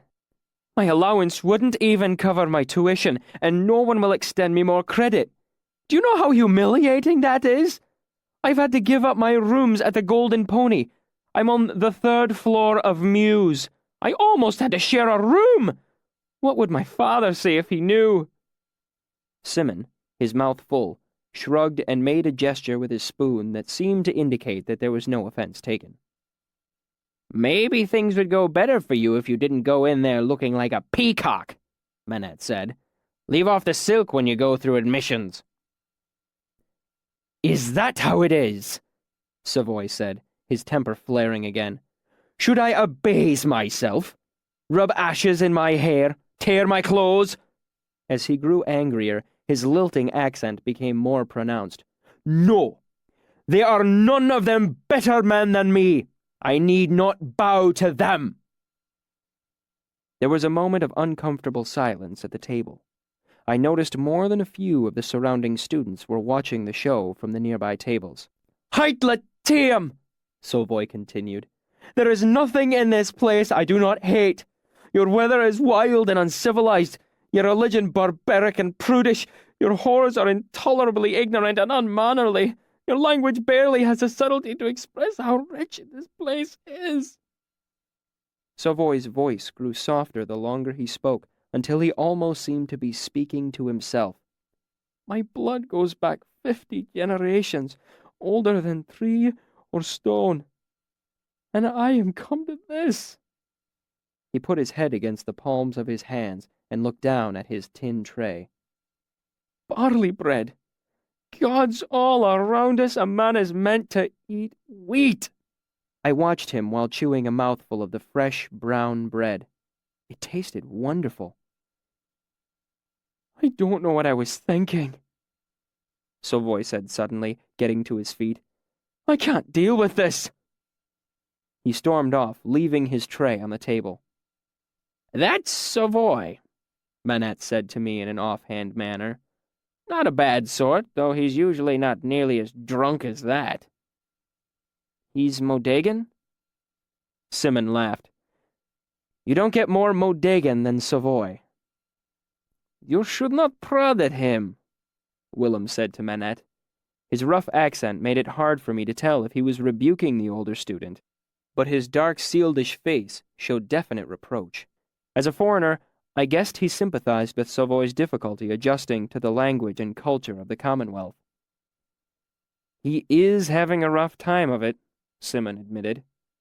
Remember when he had to let his manservant go? Mouth full, Manette made a gesture with both hands as if playing an imaginary violin. He rolled his eyes, his expression vastly unsympathetic.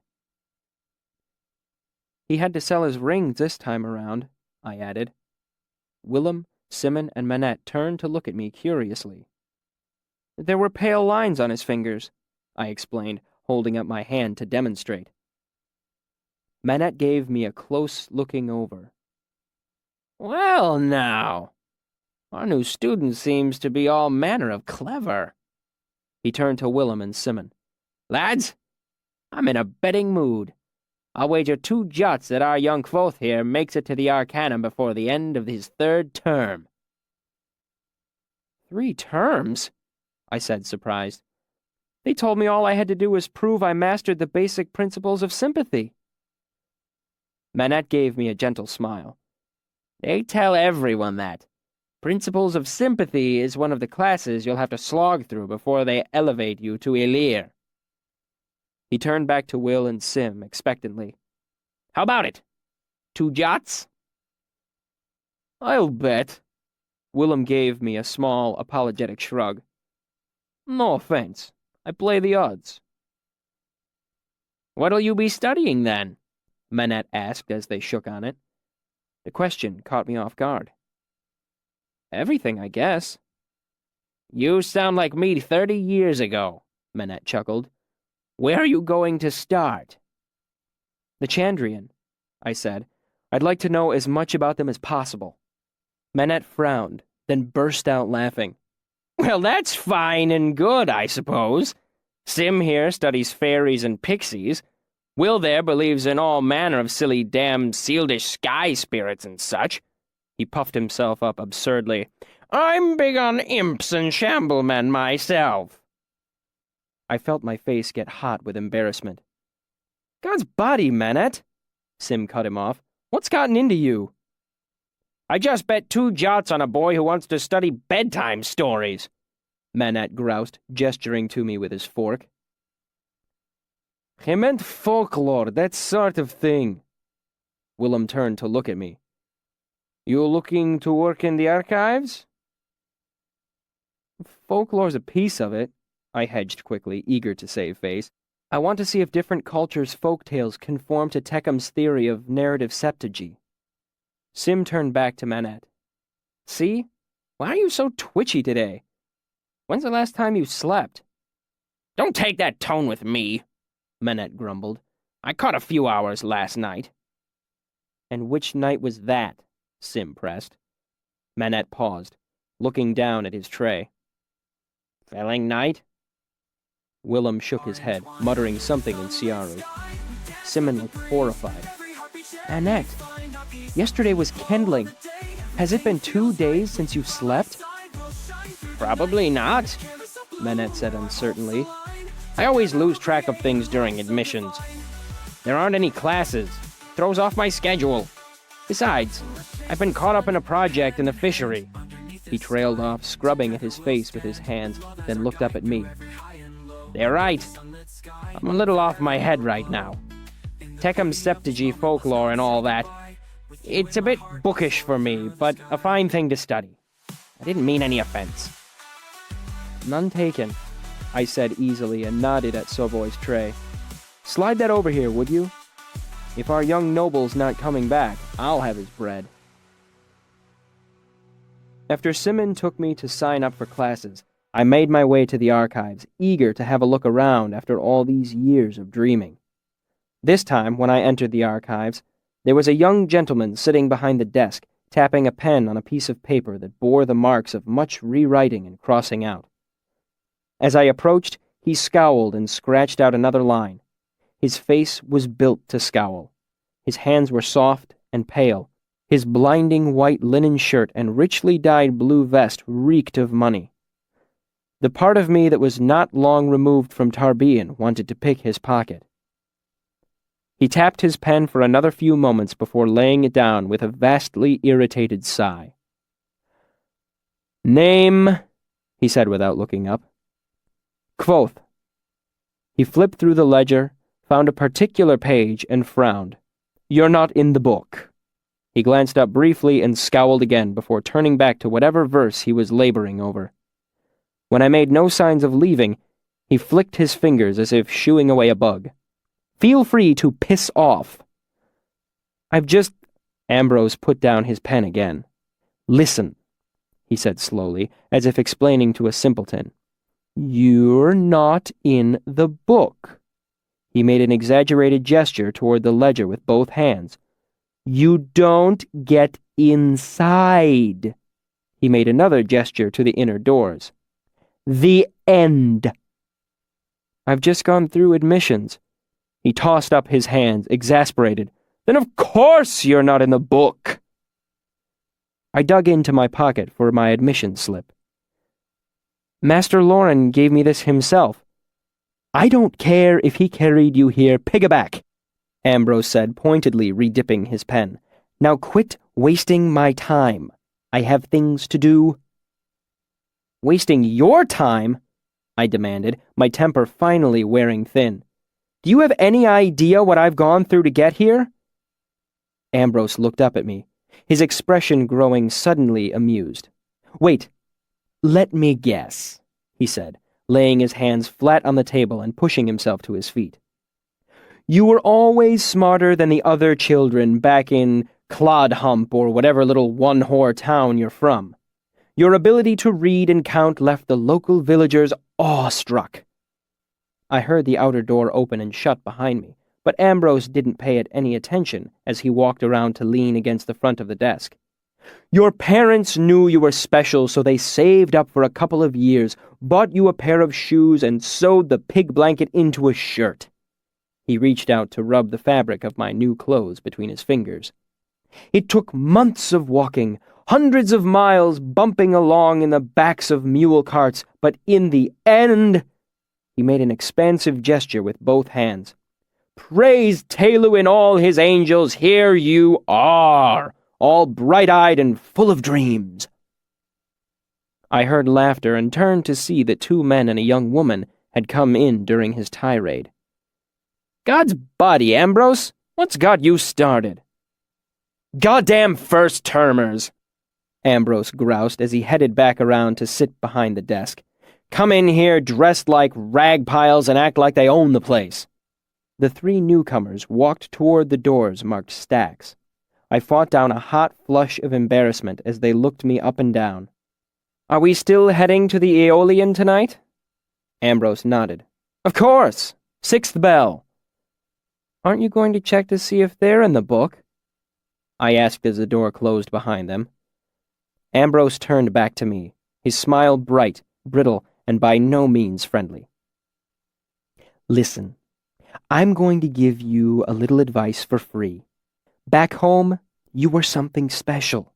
Here, you're just another kid with a big mouth, so address me as Relar. Go back to your bunk and thank whatever pagan god you pray to that we're not in Vintus. My father and I would chain you to a post like a rabid dog. He shrugged. Or don't. Stay here. Make a scene. Start to cry. Better yet, take a swing at me. He smiled. I'll give you a thrashing and get you thrown out on your ear. He picked up his pen and turned back to whatever he was writing. I left. You might think that this encounter left me disheartened. You might think I felt betrayed, my childhood dreams of the university cruelly shattered. Quite the contrary. It reassured me. I had been feeling rather out of my element until Ambrose let me know, in his own special way, that there wasn't much difference between the university and the streets of Tarbean. No matter where you are, people are basically the same.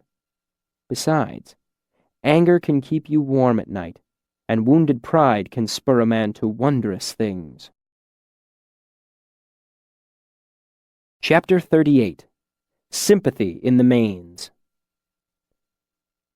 Mains was the oldest building at the university. Over the centuries, it had grown slowly in all directions, engulfing smaller buildings and courtyards as it spread. And it had the look of an ambitious architectural breed of lichen that was trying to cover as many acres as it could.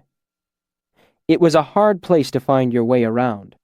Hallways took odd turns, dead-ended unexpectedly, or took long, rambling, roundabout paths.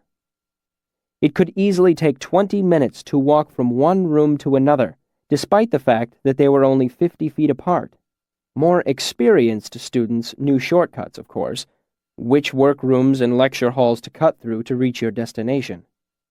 At least one of the courtyards had been completely isolated and could only be accessed by climbing through a window. Rumor had it there were some rooms bricked off entirely, some with students still inside. Their ghosts were rumored to walk the halls at night, bewailing their fate and complaining about the food in the mess. My first class was held in Mains. Luckily, I had been warned by my bunkmates that Mains was difficult to navigate, so despite getting lost, I still arrived with time to spare. When I finally found the room for my first class, I was surprised to find it resembled a small theater. Seats rose in tiered semicircles around a small, raised stage. In larger cities, my troupe had performed in places not unlike this one.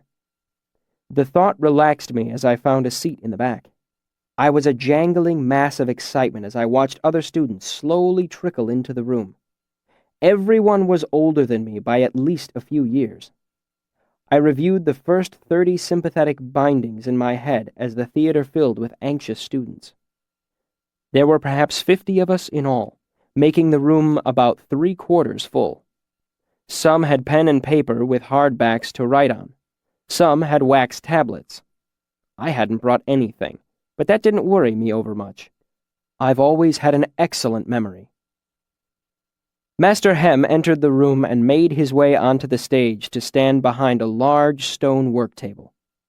He looked impressive in his dark master's robes, and it was bare seconds before the whispering, shuffling theater of students hushed to silence. "So, you want to be arcanists," he said. "You want magic like you've heard about in bedtime stories. You've listened to songs about Taborlin the Great, roaring sheets of fire, magic rings, invisible cloaks, swords that never go dull, potions to make you fly. He shook his head, disgusted. Well, if that's what you're looking for, you can leave now, because you won't find it here. It doesn't exist. At this point, a student came in, realized he was late, and moved quickly into a vacant seat. Hem spotted him, though. Hello! Glad you chose to attend. What's your name? Gil, the boy said nervously. I'm sorry, I had a bit of a hard time. Gil, Hem interrupted. Why are you here? Gel gaped for a moment before managing to say, For principles of sympathy? I do not appreciate tardiness in my class. For tomorrow you may prepare a report on the development of the sympathy clock, its differences from the previous, more arbitrary clocks that used harmonic motion, and its effect on the accurate treatment of time. The boy twisted in his seat. Yes, sir. Hem seemed satisfied with the reaction.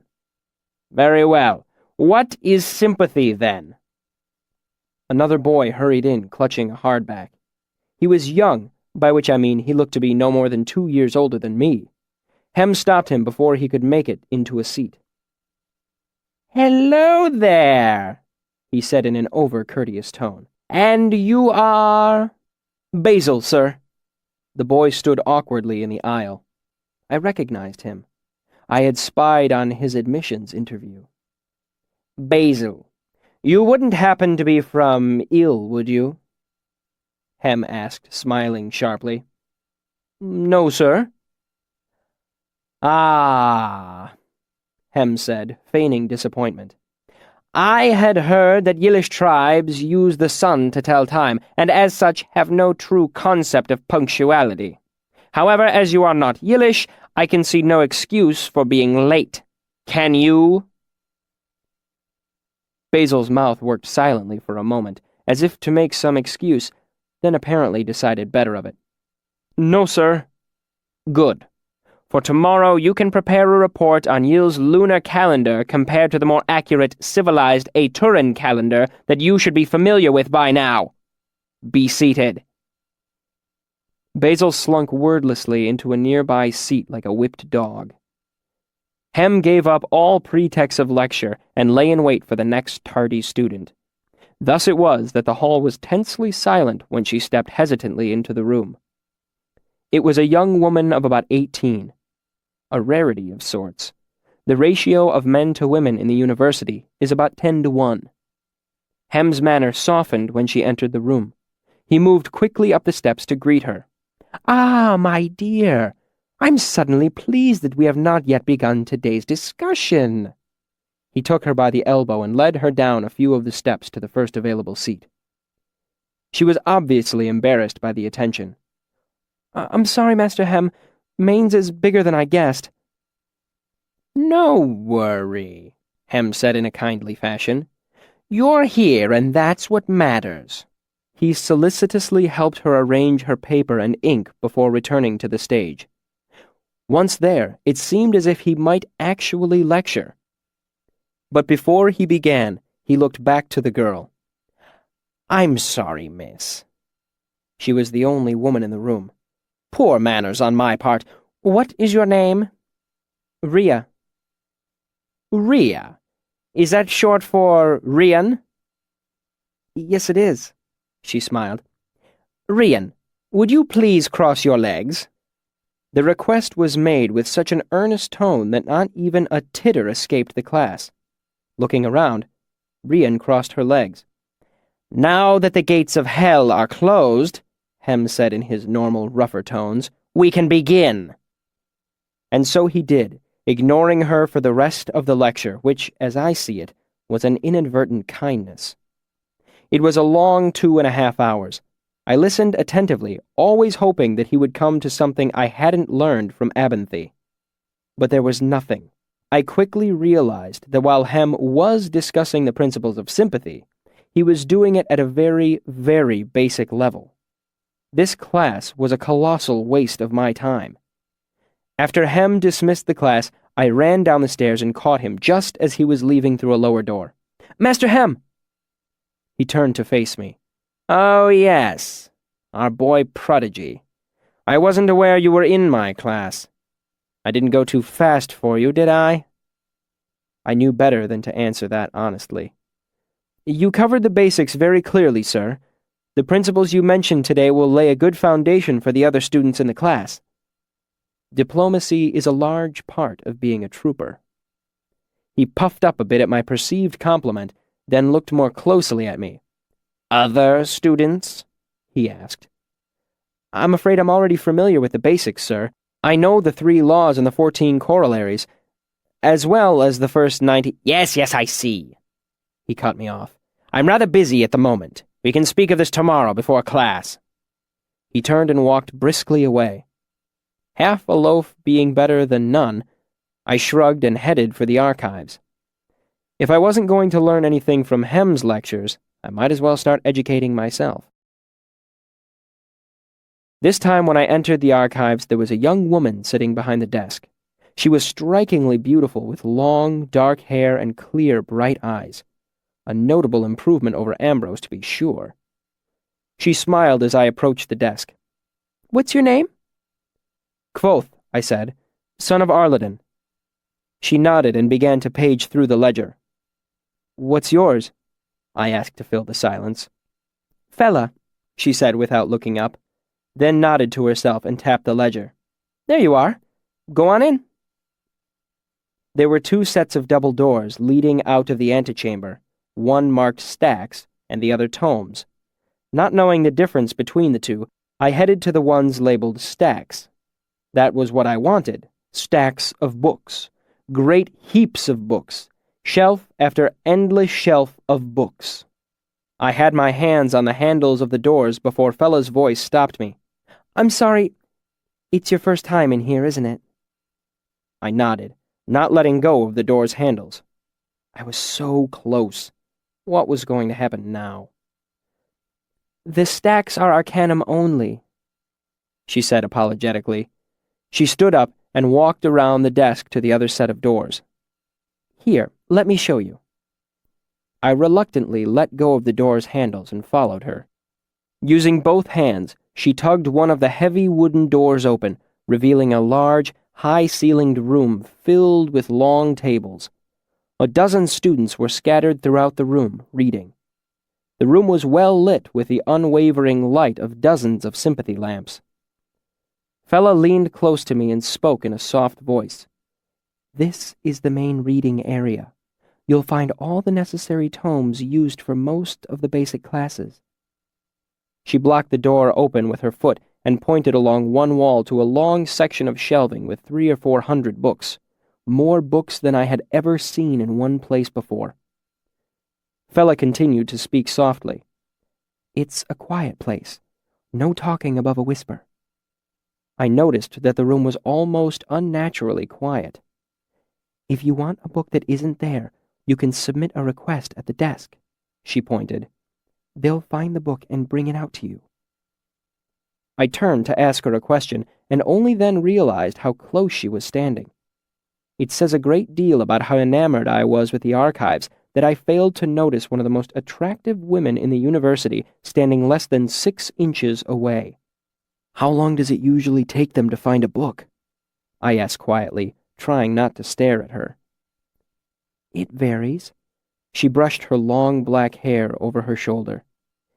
Sometimes we're busier than others. Some people are better at finding the appropriate books. She shrugged and some of her hair swung back down to brush against my arm.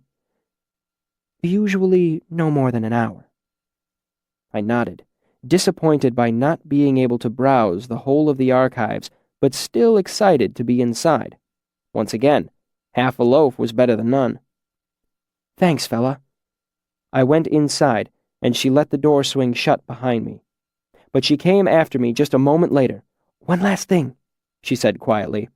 I mean, it goes without saying, but this is your first time here. Her expression was serious. The books don't leave this room. Nothing leaves the archives. Of course, I said. Naturally. I hadn't known. Fella smiled and nodded. I just wanted to make sure. A couple of years ago, we had a young gent who was used to carrying off books from his father's library. I'd never even seen Lauren frown before that, or talk much above a whisper. But when he caught that boy in the street with one of his books... She shook her head as if she couldn't hope to explain what she had seen. I tried to picture the tall, somber master angry, and failed. Thanks for the warning.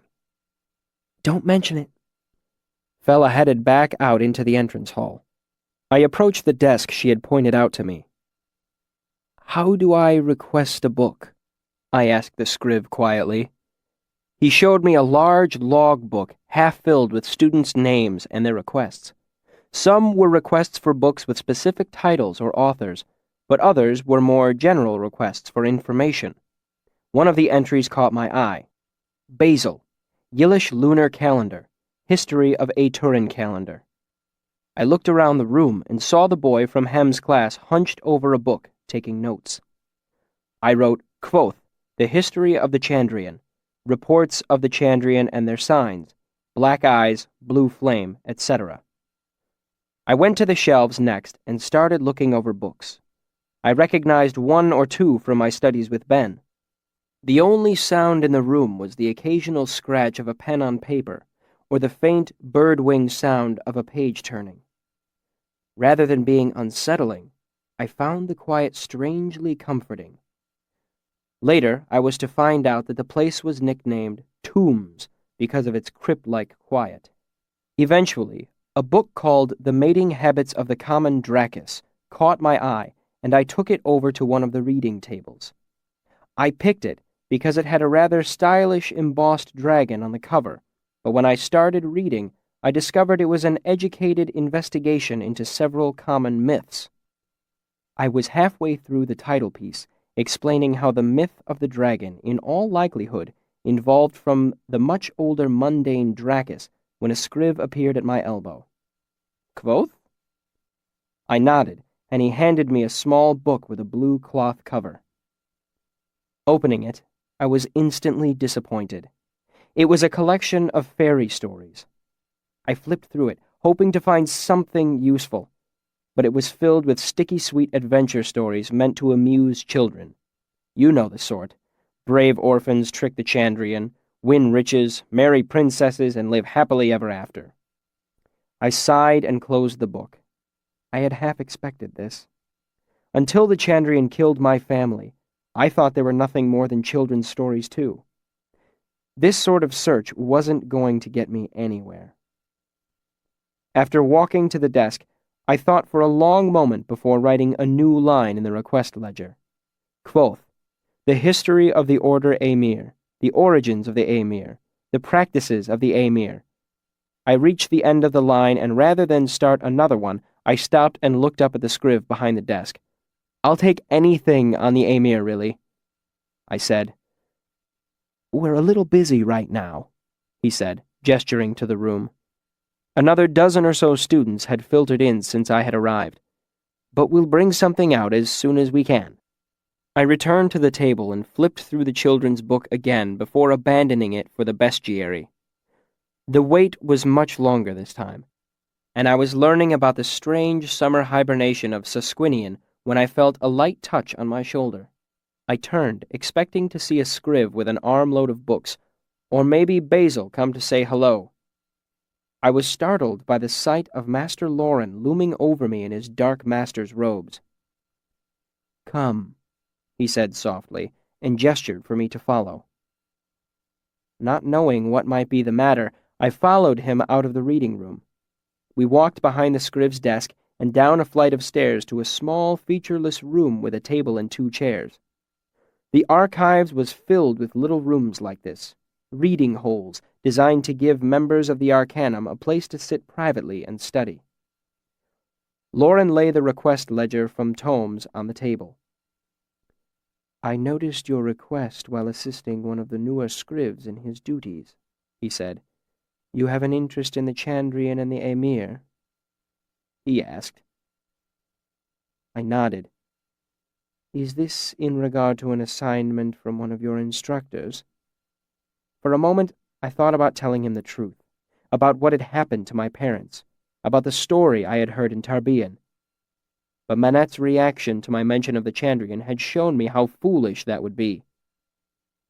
Until I'd seen the Chandrian myself, I didn't believe in them. If anyone would have claimed to have seen them, I would have thought they were crazy. At best, Lauren would think I was delusional. At worst, a foolish child. I was suddenly pointedly aware of the fact that I was standing in one of the cornerstones of civilization, talking to the master archivist of the university. It put things in a new perspective for me. The stories of an old man in some dockside tavern suddenly seemed very far away and insignificant.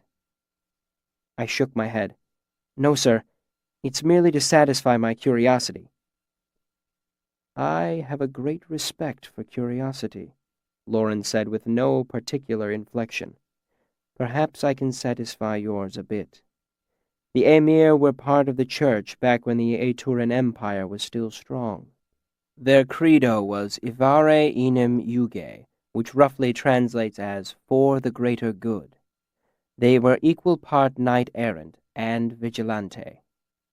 They had judiciary powers and could act as judges in both the religious and secular courts. All of them, to varying degrees, were exempt from the law. I knew most of this already. But where did they come from? I asked.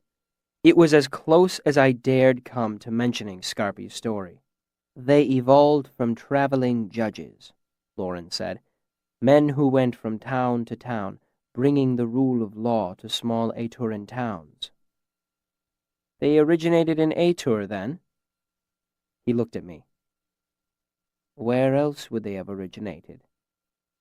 I couldn't bring myself to tell him the truth, that because of an old man's story, I suspected the Emir might have roots much older than the Aturan Empire, that I hoped they might still exist somewhere in the world today. Lauren took my silence as a response. A piece of advice, he said gently. The Emir are dramatic figures. When we are young, we all pretend to be Emir and fight battles with willow-switch swords. It is natural for boys to be attracted to those stories. He met my eyes. However, a man, an arcanist, must focus himself on the present day. He must attend to practical things. He held my eyes as he continued to speak. You are young. Many will judge you by that fact alone. I drew a breath, but he held up a hand. I am not accusing you of engaging in boyish fancy. I am advising you to avoid the appearance of boyish fancy. He gave me a level look, his face as calm as always. I thought of the way Ambrose had treated me and nodded, feeling color rise to my cheeks. Lauren brought out a pen and drew a series of hashes through my single line of writing in the ledger book. I have a great respect for curiosity, he said, but others do not think as I do. I would not see your first term unnecessarily complicated by such things. I expect things will be difficult enough for you without that additional worry. I bowed my head, feeling as if I'd somehow disappointed him. I understand. Thank you, sir. Chapter 39. Enough Rope. The next day, I was 10 minutes early to Hem's class, sitting in the front row. I hoped to catch Hem before the class started, thereby saving myself from having to sit through another one of his lectures. Unfortunately, he did not appear early. The lecture hall was full when he entered by the hall's lower door and climbed the 3 steps onto the raised wooden stage. He looked around the hall, eyes searching me out. "Ah, yes, our young prodigy. Stand up, would you?" Uncertain as to what was going on, I stood. "I have pleasant news for everyone," he said. "Mr. Quoth here has assured me as to his complete grasp of the principles of sympathy. In doing so, he has offered to give today's lecture." He made an expansive gesture for me to join him on the stage. He smiled at me with hard eyes. "Mr. Quoth?" He was mocking me, of course, expecting me to slink down into my seat, cowed and ashamed. But I had had enough of bullies in my life. So I climbed onto the stage and shook his hand. Using a good stage voice, I spoke to the students. I thank Master Hem for this opportunity. I only hope that I can help him shed some light on this most important subject. Having started this little game, Hem was unable to stop it without looking foolish. As he shook my hand, he gave me the look a wolf gives a treed cat. Smiling to himself, he left the stage to assume my recently vacated seat in the front row. Confident of my ignorance, he was willing to let the charade continue. I would never have gotten away with it if not for two of Hem's numerous flaws. First, his general stupidity in not believing what I had told him the day before. Second, his desire to see me embarrassed as thoroughly as possible. Plainly said, he was giving me enough rope to hang myself with. Apparently, he didn't realize that once a noose is tied, it will fit one neck as easily as another. I faced the class. Today I will be presenting an example of the laws of sympathy. However, as time is limited, I will need help with the preparations. I pointed to a student at random. Would you be so good as to bring me one of Master Hem's hairs, please? Hem offered one up with an exaggerated graciousness.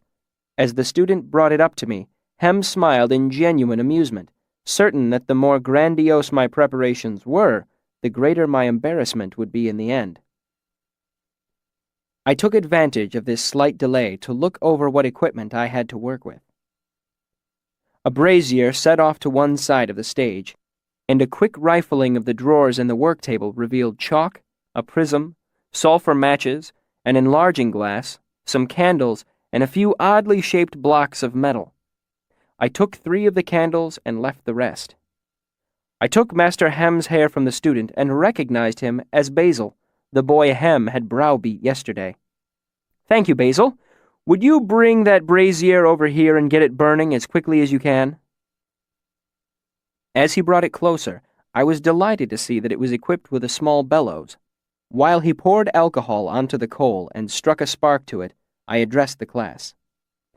The concepts of sympathy are not entirely easy to grasp, but underneath everything, there remain 3 simple laws. First is the doctrine of correspondence, which says similarity enhances sympathy. Second is the principle of consanguinity, which says a piece of a thing can represent the whole of a thing. Third is the law of conservation, which says energy cannot be destroyed nor created. Correspondence, consanguinity, and conservation, the 3 C's. I paused and listened to the sound of a 100 pens scratching down my words. Beside me, Basil pumped industriously at the bellows.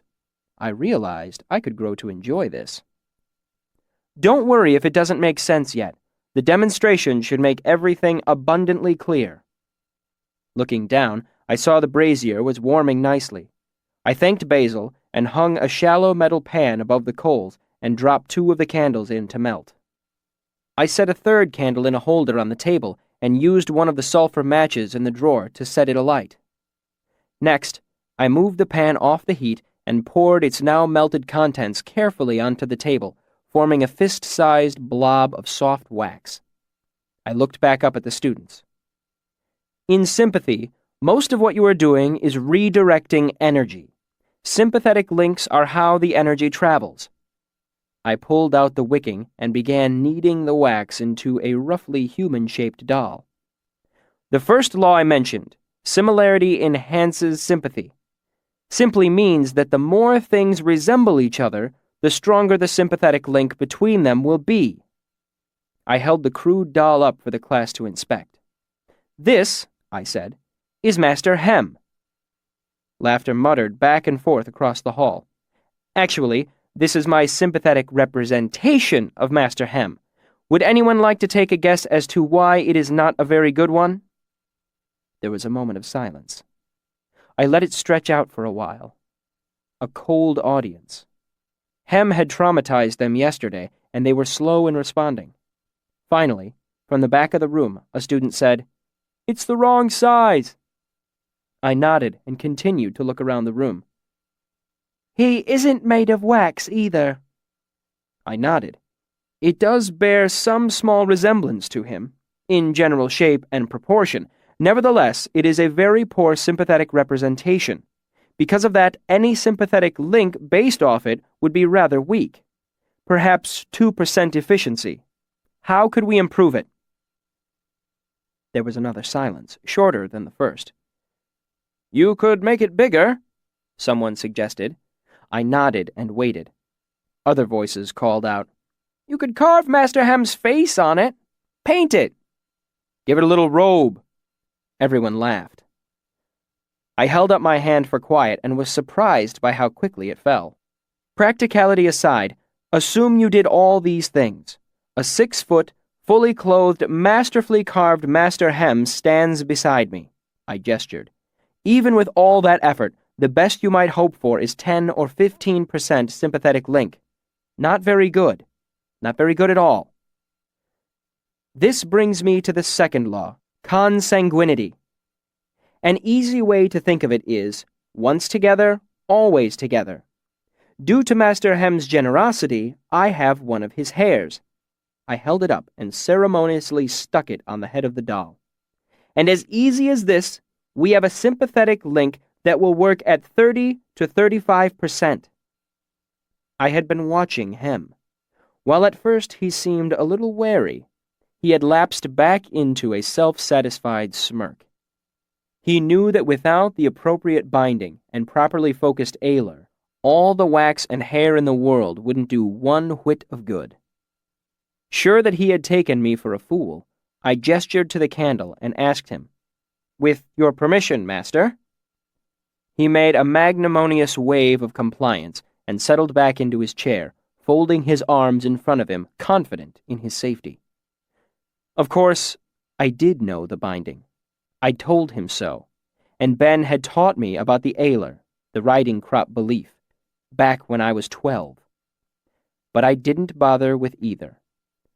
I put the doll's foot into the candle flame, which guttered and smoked.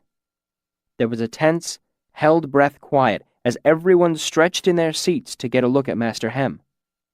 Hem shrugged, feigning astonishment, but his eyes had the look of a jaw trap about to close. A smirk tugged at one corner of his mouth, and he began to rise from his seat. I feel nothing but— Exactly, I said, cracking my voice like a whip, startling the students' attention back to me. And why is that? I looked expectantly at the lecture hall. Because of the third law that I mentioned, conservation. Energy cannot be destroyed or created, merely lost or found. If I were to hold a candle underneath our esteemed teacher's foot, very little would occur. And since only about 30% of the heat is getting through, we do not even get that small result. I paused to let them think for a moment. This is the prime problem in sympathy. Where do we get the energy? Here, however, the answer is simple.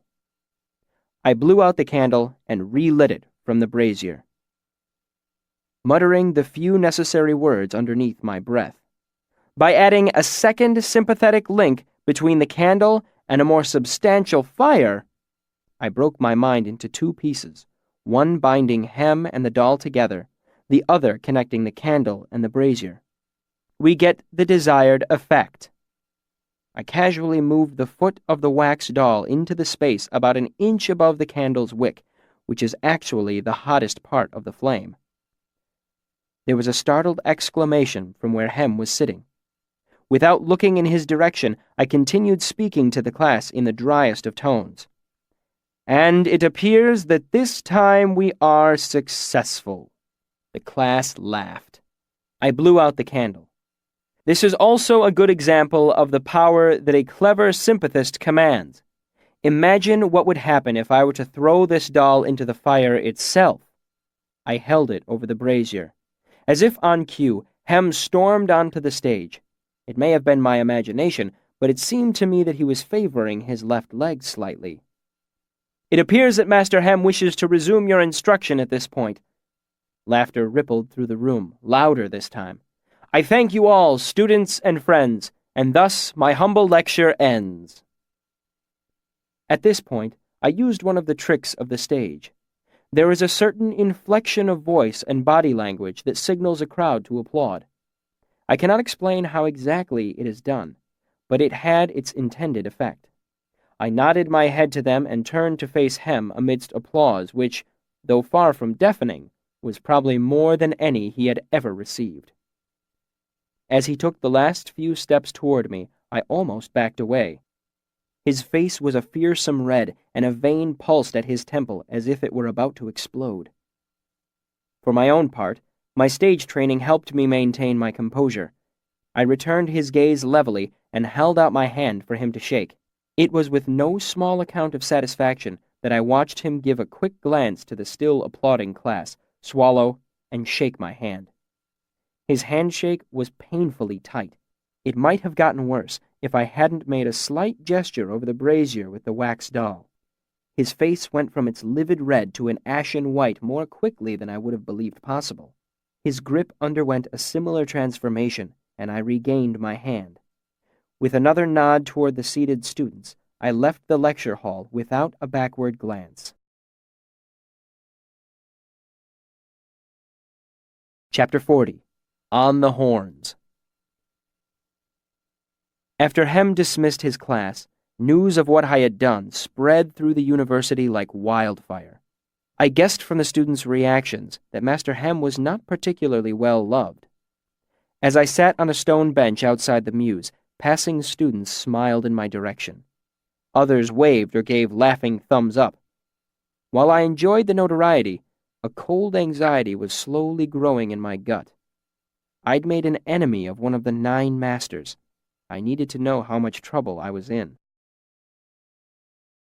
Dinner in the mess was brown bread with butter, stew, and beans.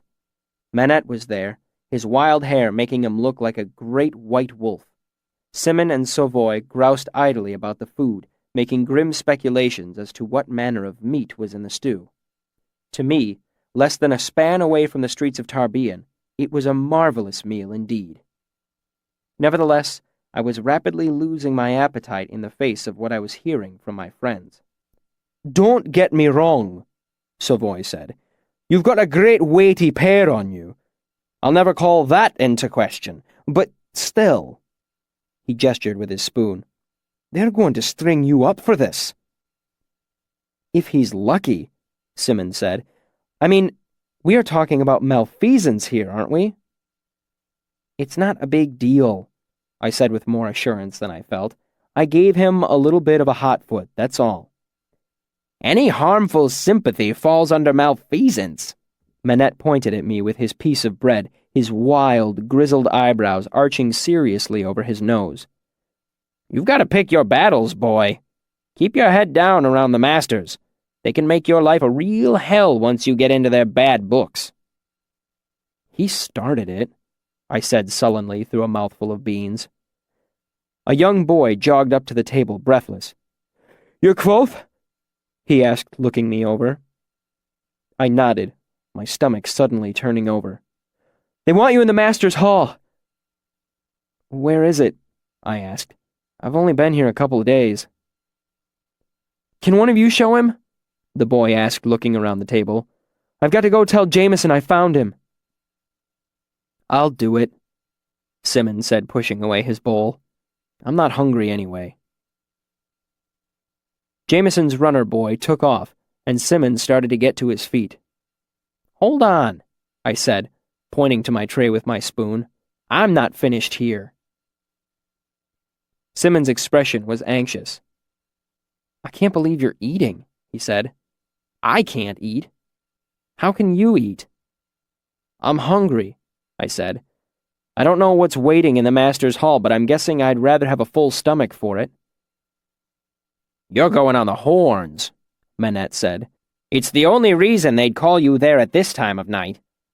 I didn't know what he meant by that, but I didn't want to advertise my ignorance to everyone in the room. "They can wait until I'm done." I took another bite of stew. Simon returned to his seat and poked idly at his food. Truth be told, I wasn't really hungry anymore, but it galled me to be pulled away from a meal after all the times I'd been hungry in Tarbean. When Simon and I finally got to our feet, the normal clamor in the mess quieted as folk watched us leave. They knew where I was headed. Outside, Simon put his hands in his pockets and headed roughly in the direction of Hollows. All kidding aside, you're in a good bit of trouble, you know. I was hoping Hem would be embarrassed and keep quiet about it, I admitted. Do they expel many students? I tried to make it sound like a joke. There hasn't been anyone this term, Sim said with his shy, blue-eyed smile. But it's only the second day of classes. You might set some sort of record. This isn't funny, I said, but found myself wearing a grin regardless. Simon could always make me smile, no matter what was going on. Sim led the way, and we reached Hollows far too soon for my liking. Simon raised a hand in a hesitant farewell as I opened the door and made my way inside. I was met by Jameson.